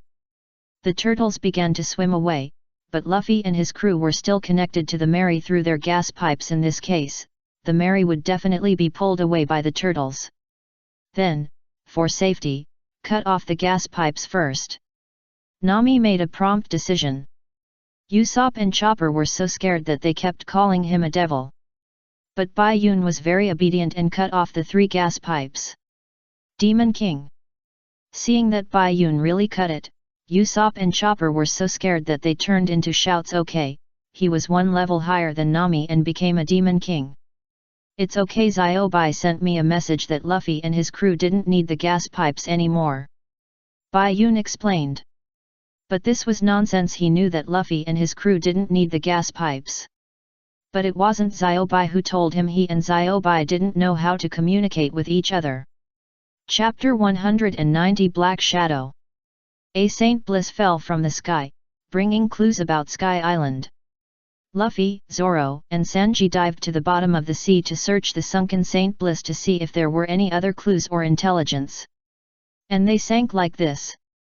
Accidents followed one after another. First, the stupid, kind-hearted ape and his salvage pirate group appeared. Then the island turtle, which was as huge as a small island, appeared and swallowed the entire Saint Bliss, including Luffy and the 3 people inside and the ape who just went down. This guy is a bit lucky. And the air pipes of Luffy and the 3 of them are still connected to the Mary, and it is not easy for the island turtle to pull the Mary. Nami immediately said that she wanted to cut off the air pipe, although it was ruthless, it was indeed the best way at the moment. So Bai Yun also immediately cut off the air pipe, scaring Usopp and Chopper into the famous painting The Scream. At this time, the sky suddenly darkened, a little brighter than the night. And with Bai Yun's explanation, the island turtle the turtle's nose hit a column of water, bringing Luffy and the others out, and accurately hit the Mary. Luffy Sanji Zoro. Are you all right? What happened to Luffy, is he dead? Usopp and Chopper asked immediately. Zoro did not answer, but asked them to quickly sail away from this troubled place. Sanji answered Chopper's question, Luffy was fine, but he was soaked in sea water. They each said their own things, and Bai Yun did not interrupt. Usopp did not go to sail, but praised them for being able to escape from such a big turtle's mouth. The 2 were confused about this. What turtle? Shouldn't it be an ape? It should be some kind of marine life. Although he and Luffy talked happily later, he suddenly went crazy after knowing that we took the things on the ship. Just like a crazy gorilla. Sanji and Zoro replied. Usopp also began to describe the appearance of the island turtle to the 2 of them in response. Bai Yun came over and twisted their heads to look at the island turtle. What is this thing? The 2 were shocked. Little green turtles who like jellyfish, do you believe it? Bai Yun said. The 2 shook their heads in tacit agreement, no. Well, the brain is not damaged, this guy just swallowed you and the ship. You were just sprayed out of his nostrils. Anyway, it's good that you're fine. And that ape is not a marine creature, he is a man who looks like an ape, his name is Ape, but he is a man, do you understand? He is a salvage pirate group in this area, he said that all the sunken ships in this area belong to him, he will attack you because you took things from the sunken ships. Although he is a little stupid, he is still okay. Bai Yun explained the cause and effect. Anyway, let's leave first, if he sneezes, our ship will be scattered. Bai Yun said. Everyone nodded. Zoro went to raise the sail, and Usopp and Sanji went to the 2nd floor to prepare to sail. Bai Yun was about to wake up Luffy, but just as he walked in front of him, Luffy woke up by himself. Puha! Bai Yun! Yet! Bai Yun reached out and pulled him, and Xiao Bai also returned to his hand. Why is it dark? Maybe the day doesn't move the darkness of the night, so it wants to experience it. Bai Yun replied. Luffy, yeah, I see. Bai Yun smiled helplessly, he himself didn't understand. I don't know why, anyway, just leave first. Bai Yun is right, come and help, Luffy. Usopp shouted on the 2nd floor. But Luffy's attention was drawn to the island turtle. What a big turtle! Just as Luffy was sighing, the ape also sprayed out of the island turtle's nose, like Superfly, with his hands raised in front. Wait a minute! You bastards, you stole the treasure from my territory, and you're just going to walk away like this? Oh! The ape fell down, stepped on the left side of the Mary, which had already been patched up with wooden boards, and beat his chest and shouted. It's the gorilla! Yes, it's the gorilla! Sanji and Zoro complained. And Nami's point is, treasure, is there really treasure, Luffy? Yeah, there are a lot. Luffy replied with a smile. Zoro also reacted and grasped the hilt of the knife. Oh no, if he goes crazy on the ship, then the Mary will bear things that he shouldn't bear at his age, although it has already endured a lot. But before Zoro's knife was unsheathed, he heard the apprentices on the ape's salvage ship using a tone like seeing a ghost, and they were so scared that they collapsed on the ground and trembled, but shouted hard. Garden director, danger danger! Ah! What? The apes turned their heads to look over when they heard the sound, including Luffy, Bai Yun and the others, who were also attracted by the trembling shout from the soul, and turned their heads to look over. They were instantly shocked. Luffy was still very interested in seeing the huge island turtle, but the hugeness of the thing in front of him made Luffy's eyes full of shock. Including the island turtle, which had just chewed the boat comfortably, disappeared completely with eyes wide open. He looked at the giant in front of him with cold sweat. 5 huge human-shaped black shadows with small wings on their backs and long spears in their hands appeared on the sea. So huge that the word standing tall became a physical meaning. How big it is, how to describe it, just like the island turtle looks at the giant, just like humans look at it. The Mary is not even half the size of the other's fingernail. Although Bai Yun knew that this was just a projection, he couldn't control his expression. This was simply a huge thing that would die if he had a fear of giants. But Xiao Bai was not afraid, but hovered on Bai Yun's shoulder. His eyes were blood red and shining. And he roared at the black shadow with his fangs. He was really brave. He was the smallest creature that could be seen at the scene. As the black shadow in the middle raised his spear, everyone shouted loudly, "Monster!" Luffy and his team burst into potential. Instantly Bai Yun flew to the second floor to steer the ship. They turned the mast of the ship out of the afterimage. The Mary turned to the right instantly and fled like flying. The speed was so fast that the people flew in front and the soul chased behind. Chapter 191 Gaia. Calm. When the soul caught up with the people, Bai Yun and his team had already arrived at a calm sea, with seagulls flying in the sky and the sea breeze blowing on their faces. It was as if the amazing scene just now had never happened. Huff, huff. On the Mary, everyone was so tired that they sat on the deck. They were still in shock about what happened just now. Sanji lit a cigarette.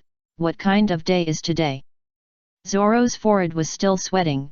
First, a huge sailing ship fell from the sky. Nami sat with her hands hugging her feet, hugging her weak self. The record pointer pointed to the sky again. Usopp looked up at the sky at a 45-degree angle, then the strange ape salvaged the ship. Chopper exhaled, but it was swallowed up by a big turtle with both people and the ship. Robin supported his face with his right hand and said 4 simple words, "Darkness is coming." Luffy said with his mouth wide open, then there appeared a big monster that was dozens of times bigger than the giant. Bai Yun finally concluded, all in all, it was a fantastic and terrifying day. Yes, even I was terrified when I saw it. It was scary. Suddenly, a voice came out, but the existing members of the Straw Hat Pirates had already spoken. I saw the ape sitting on the deck of the Mary, hugging the weak self.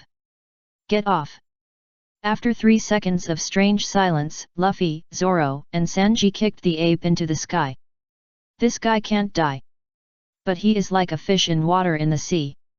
After sending the ape away in a friendly way, the Mary continued to sail on the sea. Here Usopp and Chopper boasted that they had defeated 10 huge black shadows single-handedly. It was as if it was not him who was so scared that his eyes were about to pop out. And Chopper's character is to believe whatever others say. Behind, Nami shouted, and she was almost mad at the pile of scrap copper and iron that Luffy and the others fished up. What did you find when you dived down? You brought back these scrap copper and iron for a long time, and there is no clue of the sky at all. There is nothing there in the first place. Zoro replied. Sanji nodded, you can't blame me, Miss Nami. That ship was obviously looted, or there was a civil war of killing each other. That's why we need more useful information if we are going to Sky Island next. What happened on that ship may happen to us. I want life and death information. What's the use of these broken knives, cutlery, live octopus? Don't you have logs or sea charts? Nami was so angry that she stepped on these broken copper and iron. As swordsmen and chefs, since these things are almost rotten, Zoro and Sanji still feel distressed. Luffy also came over in a rusty armor under Nami's armed collar. Luffy fell down with a punch, and his armor was broken. Nami walked angrily to the second floor deck, and Robin was sitting on the side of the boat next to the stairs. Miss Nami, I brought you a beautiful shell. Sanji took out a shell and said with a smile. Who cares, idiot? Nami turned around and shouted angrily. Nami liked Bailey more than the shell. Robin watched silently, still supporting his right cheek with his right hand, and smiled. You've worked really hard, it will be even harder in the future. These idiots, and that guy who has been staying on the observation deck for some reason. Bird hunting? You still have the mood to bird hunt now? I don't even know how to leave. Nami glanced at Bai Yun on the observation deck and complained. Robin smiled back, only she knew that when Bai Yun touched the record pointer of the ape just now, he and she had the same idea. After learning that she also made a move, he retracted his flower arm. This is for you. Robin handed the record pointer of Gaia Island to Nami. Huh, isn't this the record pointer? Nami said with a little surprise. I got it from the ape brother just now, Robin explained. Nami was so moved that she cried, wow, you are my only soulmate. The subtext of her words was Luffy's desire to eat grilled octopus. Nami turned around, took off her shoes, and threw her slippers on Luffy's head in one go. Then she turned around and looked at Robin with emotion. The back of Robin's head revealed that she was not so. Yes, it's hard to find a soulmate. Nami carefully looked at the location under the record pointer. Gaia Island. It should be the base camp of the ape. Luffy was already holding a box of takoyaki at this time. Gaia, are we going there? This made Nami angry. Where to go is not decided by you. Okay, then turn to Gaia Island. Luffy shouted. Bai Yun jumped down from the observation deck. Directly picked up a takoyaki in the box in Luffy's hand. Gaia Island, I'm really looking forward to it. Nami was puzzled. Do you know what that island is like, Bai Yun? Bai Yun smiled back. I don't know, I'm full of expectations for the next island every time. Chapter 192. This is fate. After getting the record pointer of Gaia Island, Luffy raised his hands and cheered to go to Gaia Island next. But suddenly realized that if he went to Gaia Island, he would not be able to go to Sky Island, because the record pointer's record would be cleared. Nami, then do you know how to go to Sky Island now? Luffy shakes his head. Silly, I don't know. Nami, so, the best way is to ask questions without shame. Bai Yun, well, I agree. Everyone has a mouth, if you don't understand, just ask. Robin, besides, after arriving at Gaia Island, the records will not be immediately stored on the next island, just leave before the records are full. Luffy, okay, raises both hands, then go to Gaia Island. So, just like that, the Mary headed for the unknown island Gaia. The sea breeze was blowing. Gaia Island was a spring island, the air was very comfortable, but the situation above was not certain. On the observation deck, Bai Yun was holding a sniper rifle, as if sniping at something. And Usopp was next to him, holding a telescope to observe the front. How is it? Did you see it, Usopp? Bai Yun. Luffy lay on the sheep's head, looking up and asked. Bai Yun did not answer. Usopp held the telescope and replied while looking. No, I haven't seen the shadow of the island yet. It shouldn't be that far. The monkey said that the place just now was his territory. Zoro said, looking ahead. Nami felt the air. Yes, the climate has been stable since just now. We should enter the climate sea area of Gaia. Gaia must be Spring Island. Luffy sighed while lying on the sheep's head. The air is warm, so comfortable. Spring is great, and the seagulls are also very happy. Chopper also sighed, but he had just finished sighing. 3 of the 4 circling seagulls fell down in an instant. Chopper's eyes widened in fear. Wow, the seagulls were hit. Luffy, then roast them, hee. Hit Bai Yun, it was you, right? Nami asked while sitting on the recliner. Bai Yun did not answer. Zoro spoke first. No, I didn't hear any gunshots, did you? After hearing what Zoro said, everyone suddenly realized and shouted that if Bai Yun had fired, they should have heard the gunshots. Then since it was not Bai Yun, why did he hold the gun? Chopper took the bullet out of the victim's body. Look, it is indeed a bullet from the angle of the shot. It was shot from the front of the ship. It was definitely not Bai Yun. Nami stood up, shielded her forehead with her hand and looked, Chopper. You mean it was shot from the island where the shadow was not even seen? How is it possible? It was the correct answer, but Chopper didn't know how to explain it. Haha, what kind of eyesight, gun, and skill do you need to do that? It must be an accident. Bang! Bang! Before Usopp finished speaking, Bai Yun fired instantly, and then adjusted the muzzle, and fired another shot almost without any interval, shooting down the remaining seagull hovering on the Mary.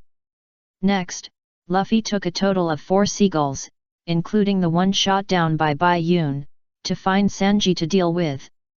And Usopp felt the gunshot at a distance and was startled. What's wrong, Bai Yun? Why did you suddenly shoot? Bai Yun did not answer, but murmured, it should be off, or too far away. What's off? Didn't this seagull fall down? Usopp heard his murmur and replied. I'm not talking about Brother Bird. Usopp, let's not talk about this. What about Brother Bird? At the same time, on the roof of a house on the west coast of Gaia Island, a guy wearing a strange hat, an eye patch on his right eye, a long face, a black cloak, and holding a long gun was sitting on it. It was the sniper of the Blackbeard pirates, Van Oka. The 3 fallen seagulls were his work, and he was sighing at this time. How pitiful, it must be very painful. Only one, it didn't hit the vital point. But that's your fate, it's destined.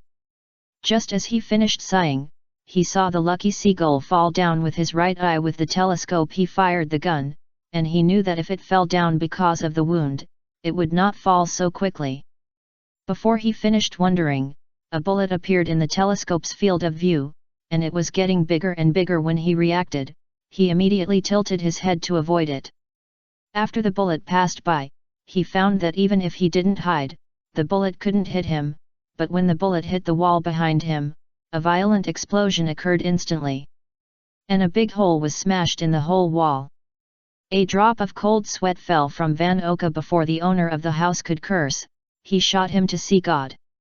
This is very common in Magic Valley Town.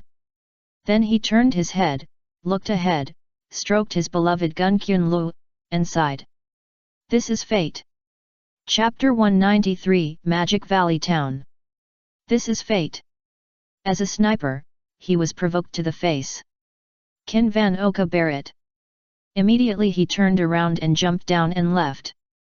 He was not sure whether the mysterious sniper would come, so it was useless to wait.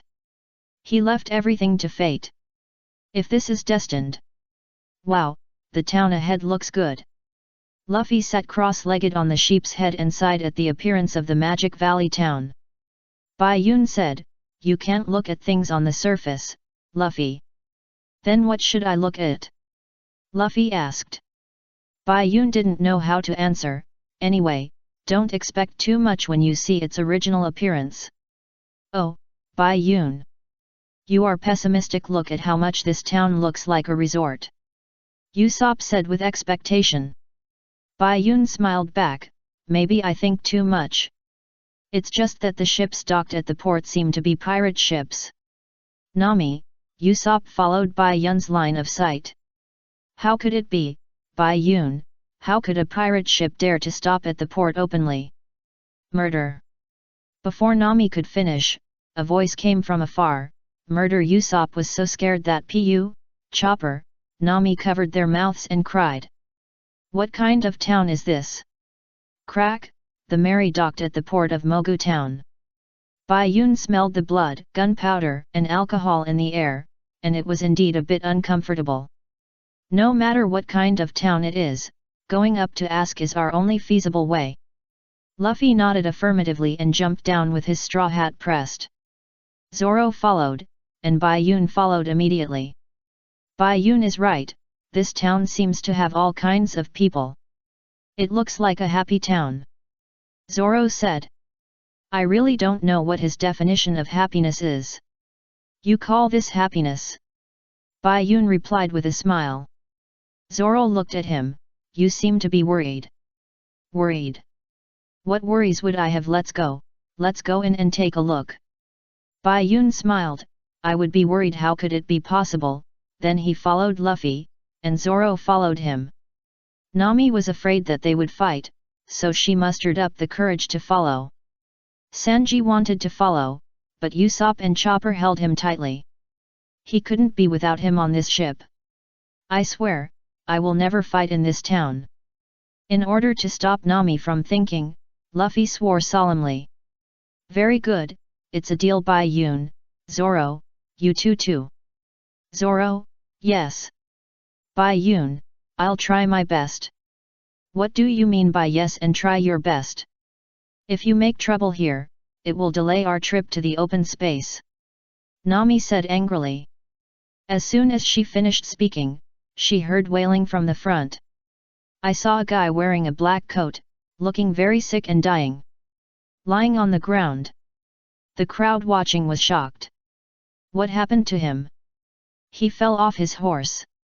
Yes, he fell off his horse. Ahem. He vomited blood.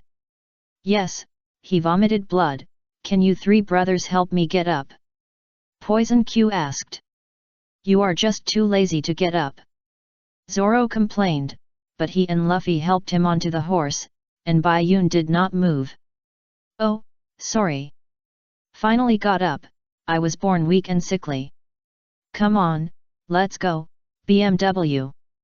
Poison Q sat on the horse's back, just picked up the reins, and the horse under his crotch coughed out a mouthful of blood. Even the horse is weak. Zoro and Luffy complained. And Poison Q, lying on the horse's back, took out a bunch of apples. A little token of my appreciation, give me one. I don't eat things that come from unknown sources. Zoro refused. Luffy picked up one carelessly and ate it directly. Apple, thanks. Hey you. Zoro looked disappointed, but saw Bai Yun also stretched out his hand to take the apple at this time. His bracelet turned into a thin needle after piercing an apple, he picked it up again. Forget it, I don't like apples. Poison Q raised his eyebrows. Luffy was still chewing the apple. What Bai Yun, don't you like apples the most? Bai Yun smiled back, I am a fickle person. And Bai Yun's voice fell. An explosion occurred behind him. The crowd's explanation followed. What's wrong? Just now, a strange person gave each of the 5 of them an apple, and they ate it and there was a violent explosion. It's terrible. Nami and Zoro's eyes became visibly surprised. Nami pinched Luffy's neck. Hurry up and spit out the pulp, Luffy. Cough cough, I already swallowed it. Zoro held the hilt of the knife and shouted at Poison Q. What do you want to do? Cough cough, hee hee, don't worry, and then you will be blown to pieces the first time you get the exploding apple. Brother, cough cough, you are lucky. Poison Q still lay on the horse's back, coughing and replying. Bai Yun smiled back. Luffy has always had good luck. But I think you are unlucky today, sick old man. Chapter 194 Hyena Pirates. But I think you are unlucky today, sick old man. Before landing on Gaia Island, Bai Yun first showed off his power to Van Oka, but he didn't expect that he was not there when he landed. Bai Yun even praised him for his good temper, from the heart. After entering the Magic Valley town, he met the second member of the Blackbeard Pirates, Poison Q. Bai Yun is so polite he started by calling the old man sick, but after he said it, he suddenly realized that old man sick is not a swear word, right? He said he was just telling the truth. Ahem hee hee, I am indeed sick, brother. Everyone will be sick, and so will you. Poison Q replied. Bai Yun smiled and responded, indeed, it is impossible to be healthy for life. Minor illnesses will occur, but major illnesses are fine. But I don't mind, just don't die before you. Look, how polite. Hee hee, Bayo ahem BMW, let's go. Poison Q heard this and didn't say anything more. And directly let the horse under his crotch take him away. In this regard, Bai Yun also praised his good temper. Really, what's going on with this town? The 4 continued to walk. Nami was completely disappointed with this town. Is there really information? Don't be angry, Nami. Luffy persuaded. What are you talking about? You almost died just now, Nami replied angrily, wondering why Luffy was still can be so leisurely. This kind of thing happens often. There is a big-headed ghost. This town is too abnormal. I doubt whether I can get some normal and useful information. Nami was worried. There was really nothing to worry about. Don't think so, Nami. In a town like this where pirates are circulated, there should be more information. After all, they are all people who adventure on the sea. It's just that it's not so easy to get. And the fastest way for pirates to get information is the tavern. Bai Yun comforted. Nami heard this and nodded gently. Bai Yun, you are right, then let's go to the tavern. Luffy and Zoro. Okay. Nami punched the two people on the head. We are going to get information. In this way, the four people went to the tavern with a purpose. Not long after they walked out, they met the third member of the Blackbeard Pirates. That guy started to make trouble again. The shouting of the crowd attracted the attention of the four people. Turning around, they looked. I saw a strong man with a wrestler mask and purple hair standing on the roof. He was wearing a black vest, white trousers, black sleeves on both arms, and a fighting champion's gold belt with a bird totem in the middle of the belt. Luffy and the others didn't know him. Bai Yun certainly knew him. It was Giza's Badgers. To put it nicely, he was confident, but to put it bluntly, he was a fool. He dared to fight Garp and was beaten into a mechanical armor. Ah! It's the fighting champion. Who is the first person to suffer? He's not a famous pirate. I don't know what he's doing. It's better not to provoke him. It was still the explanation from the crowd. Nami nodded in agreement. It's better not to provoke him. But Luffy and Zoro were attracted by two words. Champion. The desire of men to win. Why do you two have to pay attention to that word? Nami was so angry that she dragged the two away. Bai Yun took a last look at Badgers and murmured, the third one. Then he followed Nami and the others. This place is quiet. The four walked and walked until they came to a quiet place. I didn't expect that in such a smoky town, there is such a paradise. Nami sighed. A villa built on the sea is rare. It should be a resort hotel, Bai Yun guessed. Although there is the smell of food, there is no one in sight. Luffy's nose is quite sensitive. At this time, a voice suddenly came from behind the four people. I saw a person swaying left and right and up and down walking over. Which was strange. Ah, guests, you just barged in and made me very embarrassed. Our tropical hotel has been booked by Mr. Bellamy and his group. If you are discovered by Mr. Bellamy, please leave quickly.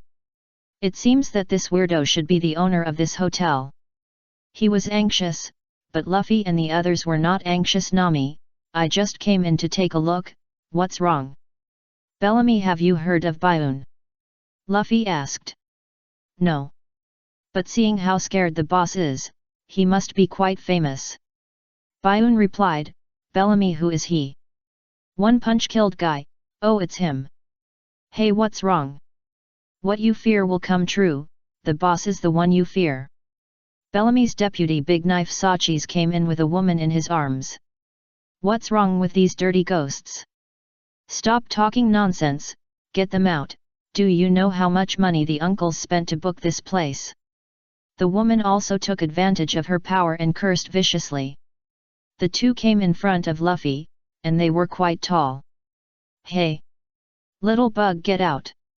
Luffy was silent for a second, turned around and asked Nami. Can I punch this guy away? Chapter 195. But I don't like eating cherries. Can I punch this guy away? Exploring the Magic Valley town on Gaia Island, Luffy, Bai Yun, Zoro, and Nami came to the backyard of a hotel. They met Sachis, the big sword of the hyena pirates who had booked the place. Facing his arrogant look, Luffy's first thought was to beat him up. Bai Yun agreed. He was just an insignificant little guy anyway. It didn't matter whether they fought or not. Whether they fought or not, Bellamy would come to them in the end. It would be better to fight now to have less trouble, although it was not a big trouble. But who told them to promise Nami not to make trouble? However, waiting for others to come up and then fighting is called self-defense. Not making trouble. Sachis laughed instead of getting angry when he heard what Luffy said. Hey, you little brat are really interesting. You actually said you wanted to beat me up. It was like laughing at a guy who was overestimating his own abilities and having wild fantasies. Bai Yun was about to laugh too, who was overestimating his own abilities. You look so poor, are you desperate? I'll give you some rewards, use them to buy some clothes. Sachis threw out some paper Baileys and coin Baileys to humiliate Luffy and the others. Zoro and Nami's faces instantly sank. Only Baiun and Luffy were normal. When they were young, when they went from the uncertain terminal to the border town, many people did this, and they were happy to do so, but even if they picked up the things, they would not bend down to pick them up, and Luffy's fruit was more useful. "Ah, can I take it?" Luffy asked with a smile. Nami pulled him away directly. "Let's go, it's really annoying." Zoro and Bai Yun followed. And from behind came the laughter of solace. "Ha ha ha, don't you want it or you don't dare to take it, ha ha ha." But Bai Yun and Zoro were not angry. Just like before Sachis laughed at their overestimation, they also thought that this guy was just a jumping clown. Bai Yun knew how strong he was before Zoro fought. He looked down on anyone unless he was famous on the sea. As for Sachis, who is he? After a long search, Luffy and his friends finally arrived at their destination. The bar in Mogu Town is a town where pirates circulate. The bar is naturally popular, and Bai Yun naturally saw the person he wanted to see. This Mogu Town was built by pirates with money. Because pirates spend money like water. Although fighting and killing are commonplace, they rarely hurt civilians. After all, if you have money but no one to serve you, wouldn't it be a bummer? Bai Yun and his friends sat at the bar, and the owner of the tavern introduced Mogu Town to them. Among the four of them, only Nami listened carefully. Luffy's mind was on eating. Zoro's mind was on drinking. Bai Yun's mind was on the toothless man next to Luffy. "But I still don't like this town." Nami sighed and replied. "Ha ha ha, thinking like that means you are a normal person. But normal people are rare animals in this town. It will take 4 days for the record pointer to be full. So don't cause trouble before then, and you can leave safely. I'm afraid that if we don't cause trouble for others, others will cause trouble for us. I think this trouble is bound to happen," Bai Yun suddenly said. The tavern owner was silent. Nami sighed. 4 days, I can't stay for 2 days. Suddenly she remembered to ask about the information about Sky Island, so she shouted, who knew that 2 voices sounded at the same time as her. "I said uncle. Hey uncle. Hey old man." Warm reminder, although Blackbeard looks old, he is only 40 years old, and now he is 38. "Well, what's wrong?" the boss asked while wiping the wine glass. Luffy and Blackbeard said at the same time. "Luffy, this cherry pie is so bad." "Blackbeard, this cherry pie is so good." The 2 men looked at each other with gloomy faces, and picked up the wine glasses to drink the wine. "Luffy, why is this wine so delicious?" "Blackbeard, why is this wine so bad?" Bai Yun watched silently, thinking that he was worthy of being his nemesis, and his likes and dislikes were completely opposite. Tapping the bar counter, Bai Yun seemed to be thinking about something. "I'm not a chef, anything is fine." The boss continued to wipe the wine glass and replied indifferently. Luffy and Blackbeard looked at each other, and a lightning confrontation began. "Is your tongue broken? Is your brain broken? Bai Yun, you are a chef, you also ate that cherry pie, tell me." Luffy handed the microphone to Bai Yun's mouth. Bai Yun's hand holding the pie suddenly stopped. "I think it's okay." Blackbeard, ha ha ha, you see. This little brother is still tasteful. Bai Yun, but I don't like cherries. Blackbeard. Eating cherry pie and not liking cherries well, in the Ganges. Chapter 196 Something is wrong, very wrong. The current progress of the Sky Island intelligence exploration in Mogu Town is 0. Bai Yun has completed half of what he wanted to do. But I don't like cherries. Bai Yun ate cherry pie but said he didn't like cherries. Even Blackbeard Teach was choked and glared at him and Luffy. Both of you have tongue problems. Luffy ignored him and said to the boss. Uncle, pack me 50 pieces of meat. Uncle, pack me 51 pieces of cherry pie. The dispute begins. Ah, then I want 52 pieces of meat. Unlucky, then I'll change it to 53 pieces of cherry pie. No, change the meat to 54 pieces. Change it to 55 pieces of pie. 60 pieces of meat. 70 pieces of pie. 80 pieces of meat. 90. Luffy and Blackbeard were not giving in to each other, and the boss was the happiest, smiling and saying okay, okay, okay. But when it came to the breaking point, the two of them rolled up their sleeves. Asshole, do you want to fight? Luffy stood on the chair and confronted Blackbeard. When the two of them slammed the table, Nami also stood up. Luffy, you promised me and we don't have that much money to buy meat, we are not here to shop. The smile disappeared instantly. Boss, why are you saying this so coldly? The two calmed down a little, and Blackbeard asked. Are you a pirate? Yes. Luffy answered concisely. Bounty. 30 million. You are worth 30 million. You are lying without thinking. I am not lying, what I said is true.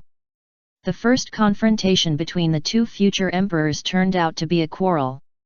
Stop arguing. Nami and Zoro couldn't help shouting. As for Bai Yun, he was still eating. He really didn't like pie, it was too sweet. Fighting is not allowed in my store, big guy. Your food is ready, 50 yuan cherry pie, take it and go. The boss came out from the back kitchen and handed a bag of cherry pie to Blackbeard. He will have something to brag about in the future, calling one of the four emperors a big guy in person. Blackbeard also listened to the advice, or rather, he felt that there was no need to do it with his character, but if he knew that Luffy was worth 100 million now, it would not be certain. Is the pirate wearing a straw hat here? Alternating between going out and coming in. Blackbeard left. Bellamy came. It's cheap. But it's in Bayun's feeling. And the others. It's Bellamy. Are you the Luffy wearing a straw hat whose head is worth 30 million? And the long-haired Bayun who looks younger than a woman and is worth 25 million? This broken hair is quite long. Bellamy crossed his arms and looked at the backs of Luffy and Bayun. His words were simply dancing on Bai Yun's black line. If Bai Yun hadn't promised Nami for one thing and didn't want to show his strength in front of Blackbeard for two things, he would have collapsed long ago. Bai Yun wanted to kill Blackbeard more than anyone else. Zoro raised his eyebrows. He always felt that Bai Yun was weird. Today people who said this to him in the past would probably be lying on the ground wailing now. Why was he still drinking soup leisurely today? Something was wrong, very wrong. What? Luffy turned around, put his elbows on the bar, leaned back and looked at Bellamy and asked. Zoro's wine glass was still at his mouth. You are not here for good. Luffy. And Nami heard the name Bellamy. Isn't it the group of people who booked the hotel just now? Bella, isn't it the guys who booked the hotel? People in the tavern started to mutter instantly, mainly because they were surprised by the bounty of Luffy and Bai Yun. Bellamy went directly to the position where Blackbeard was just now. Luffy looked at his height and couldn't help complaining. Why do I only meet some tall guys today? I want a glass of the most expensive wine. See what this kid likes, and give him a glass too. Bellamy said. Okay, knowing that something was going to happen, the boss was still very calm. Maybe he was used to it. Look, it's that time. Nami whispered. Later, Sachis and others also entered the tavern. Soon, the boss served 2 glasses of wine, and Luffy picked up the glass with a smile. What, he is a good man. Then he raised his head and drank it all. Bellamy took advantage of this time to hold his head down and smash it on the bar. With a bang, a gap was instantly smashed on the bar. Zoro pulled out his knife and placed it under Bellamy's neck. And Bioon, before Luffy's head fell, he and the chair under his feet rotated a few times and came to Nami's side, continuing to enjoy his dessert. Bioon said that this was considered good if Shanks or Ace came, they would laugh at Luffy. However, Bellamy should not think of walking out of the tavern in one piece. "What do you want to do, little bastard?" Bellamy stared at Zoro and asked. Zoro's face was gloomy. "I should be the one asking you." "Wait a minute, Zoro, we haven't found out anything useful yet," Nami said hurriedly. "Stop talking nonsense, I'm just accepting the provocation," Zoro interrupted her directly. Bellamy took a few steps back, and Luffy also stood up at this time and wiped the stuff off his face. "Very good, you have guts." To other spectators, this was a preview of the fight. "Did you hear that that kid wants to fight Bellamy?" "Ha ha ha, fight, fight." Bellamy also laughed. "Ha ha ha. This is not a fight, but a test. Let me see how strong you are, kid." At this moment, Nami suddenly shouted, "Wait, Luffy!" Then she turned around and asked the tavern owner, "Uncle, we want to go to Sky Island, do you know any clues?" As soon as she said this, she was met with laughter. "Ha ha ha ha! Sky Island, spare me some time, ha ha ha ha! Ha ha ha! What's so funny, the record pointer is indeed pointing to the sky, look!" Nami replied angrily. But she was still ridiculed. "Ha ha ha, that proves that your record pointer is broken, ha ha ha!" Nami was so angry that her face turned red, ashamed and angry. Chapter 197 People's Dreams. Since entering the Magic Valley town, it seems that a fight is about to break out. Nami finally asked the tavern owner about the clues of Sky Island. But she didn't expect that the words would be met with laughter. "Hey, hey, hey! I can't stand it, where did you bumpkins come from? Do you believe in that old-fashioned legend there are islands in the sky? The mysteries of the ever-changing ocean currents on the Grand Line have been solved one by one of which is the Sky Current. Those ships that fell from the sky are just those unlucky ones who were washed into the sky by the Sky Current and fell from the sky. In the past, those ignorant navigators saw ships falling from the sky and invented sky islands." "What do you mean? Maybe there is another world above the sky, ha ha ha. There are reasons behind all the strange phenomena. The reason for the so-called dream has now been revealed. It's really disappointing. I wanted to test you and let you become a crew member of the new era. But I didn't expect you to only. He is a delusional idiot. Listen carefully, the era of pirates dreaming of treasure hunting is over." "Baki, say it again. What is the Golden City, Emerald City, and the Great Secret Treasure One Piece?" Bellamy said this. And Bioon stopped eating for a while. Now he and Luffy seemed to have changed. And Bioon stopped because he was concerned about the Emerald City mentioned by Bellamy. It seems that he has heard it for the first time and has never seen it before. "Well, I have to learn more about it." While he was thinking, Bellamy was still talking nonsense. There are always some idiots who are dazzled by the treasure dream and turn a blind eye to the immediate interests. They obviously have the strength to dominate the ocean. But they died for the illusory fantasy. Those people will be said to be those guys have lived in dreams from beginning to end, so happy. Ha ha ha ha ha! Isn't this the biggest mockery of a dog without a home? I feel sick and want to vomit when I see those daydreaming guys. Bellamy said, picked up the bottle and hit Luffy hard. But daydreaming?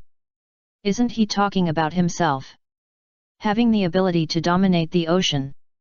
If this is not a daydream, what is it? Luffy, Nami shouted anxiously. And Zoro chose to remain silent. Bioon chose to eat, and only if he chose to eat, he would not draw his gun now. Luffy lay on the ground with his words. Others passed. There was a hissing sound, and Luffy was so vulnerable. "It's because of people like you that we, the real pirates, are held back. Bellamy cursed. Seeing this, the others echoed and threw things at them. Bellamy is right. Get out of here. Get out of this town. Luffy sat up, and Nami, who didn't let them fight, wanted them to fight even more. Luffy, Zoro, if we don't fight now, when will we fight? Beat them to pieces. But Luffy said, Zoro, this fight must not be fought. Because there is no reason to fight. Bellamy laughed at their dreams. Kin fighting proved the real existence of Sky Island. Only people with guilty consciences would get angry at this time. You said no, then I will show you that I am truly strong. Winning the fight proves that I am stronger than you.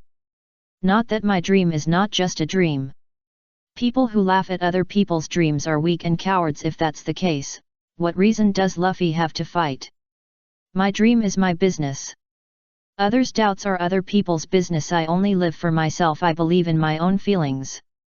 At least, Bai Yun, who sat and did not fight back while Luffy and the others were beaten, thought so, and suppressed himself without drawing his gun.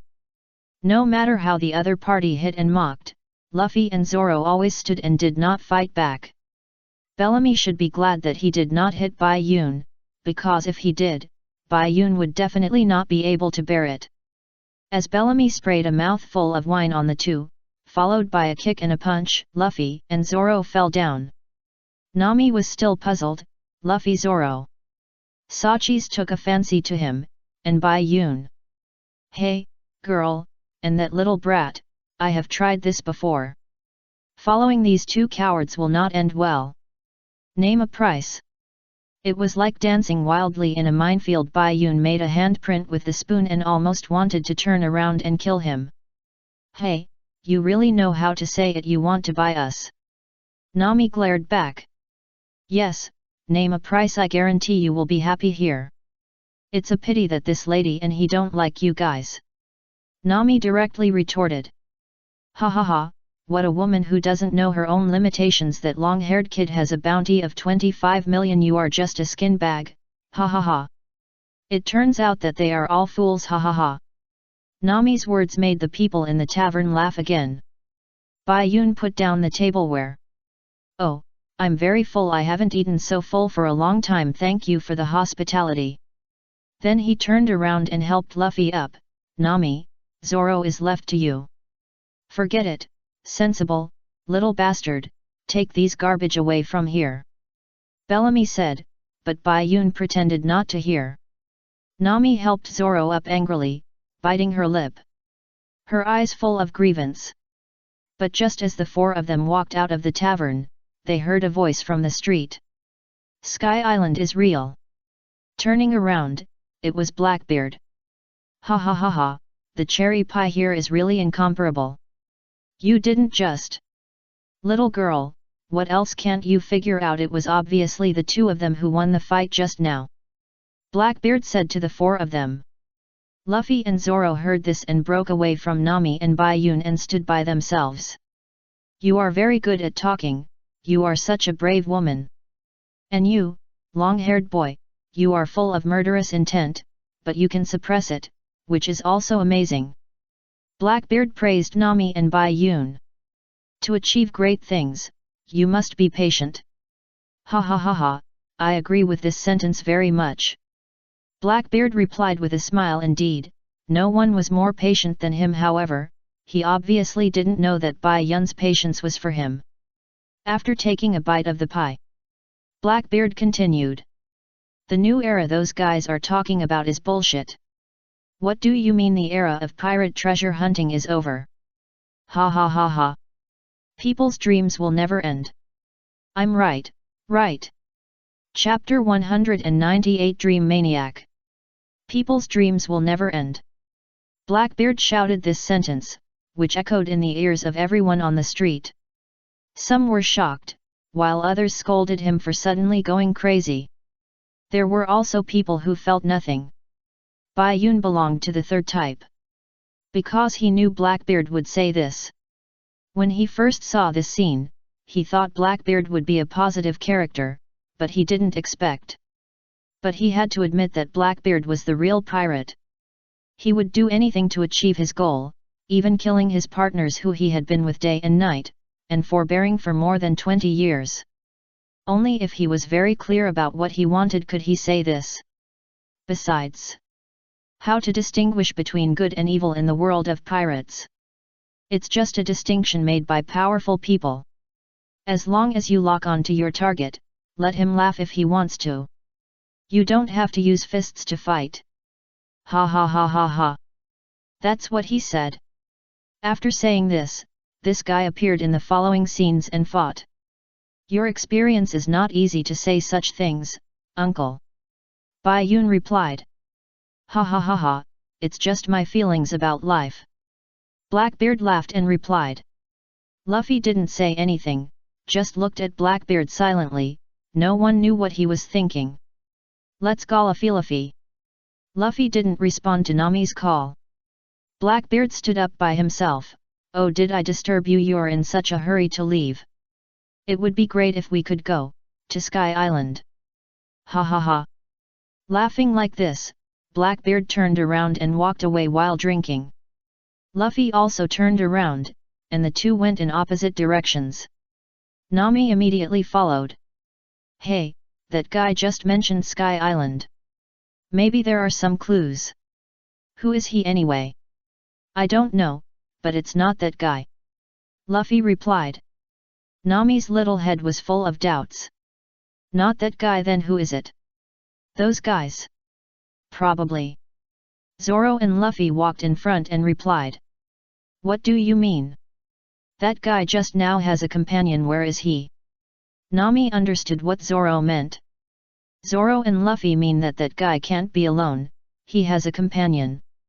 Bai Yun explained. What do you mean by having a companion? Nami was still confused. Bai Yun smiled back. It means that there are people who are willing to follow him. Compared to Bellamy in the tavern, it would be scary enough if that guy just now was an opponent. Let's go, Luffy and the others are leaving. But you guys go first, I have something to find out, don't worry about me. Bai Yun patted Nami on the back, signaling him to follow Luffy and the others. What? Bai Yun had disappeared in a flash when Nami reacted. Really? What are these bastards doing? Wait for me, Luffy. Zoro. Luffy. Luffy Zoro. The four returned to the port, and Usopp on the ship saw the injuries on Luffy and Zoro and shouted in surprise. Usopp, what's wrong? You are injured like this, what happened? And Bai Yun. Sanji, Miss Nami, are you okay? Chopper, doctor. Usopp slapped Chopper on the back of his head. You are, come and get treated quickly. Did you encounter any big monsters? And Bai Yun? Usopp asked. No, it's a pirate, it's okay now. Where is Bai Yun? Bai Yun is gone. What are you arguing about? Nami punched Luffy. Bai Yun said he went to ask something. What else is over? I'm still angry, I'm so angry. What a man should beat the provocative guy far away, no, this annoying town should be crushed to the ground with all the people. Nami raised her hands and shouted angrily. This is different from what I said at the beginning. Zoro complained. Before it was before, now is now, if you keep talking, I'll kick you to death. Zoro proved again that you should not provoke a woman who is angry, now is the stage where she is right. Why is someone who is unscathed so angry? Usopp was puzzled. How should I know? Luffy didn't understand why Nami was angry either. By the way, have you found any clues about Sky Island? Finally, after tying the bandage on Luffy's arm, Chopper asked, and stepped on Nami's black line. As soon as he opened his mouth he was frightened by Nami's black face. After Nami explained, when she mentioned Sky Island, the people in the tavern burst into laughter. Now I feel ashamed when I think about it. At this time, Robin and Bai Yun just came back. Bai Yun also brought a few ice creams. Why are you so noisy? Ice cream. Luffy and Chopper immediately became starry-eyed. Everyone has it, take it yourself. Ms. Nami, Don't be angry.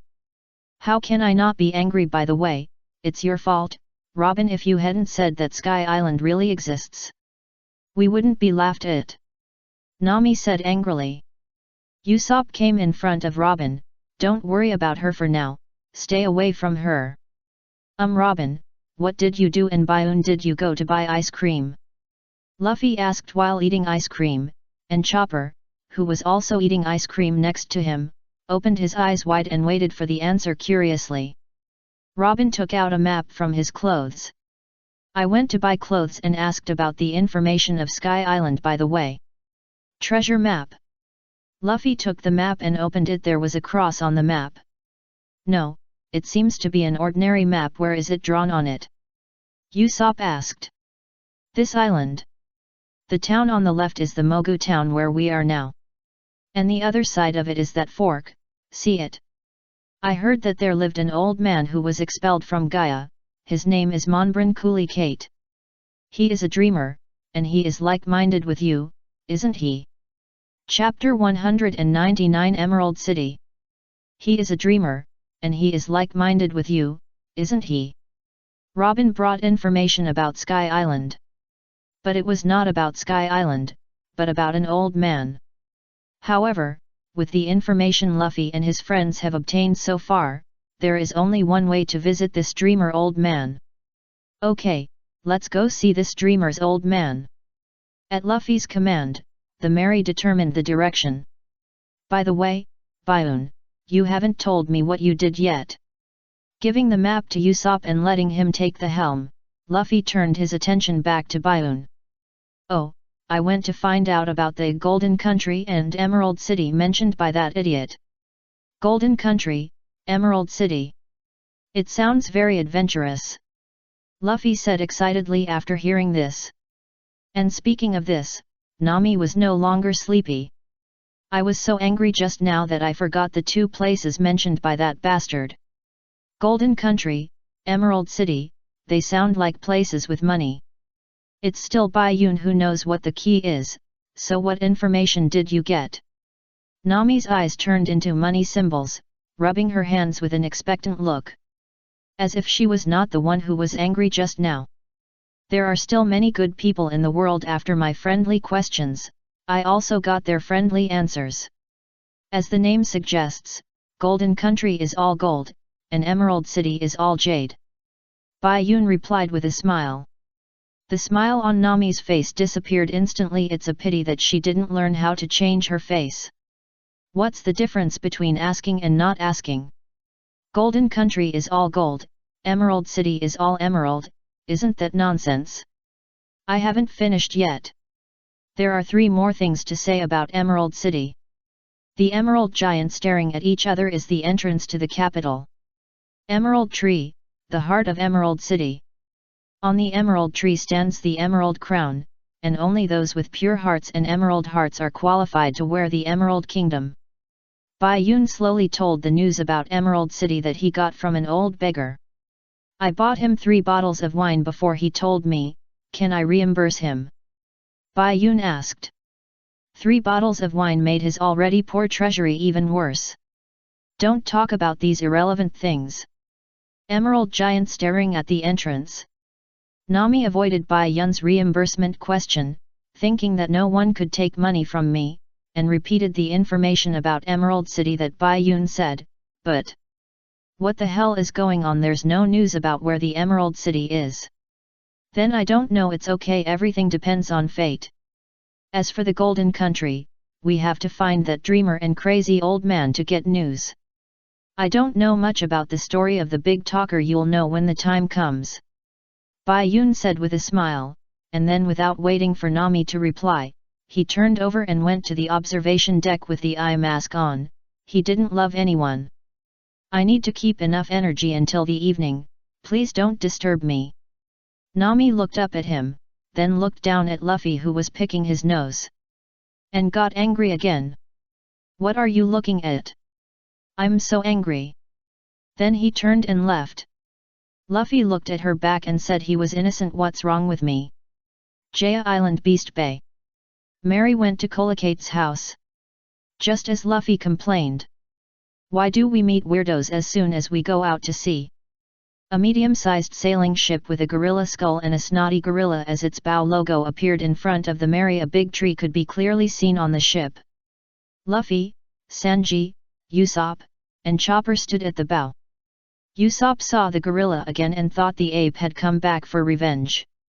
It doesn't look like that ape guy, Usopp, Sanji said. Anyway, we saw that the ape was from this island. We saw him back, Usopp and Chopper said quickly. Luffy acted indifferent. Really, then I don't recommend hitting him again. Just then, a voice came from the opposite ship. Oh, brothers over there, what are you mumbling about? Hey, I thought it was from some other road. It scared me. The chief of the gorilla pirate group, the ape's brother, the gorilla, appeared. Neither of the two brothers is normal, in appearance or personality, but overall, they are two clear-headed, stupid, and stubborn good guys. You look like an orangutan. Hey, what are you? What kind of thing? Luffy asked, purely out of curiosity, without any offense, although his words were full of offense. Are you an idiot? Of course I'm a human, the gorilla replied. It seems that he is not as proud of looking like a gorilla as the ape. Oh, horrible, you are too bold. How dare you disrespect the director? The gorilla's brothers shouted angrily. Their diving detection outfit, how to say, is similar to the sperm monster in One Punch Man. Forget it. It seems that you are pirates, right? I think you also know that Crocodile, one of the 7 warlords of the sea, has fallen. The gorilla suddenly mentioned Crocodile. Luffy and his friends on the opposite side not only knew it, but it was Crocodile that they pulled down. Crocodile now said that seeing Bai Yun's smile is still disgusting in terms of strength. I should replace his position. This position makes me tremble with fear. Hey, you want to join the 7 warlords?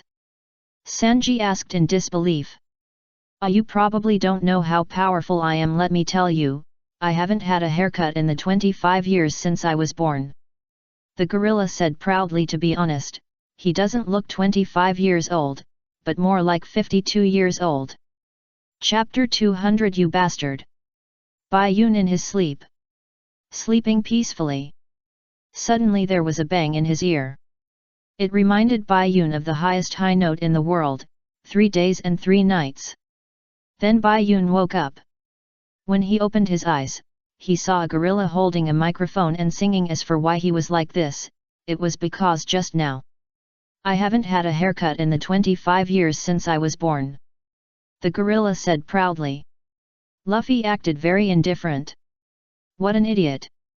Wow, you scared me. The gorilla sighed without any soul. If others were not surprised by his hair, he would be surprised. Assholes, you dare to be so presumptuous to the director.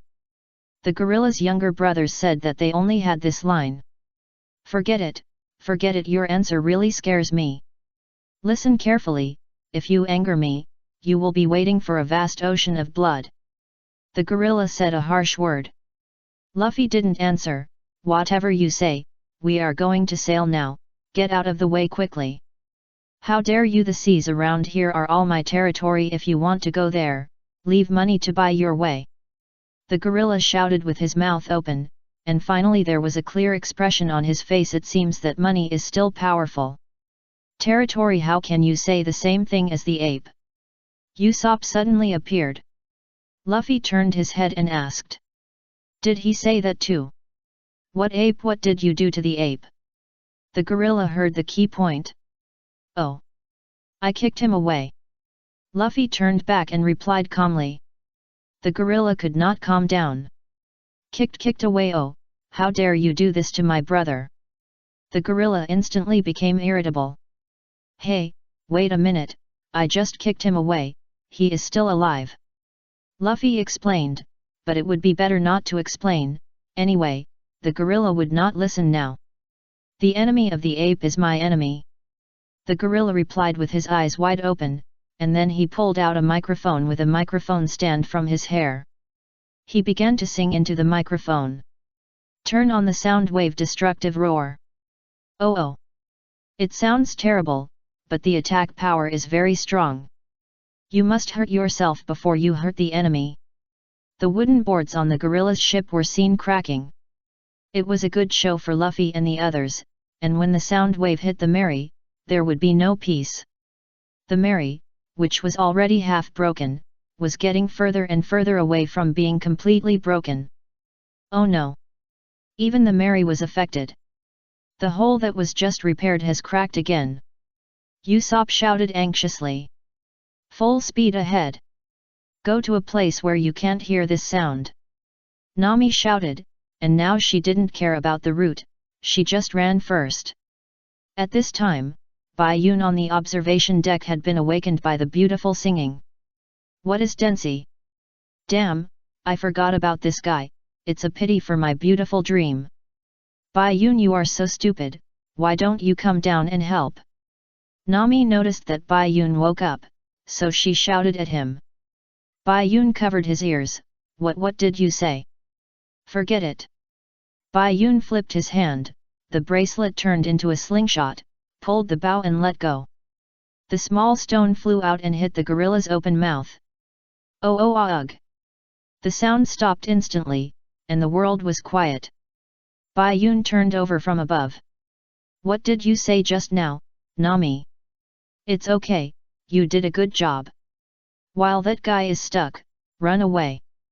Nami patted Bai Yun's shoulder with satisfaction. And then shouted to Usopp on the second floor. Luffy agreed. It's so infuriating, that damn gorilla, because of what he did, there are more places on the ship that need to be repaired. After getting rid of the gorilla, the Mary sailed to a calm place. Everyone began to repair the Mary. Usopp scolded the gorilla while repairing it. I don't know when this ship has become so broken, it's time to change it, Zoro said. Usopp jumped up immediately, don't say such heartless words. Zoro also has feelings, but he only thinks about practical aspects. Bai Yun helped Zoro explain. Yes, Bai Yun is right, don't complain, Usopp. Golden Mary is our partner who has shared will and woe. We all have feelings for it and will not abandon it. Luffy took over the end of Bai Yun's words. Usopp was moved by these words. Luffy, you. Before Usopp could finish being moved, Luffy struck with a hammer, and the cracked side of the Mary became even wider. Usopp saw this and changed the subject. You bastard!